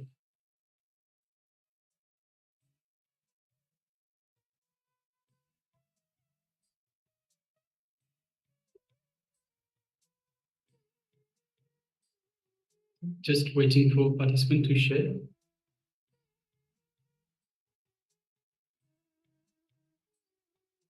And of course, this goes for everyone out there. So whether you're in the Zoom room on two-way, or whether you are following us on YouTube, anything you need help with, let us know. So communicate, talk to us, and we can address whatever issues, whatever challenges that you are facing, such that we can put you on the path to this super conscious breakthrough. All right. Yes, moving fruits have manifestation. With you had a manifestation of moving the fruits. Great. Yes. So this, the moment you start manifesting the power, see, whenever you feel somewhere you feel stuck, that moment feels so much impossibility in your life. Wherever you feel stuck, not only you, but even the participants who are joining for one session on the YouTube. Whenever you feel somewhere stuck, impossibility in your life, start manifesting the power. The moment you start manifesting the power, when you know Paramashiva is alive, because Paramashiva is expansion, possibility, filled with possibility, expansion. when even a bit you start manifesting, then that expansion, that possibility flows through you. When that flows through you, you see the possibility in your life, and wherever there was a blind spot, you're not able to see things. Now, after the power manifestation, just that blind spot just washed away, and you are able to see the possibility. You see that possibility coming, getting attracted to you.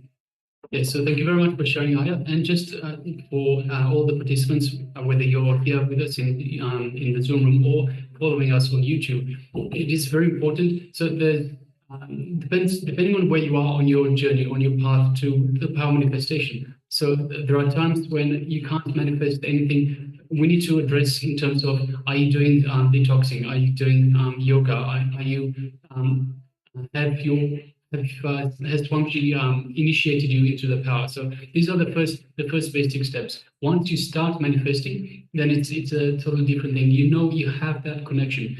Once you have manifested, you know that it is possible. You have that trust, and you can go forward. You understand. Then there are other things that are affecting. So for you, Aya, as I mentioned earlier, there are at the moment there are some patterns that are not allowing this power manifestation to happen. So one thing I would suggest, have a look at what your cognitions are. So in terms of this power manifestation, when you think about this power manifestation, do you have reservations? Is anything holding you back? Is anything that's saying, I don't think I can do it? Is anything that says impossibility? Because if there is, then you need to recognize that you have moved fruits on your hand before. Before you started moving those fruits, that seemed impossible. But now you're moving those fruits. So that is possible. You know that it is possible. It is a science. So power manifestation is a science. It is something that everyone can do. So have a look at what is restricting you. Have a look, identify what your cognitions are, and just switch the cognitions from impossible to I am possible. Just a small change.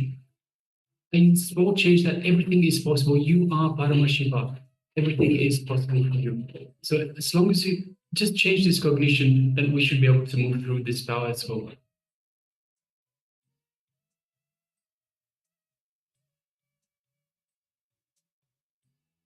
All right. So with that, let us move on to the next segment in our and by the way, if you have any questions, any doubts, any queries, anything that needs clarified, by all means, please let us know, and we will address that as well. Okay. And not only anybody who is even watching us on YouTube, even for a few seconds or few sessions you are coming. Any doubts you have, we can always put that in the YouTube chat. We'll be attending to each of you. See, the more and more you start connecting to Swamiji, whether through the YouTube or through the Zoom sessions, you start to imbibe his energy. You start to manifest in your life. Because Swamiji is the super consciousness. When that super consciousness, you get connected to that super consciousness, then you are able to manifest which was not possible in your life before. All right. So with this, let's move on to the next session, which is going to be on yoga for the being. So please come to the space of listening as we enter into this session.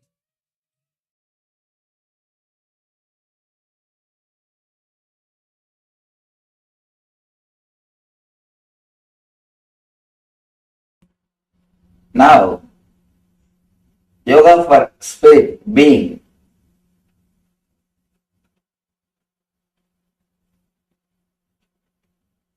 As a being, the being level, you don't need any separate meditation or yoga. All our yoga or meditation is to reach that level. That's all. If you can experience that level or stay in that level, you don't need any meditation or yoga. The aim of the yoga is reaching the level being or the spirit. First thing, what do I mean by the word being or spirit? Let's analyze. Let's analyze what do I mean by the word being. In Sanskrit we call Atman. You can translate it in a very superficial way as consciousness. Consciousness is not equivalent or exact translation of Atman, but we have no other way. We have to use the word consciousness. Soul is much poor word. Consciousness is at least a little better than soul. So I am using the word consciousness. Actually, being cannot be expressed by a single word. You can say what is not being and make people understand what is being. But you can't pinpoint and say what is being. Because whatever you can pinpoint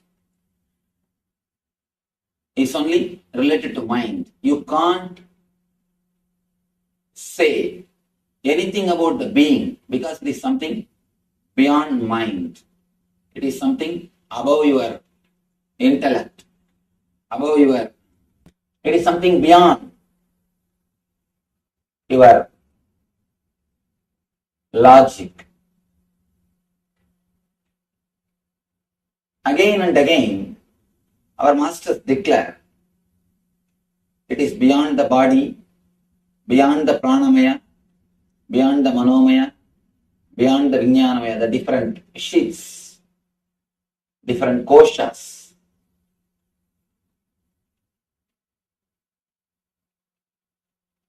You have 5 bodies according to our Upanishads, are the 5 parts of your being.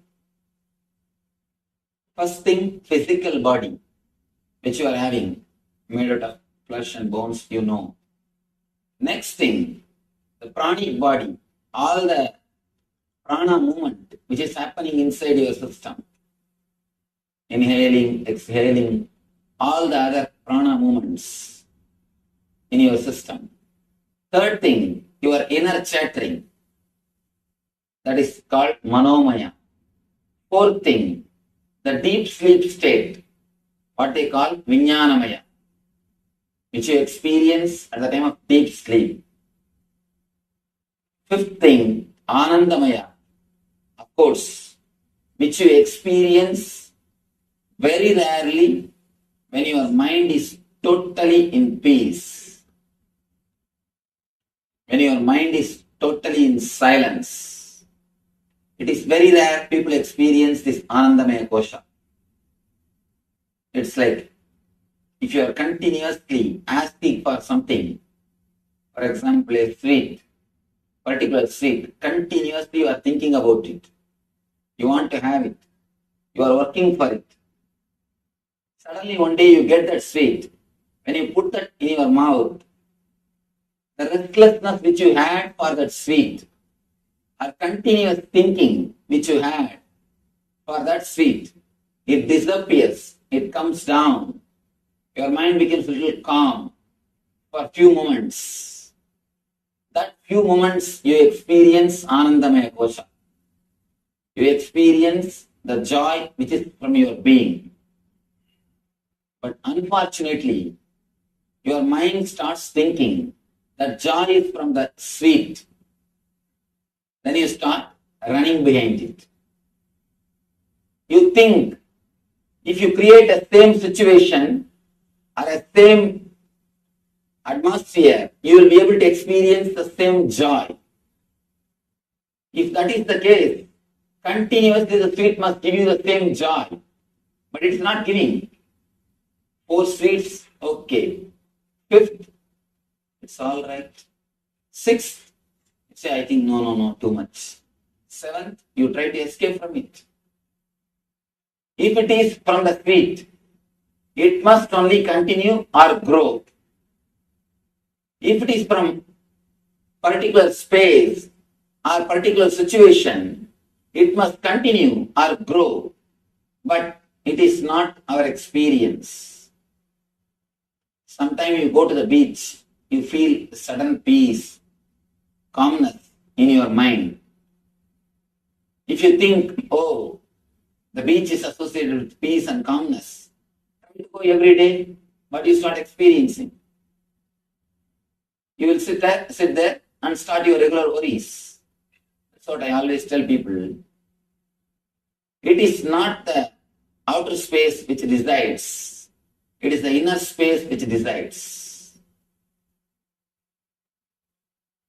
The person who can't create the inner space of bliss can never have vacation. You may try your best to change the outer place, to try to have vacation. You may try all your best, all possible way. But finally, you will end up only in the changing the place. You will never have changing the space. It's like a, understand this one example. If you are sitting in the office and worrying, it is work. If you are sitting in the house and worrying, it is homework. If you are sitting in beach and worrying, it is vacation. That's all. That's all we know. We don't know anything else.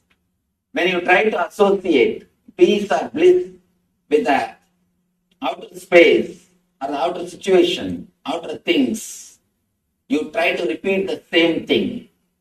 But you will not have the same calmness, same joy, same peace, same ananda from that space, from that thing again and again. If you somehow learn the technique or manage to tune yourself with your being and open the Anandamaya Kosha, the bliss space, continuously you will be able to stay in that space. Continuously staying in that space is what I call Nithya Ananda, the eternal bliss. Eternal bliss. That is what I call the state of being. You exist in three levels: being, having, and doing. Some people exist only in the level of doing, workaholics. They can't relax.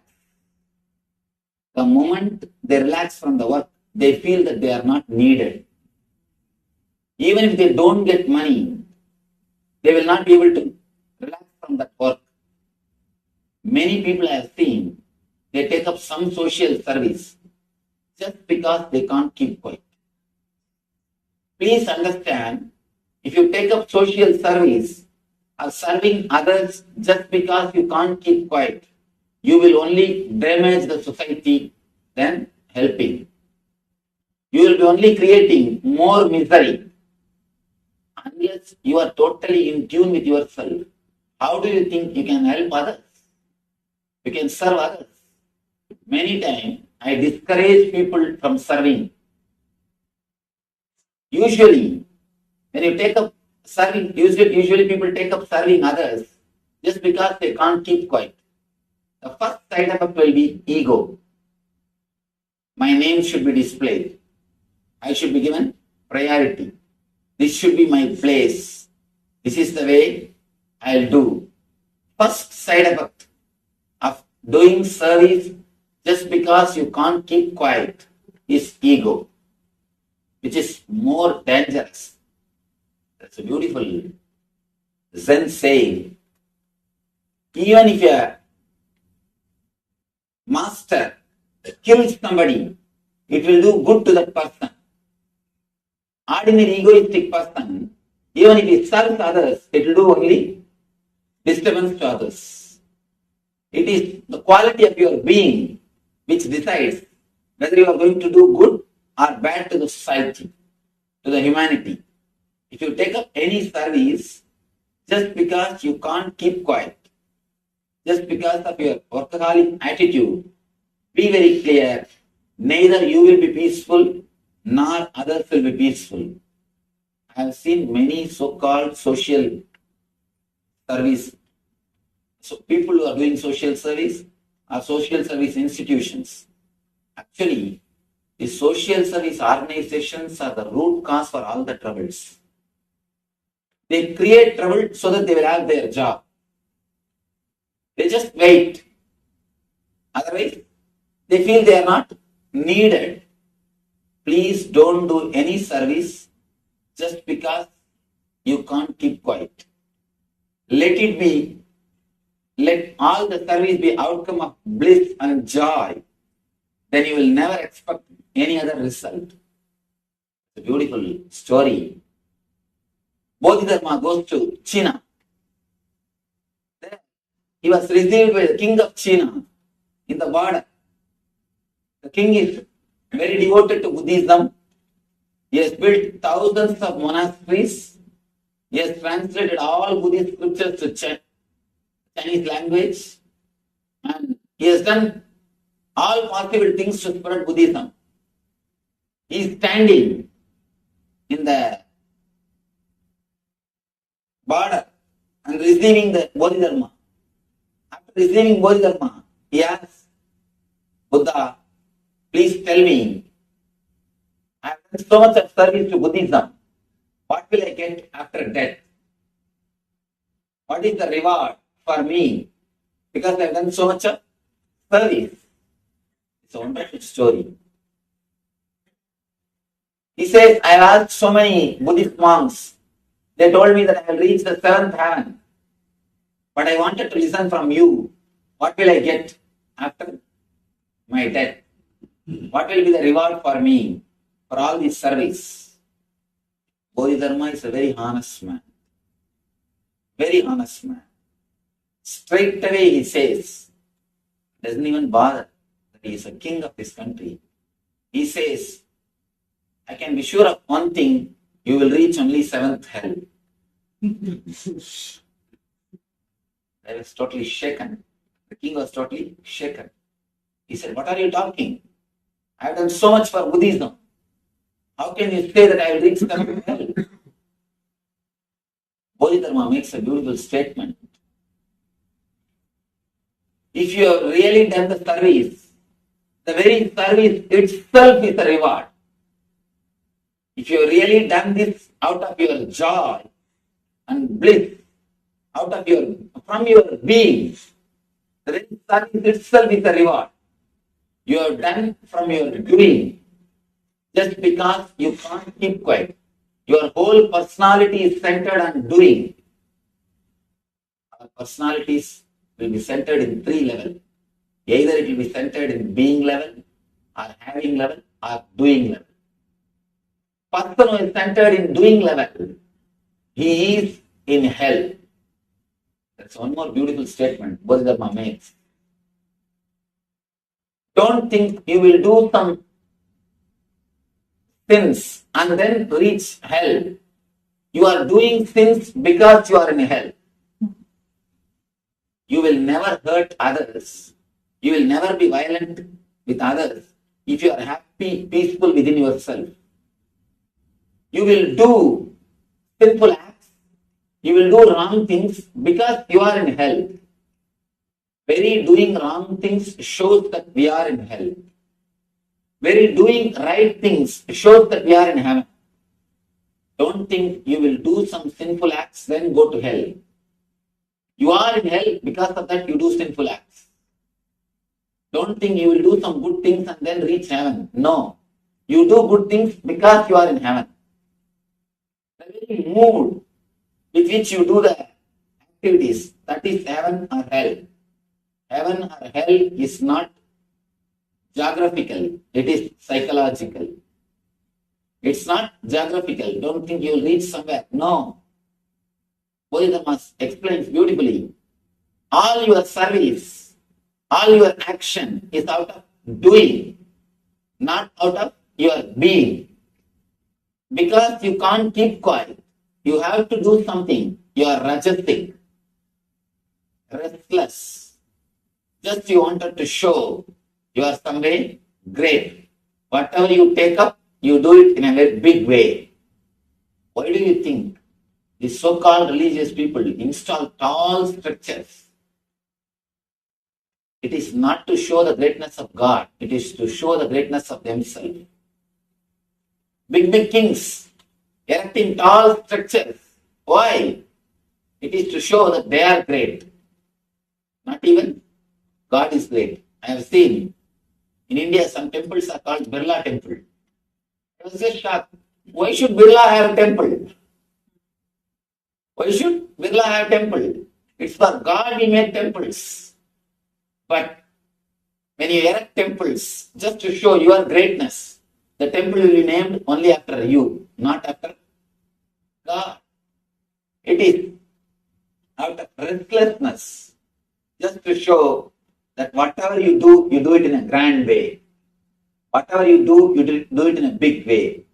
When you do the service just out of restlessness, out of doing, it will create only hell for others and for you.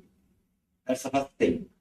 Next thing, not only service, anything you do out of doing, anything you do out of restlessness will create only more confusion, more questions within yourself.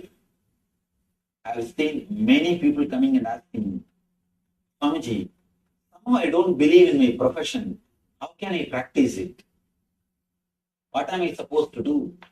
I feel I am not in the right place. I feel I am misplaced. Deep misery, deep agony is their being. Then how can they do anything perfectly? How can they do anything totally? I have at least 600 American doctors as our healers. We have 2,000 healers all over the world, serving the society through 400 centers. Average 20,000 people are touched by our healers every day. Statistic record says every day, average 20,000 people are touched by our healers. I have more than 600 healers for American doctors. I have seen many doctors coming and asking me, Swamiji, somehow I feel I am not in the right place, or I am not doing what I feel. What can I do? How can I do? What should I do? How to go about? Understand, it is not important what you are doing. It is important how your being is. Whether you practice this profession or any other profession, if your being is not tuned with yourself, you will feel the same restlessness. Don't think by changing profession or by changing house or by changing wife, you can come out of this problem. No. Only by changing the inner space, we can come out of this problem. We can feel more in tune. The next level, people are centered on having this another kind of restlessness. Continuously acquiring things but never enjoying. Continuously acquiring things but never living or enjoying them. I have seen people continuously they acquire. When you are sitting in an ordinary car, you think of SUV. When you are in SUV, you think of Mercedes. When you are in Mercedes, you think of Rolls Royce. By the time you get the Rolls Royce, you think of helicopter. Something continuously you are postponing. Continuously we run behind having, but not living, but not enjoying. The persons who are centered in the level of I, they are centered in the level of doing, just for the sake of ego. The persons who are centered on having, they are centered in the level of mind. I and mind. I is continuously doing, mind is continuously having. Continuously you try to expand your boundary. Continuously we try to change the outside things. Continuously we wanted to expand our boundary. I have seen people, if they have 5 acres, they will be standing near the boundary and try to expand the boundary a little more. Suddenly, by fortune, someday if their boundaries, if they are given 500 acres, again they will be standing near the fence and try to push the boundary just few inches, just 3-4 feet. Whether it is 5 acre or 500 acre, these people are going to stay only near boundary. They are bound to be near boundary. They can't stay inside the home happily. Continuously pushing the boundary. Continuously trying to expand the boundary. These kind of personalities are based on having. They will feel happy. They will feel secure. They will feel relaxed only when they continuously possess more and more and more things. Deep feeling of insecurity, the fear is what makes you to have more greed and continuously trying to possess things. Continuously possessing things is nothing but deep insecurity feeling. If you penetrate your being a little deeply, we can understand. It is nothing but feeling deeply insecure.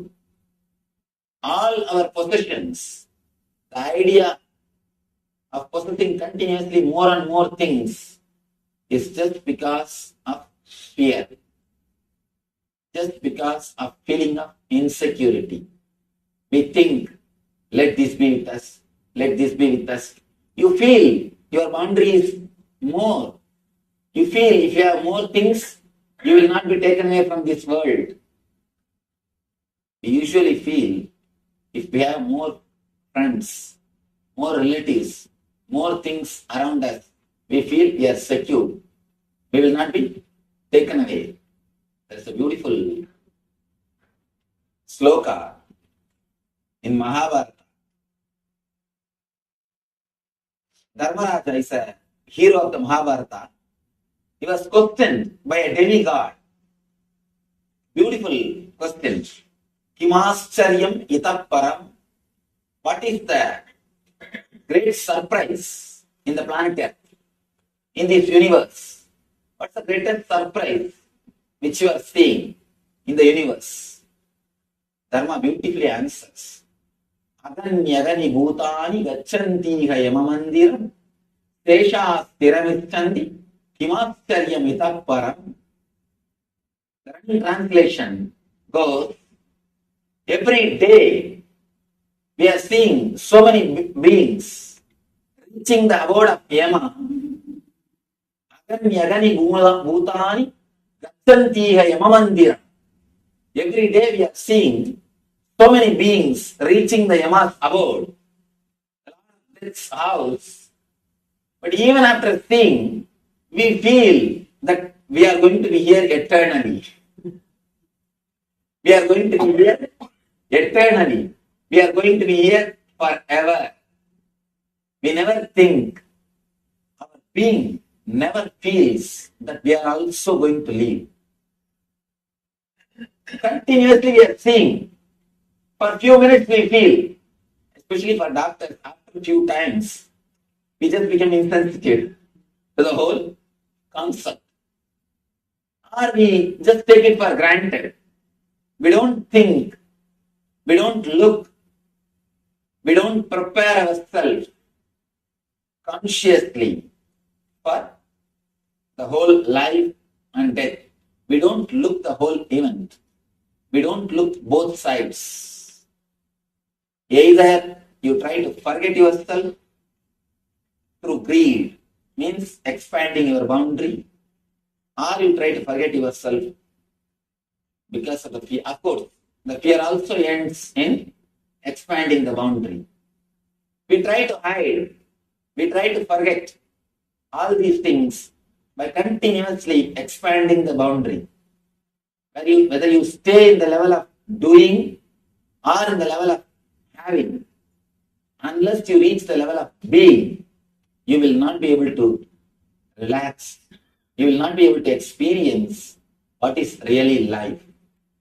Actually, a person who is born blind, you can never make him understand what he is missing. Can you make him understand what he is missing? No. Same way, the person who has not experienced the ecstasy of being, the bliss of being, we can't explain to him what he is missing, what he is just not having.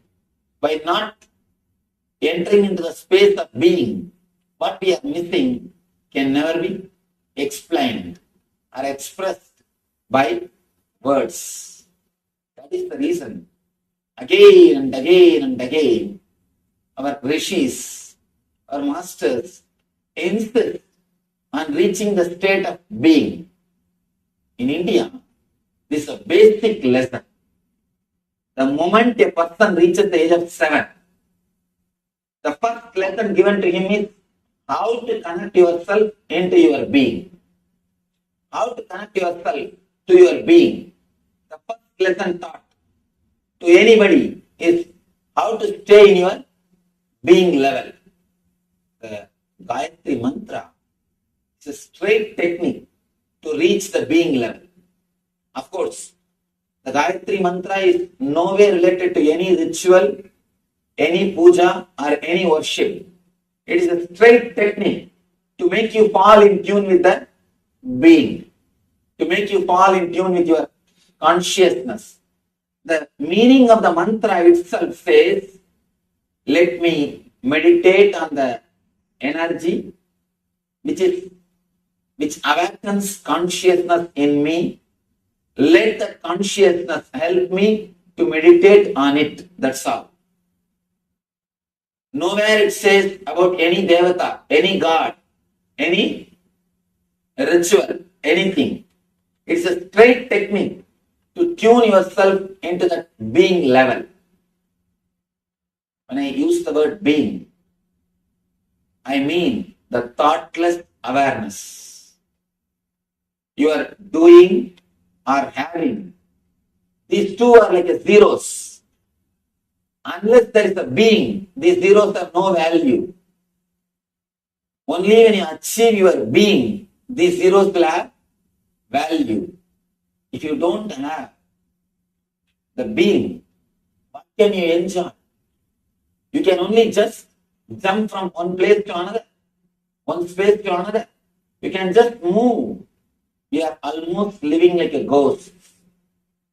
We are living like ghosts. Our body is there. We are moving. Something is happening.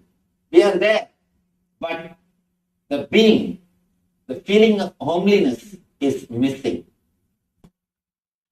See, enlightenment doesn't mean that you become extraordinary or you become something like a superhuman or you become some way superlative. No. By enlightenment, you achieve one thing, a deep, homely feeling, deeply rooted, centered in your being. You will feel a deep relaxation. You have come home. You are in your space. There is no other supernatural powers or there is no other supernatural things associated with enlightenment. Having some supernatural power is no way related to enlightenment. Please understand. Some powers may express through enlightened person. That is different. But the powers are not criteria. Just doing some magic or a miracle is no way related to enlightenment. If magic or a miracle is a criteria for enlightenment or saintlyhood, P.C. Sarkar is the greatest saint. He does all possible magics, all possible miracles, which nobody can explain. So magic or supernatural things are not the real criteria of enlightenment. Enlightenment is a deep feeling or deep settledness or a total relaxation which happens inside your being. When you know your being, when you feel in tune with your being, or when you experience your energy, you achieve the state of enlightenment. Let me tell you an incident which happened in my life. At the age of 10, I was taken to a great master, Annamalai Swamigal. He was there in my native place, Thiruvannamalai. As a small boy, I was taken to him. Usually, in India, the parents, they force the kids and take them to these Swamis and all these temples. I was also taken by force. He was talking to a group of Westerners.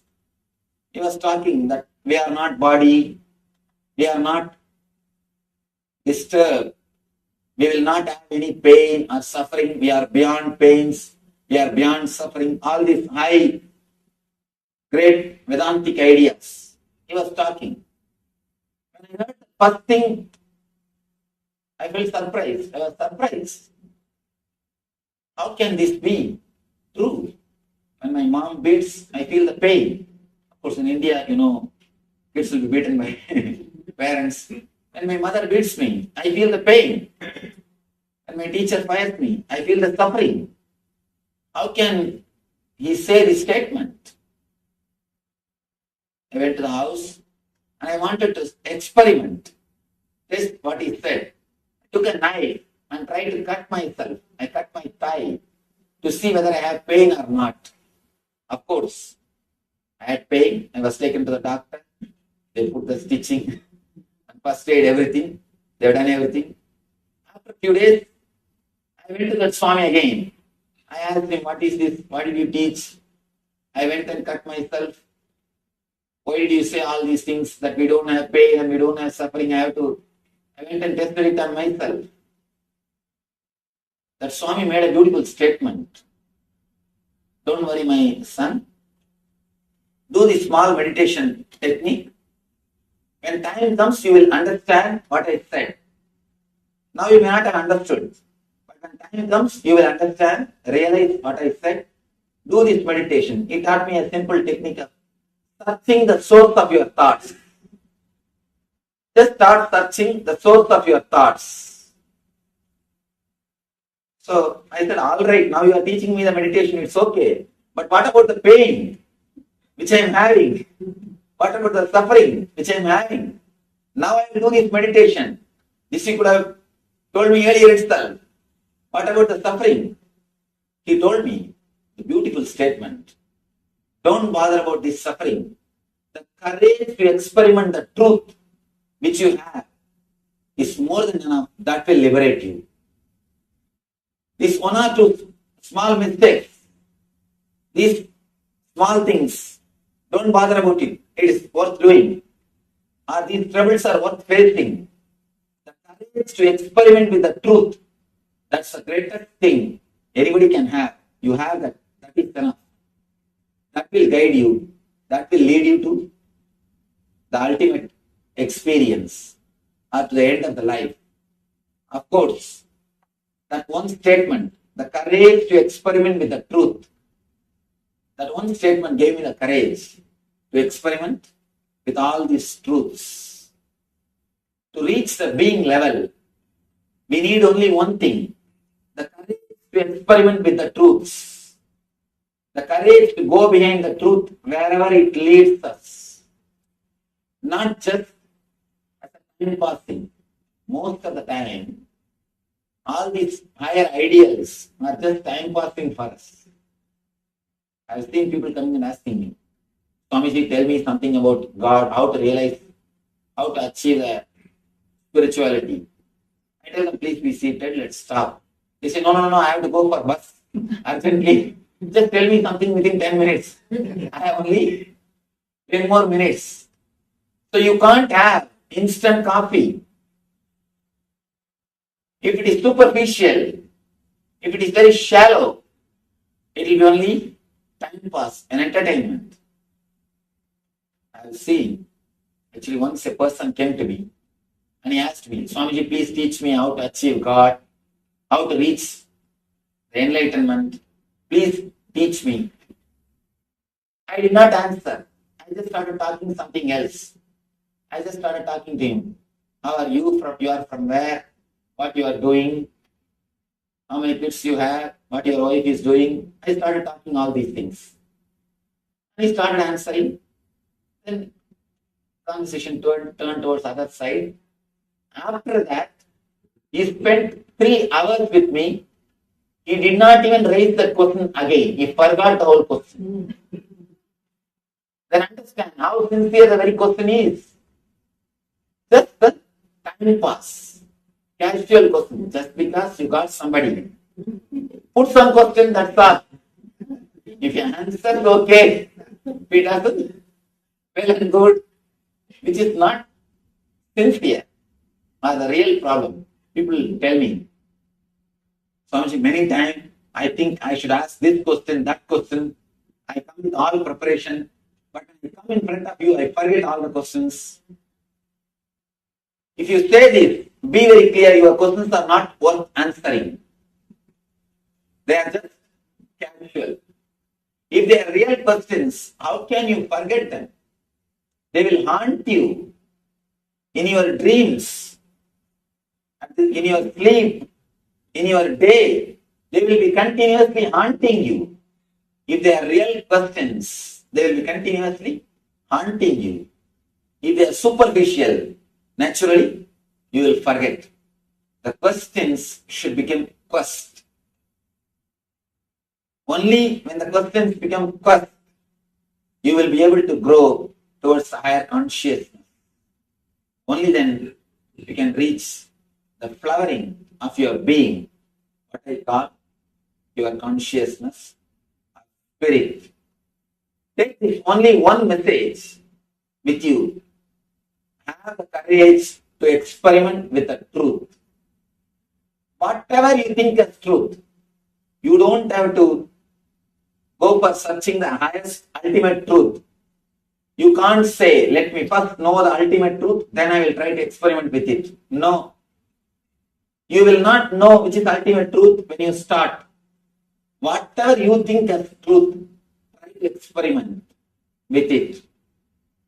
Have the courage to experiment the truth. That's the one and only way to reach the being.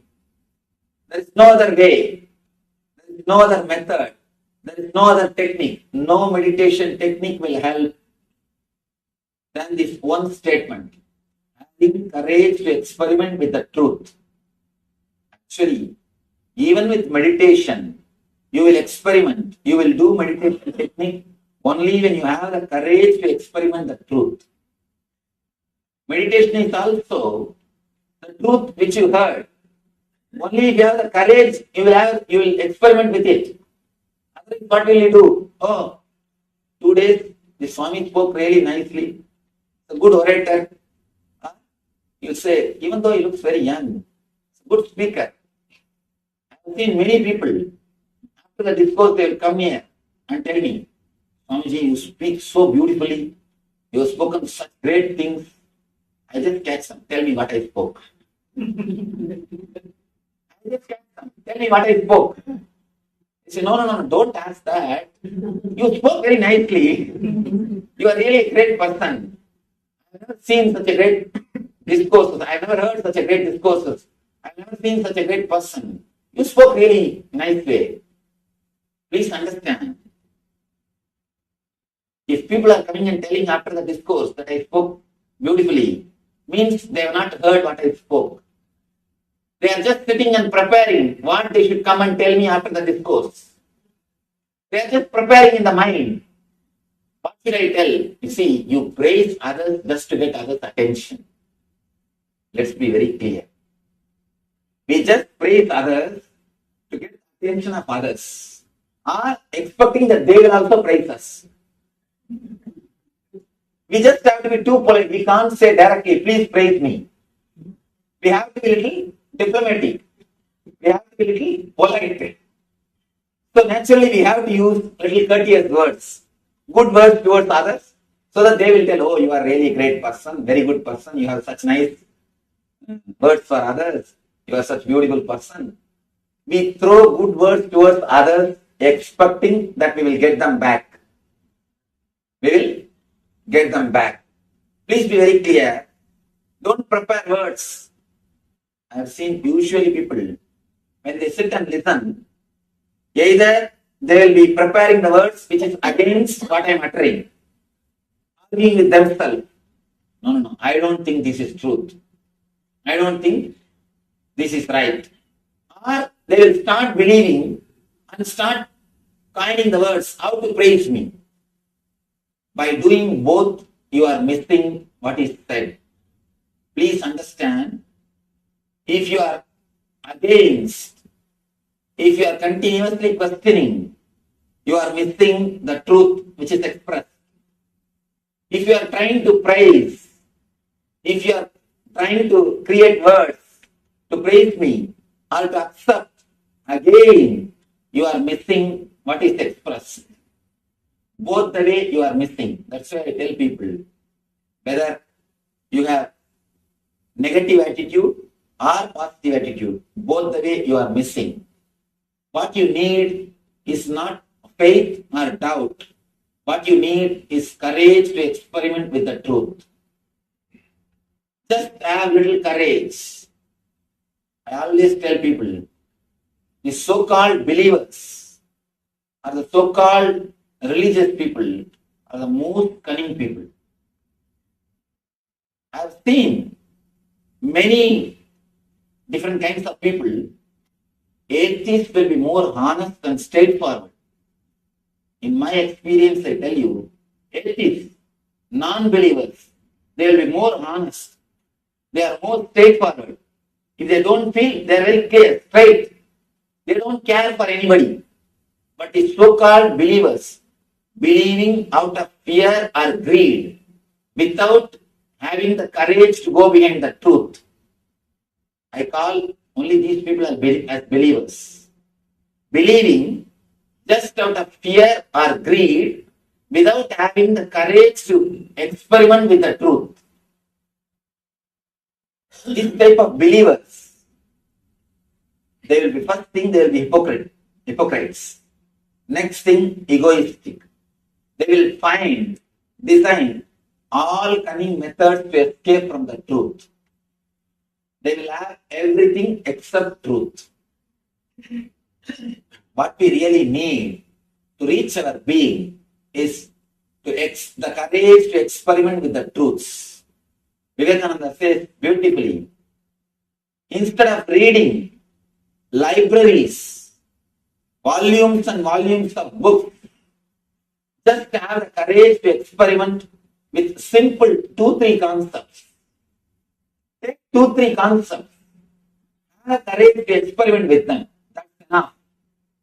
Instead of reading volumes and volumes, instead of making yourself a great intellectual, just by reading without having the courage to experiment with the truths, will make only our head more heavy. Because you accumulate too much in the head. If you eat and don't digest, what will we do? We will vomit on others. Same way, if you read and don't have the courage to experiment, you will catch people and start vomiting on them. Whatever we read, we will start vomiting on others. We will catch people and by force we will vomit on others. Understand? All we need is only one thing. If you forget everything else, whatever I have spoken on these 4 days, it's okay. It's one line as a message. Courage to experiment with the truth. What you think as truth. Whatever you think as the truth of life, have courage to experiment with it. Whatever you know as the truth, just have the courage to play with it, to experiment with that truth. All of these are steps, or what I call steps, or exercises, just like you do physical exercises to strengthen the body. Yogic discipline, yogic exercises are primarily meant to provide you the means or the techniques to take you to that state of connectedness, to that state of bliss or ananda, which I'm not giving a discourse, by the way, I'm just stating my question with a few things. I just wanted some clarification. To help us achieve that level. So these are the various disciplines. Now we have so many different schools, like Swamiji, you pointed out, there are so many masters that we search for, come across. Sometimes things will work, sometimes things don't work. and we take all of these different experiences. My question in simple words is, are all of these different paths meant to take you to that same state of awareness or bliss or connectedness? Is that the main purpose of all of these yogic disciplines, meditation techniques, etc.? The second thing that I wanted to ask you, if I can get your permission, is to also explain the state of connectedness and levels of consciousness in terms of waking consciousness, sleeping consciousness, because you mentioned this in the very first lecture about the dreams and the projections and of the energies. In terms of waking consciousness, sleeping consciousness, dreamless sleep, and because you mentioned something about that today, how these four states of consciousness are symbolically expressed in the Omkara Shabda. That was my question.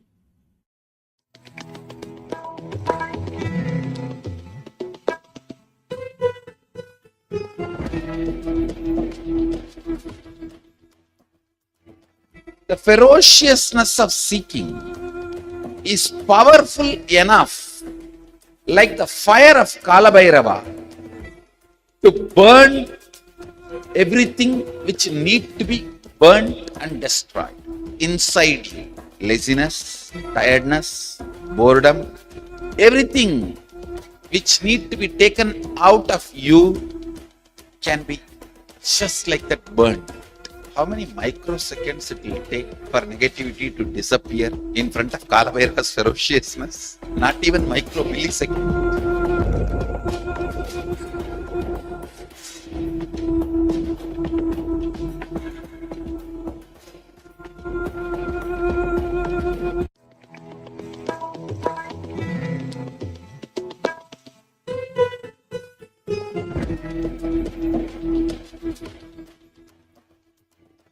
The ferociousness of seeking is powerful enough, like the fire of Kalabhairava, to burn everything which need to be burnt and destroyed inside you. Laziness, tiredness, boredom, everything which need to be taken out of you can be just like that burned.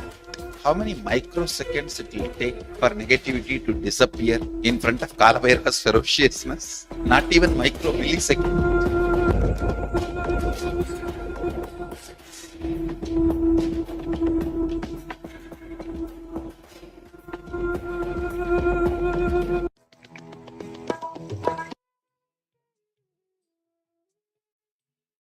Yes, Nithyananda, all of you.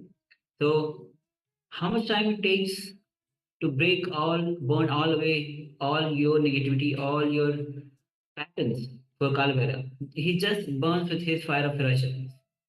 So, all those who are interested in offering your gratitude, see, offer as gratitude. When you offer with gratitude, all your patterns just with his ferociousness just melts down.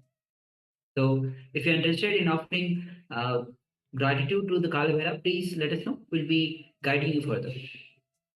And we just had the revelation on yoga for the being. So I say very beautifully, whatever truth you know, have the courage to go behind that truth. Whatever truth you know. So having that courage to go behind it, as Swamiji shares his own experience. When Swami Annamalai was sharing his sharing things to the people that you are beyond pain and suffering. He went to a home, cut his side to check that his statement whether I'm beyond pain or suffering or not. Because he didn't. He not only he had pain, he had suffering. A lot of blood came out. He went to hospital. But when he came back and asked him, you told me this, but I had suffering, I had pain. Swami Annamalai says very beautifully that this courage to experiment with the truth will lead you beyond pain and beyond suffering. So that's why Swami says again and again, having the courage to experiment with the truth that you know. So with this, we'll be entering into the question answer on the being. So as we just had the revelation by Swamiji, So you might have so many questions regarding this. So any questions that you have, this is the question answered by the participant's question that has been asked by the participant, and Swamiji himself is replying to these questions. So let's come to the space of listening as we enter into this question and answer session with Swamiji.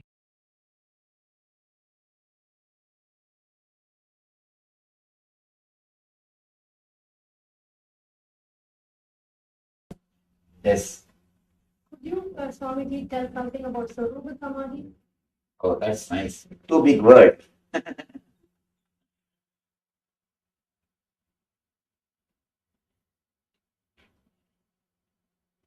In Patanjali, there are different kinds of samadhis explained. Savikalpa Samadhi, Nirvikalpa Samadhi. The Swarupa Samadhi word is used in 4 places.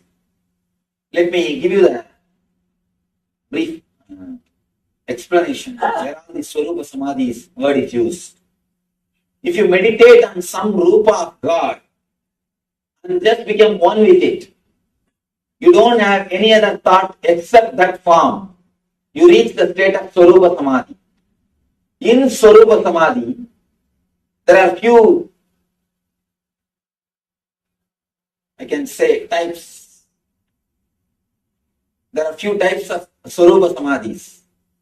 You become part of that energy, or you became one with that energy. This is called, in Sanskrit, they say beautifully, Sarupya Samadhi, Sayujya Samadhi, or Salokya Samadhi, Samipya Samadhi. Salokya means, for example, if you are meditating on Vishnu, if you are given the state, or if you are given the place in Vishnu Loka, it is called Salokya. If you are given the nearness, it is called Samipya. If you are given his own form, it is called Sarupya. If you just become one with him, it is called Sayujya. Of course, these are deeper levels. There is no need for us to do research on all these things. Just follow any one method, simply you will reach the goal. Instead of analyzing too much about the goal, if we work on the path, that will be really helpful for us. Next. You talked about the experiment, the truth. What are your suggestions for dealing with the truth? Dealing with the truth is what I call experimenting with the truth. First thing, we are not so matured to deal with the truth directly. Always we need buffer springs. In the car, we have buffer springs so that we will not have the shock of the roads.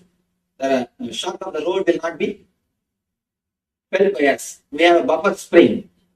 Just like that in the life also, continuously we keep buffers. The fantasies are the buffers. Hopes are the buffer spring. Continuously, we keep ourselves away from the truth. We don't directly face the truth face to face.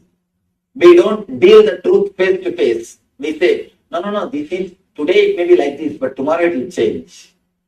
Day after tomorrow, it will change.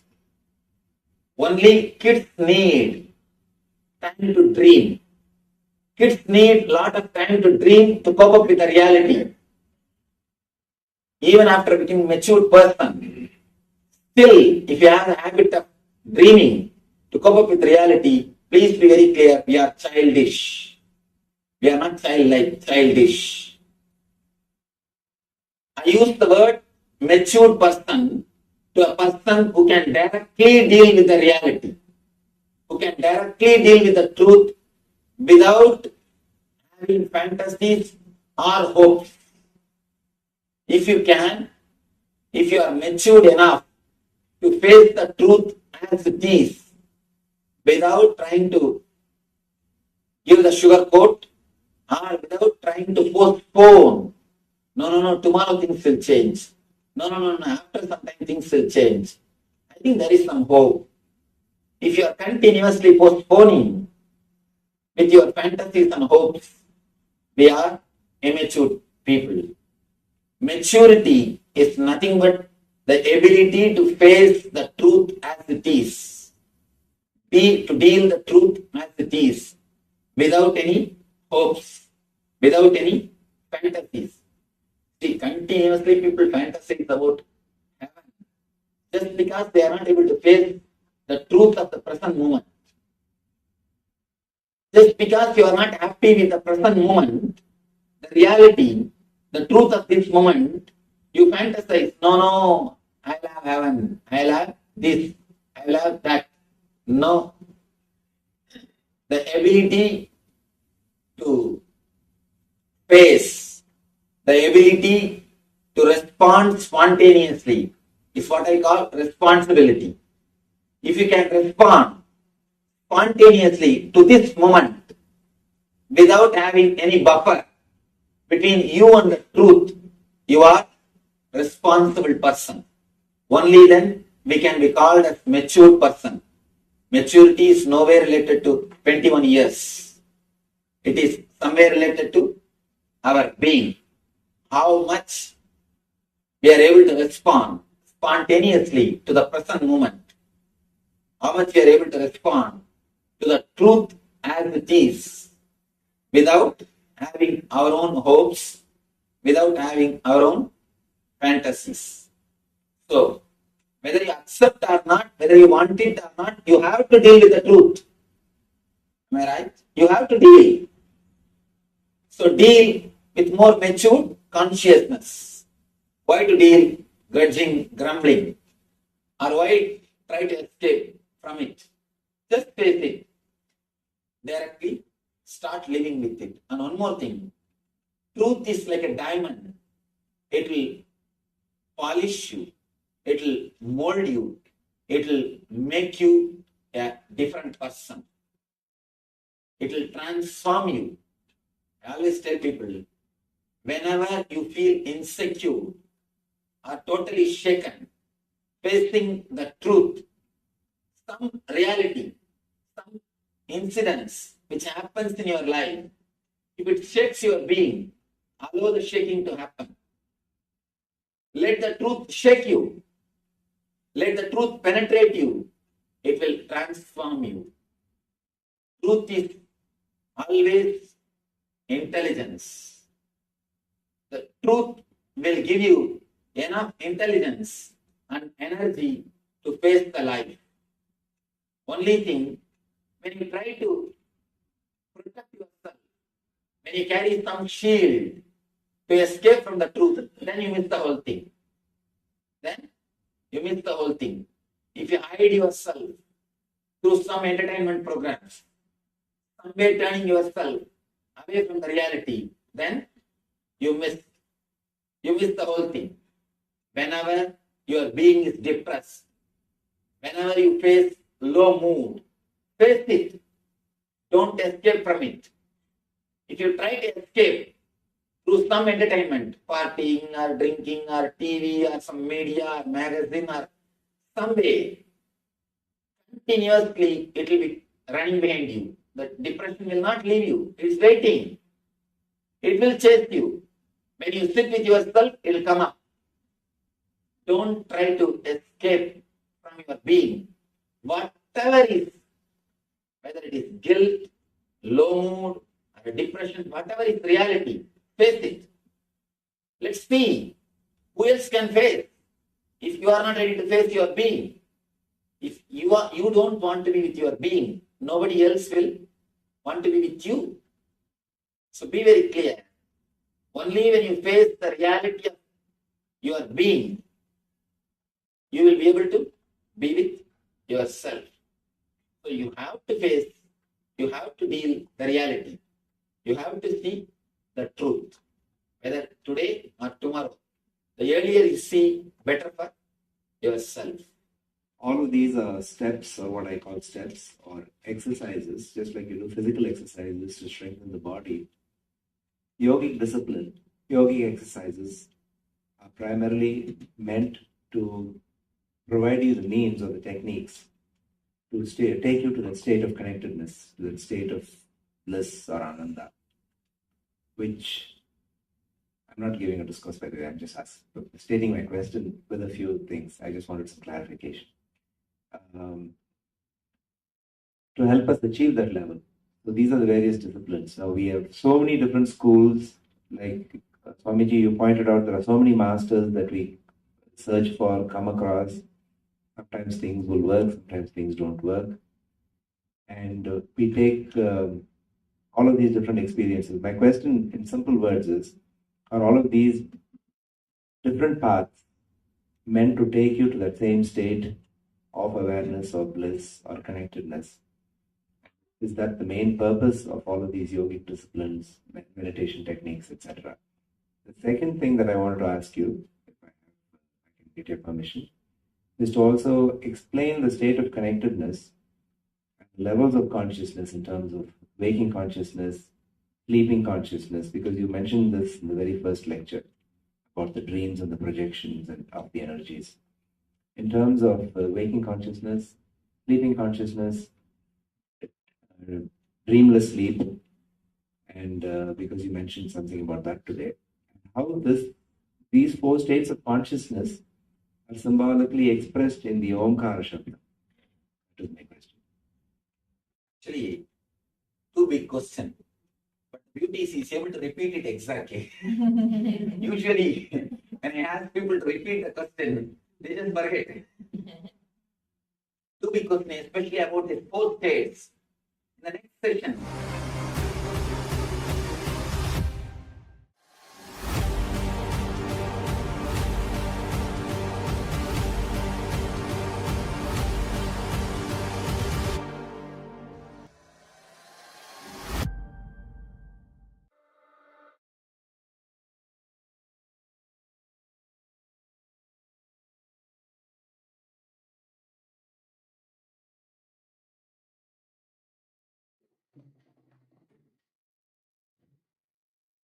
Nithyananda, and welcome to all of the viewers as we're all getting ready for the darshan that's going to be starting shortly. We wanted to share with all of you Ask Nithyananda, which is the world's first spiritual AI, and a gift for each and every one of us from the Supreme Pontiff of Hinduism and from KAILASA. So let's take a moment to see how all of us can start using Ask Nithyananda and its various features. The first step to start using Ask Nithyananda is to become a citizen of KAILASA. And right now we'll show you how you can do that through the WhatsApp. Here you can send us a WhatsApp message on the number you can see on the screen or scan the QR code and you will be guided step by step to receive your KAILASA's e-citizenship ID card, with which you'll also gain access to all the various services, digital services of KAILASA, including Ask Nithyananda, which is also available on the WhatsApp. So now let's take a moment to start using Ask Nithyananda on the WhatsApp by sending a WhatsApp message to the number you can see on the screen right now or scanning the QR code, and you will be able to start using Ask Nithyananda and literally having one-on-one conversation with the Supreme Pontiff of Hinduism himself in the form of Ask Nithyananda, clearing all your questions, doubts, and receiving blessings and boons for whatever that you want to manifest in your life. And the answers you are getting are customized specifically for you to give you a solution which you are looking for. And Ask Nithyananda on WhatsApp also gives you access to the helpline where you can get the help from the Ask Nithyananda support team if you're facing any difficulties with Ask Nithyananda, and make sure to connect your your WhatsApp number with your eCitizen account, because then you will be able to get the updates on all of the latest features of Ask Nithyananda on your WhatsApp as well. So now let's look at the web portal of Ask Nithyananda. This is where the main model of Ask Nithyananda is, and there are a lot more features that we'd like to share with you now. So let's head over to nithyananda.ai. This is the landing page of Ask Nithyananda, where you can learn about Ask Nithyananda, its various features and models in depth. So over here, let's click on the tryout on site button. This will take you to your registration page where you can use your e-citizenship account and complete your login. So once you log in, you will be able to have access to all of the features of Ask Nithyananda.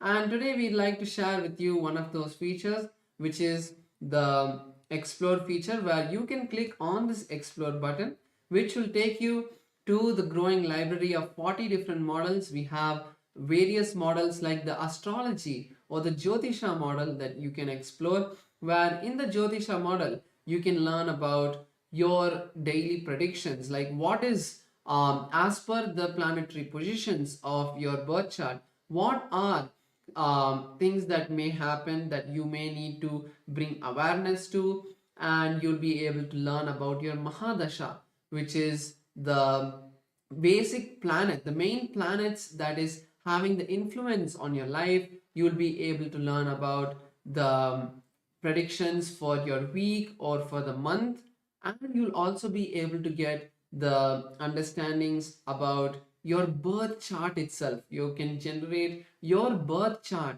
in Ask Nithyananda, and you will be able to ask further questions about the meanings that your birth chart hold. And finally, you will also be able to get the Panchang, which is the Hindu almanac or the Hindu calendar, where you will be able to use that, for example, in your daily ritual, like while we do the Nitya Puja, you will be able to use that and chant the various parts of the Hindu calendar as part of your Sankalpa. So like this, as Nithyananda's Astrology AI has so many features that you can explore, and apart from that, there are various other models also that you can explore. Yes. So now we'll share with you one more amazing way how you can be part of the Ask Nithyananda.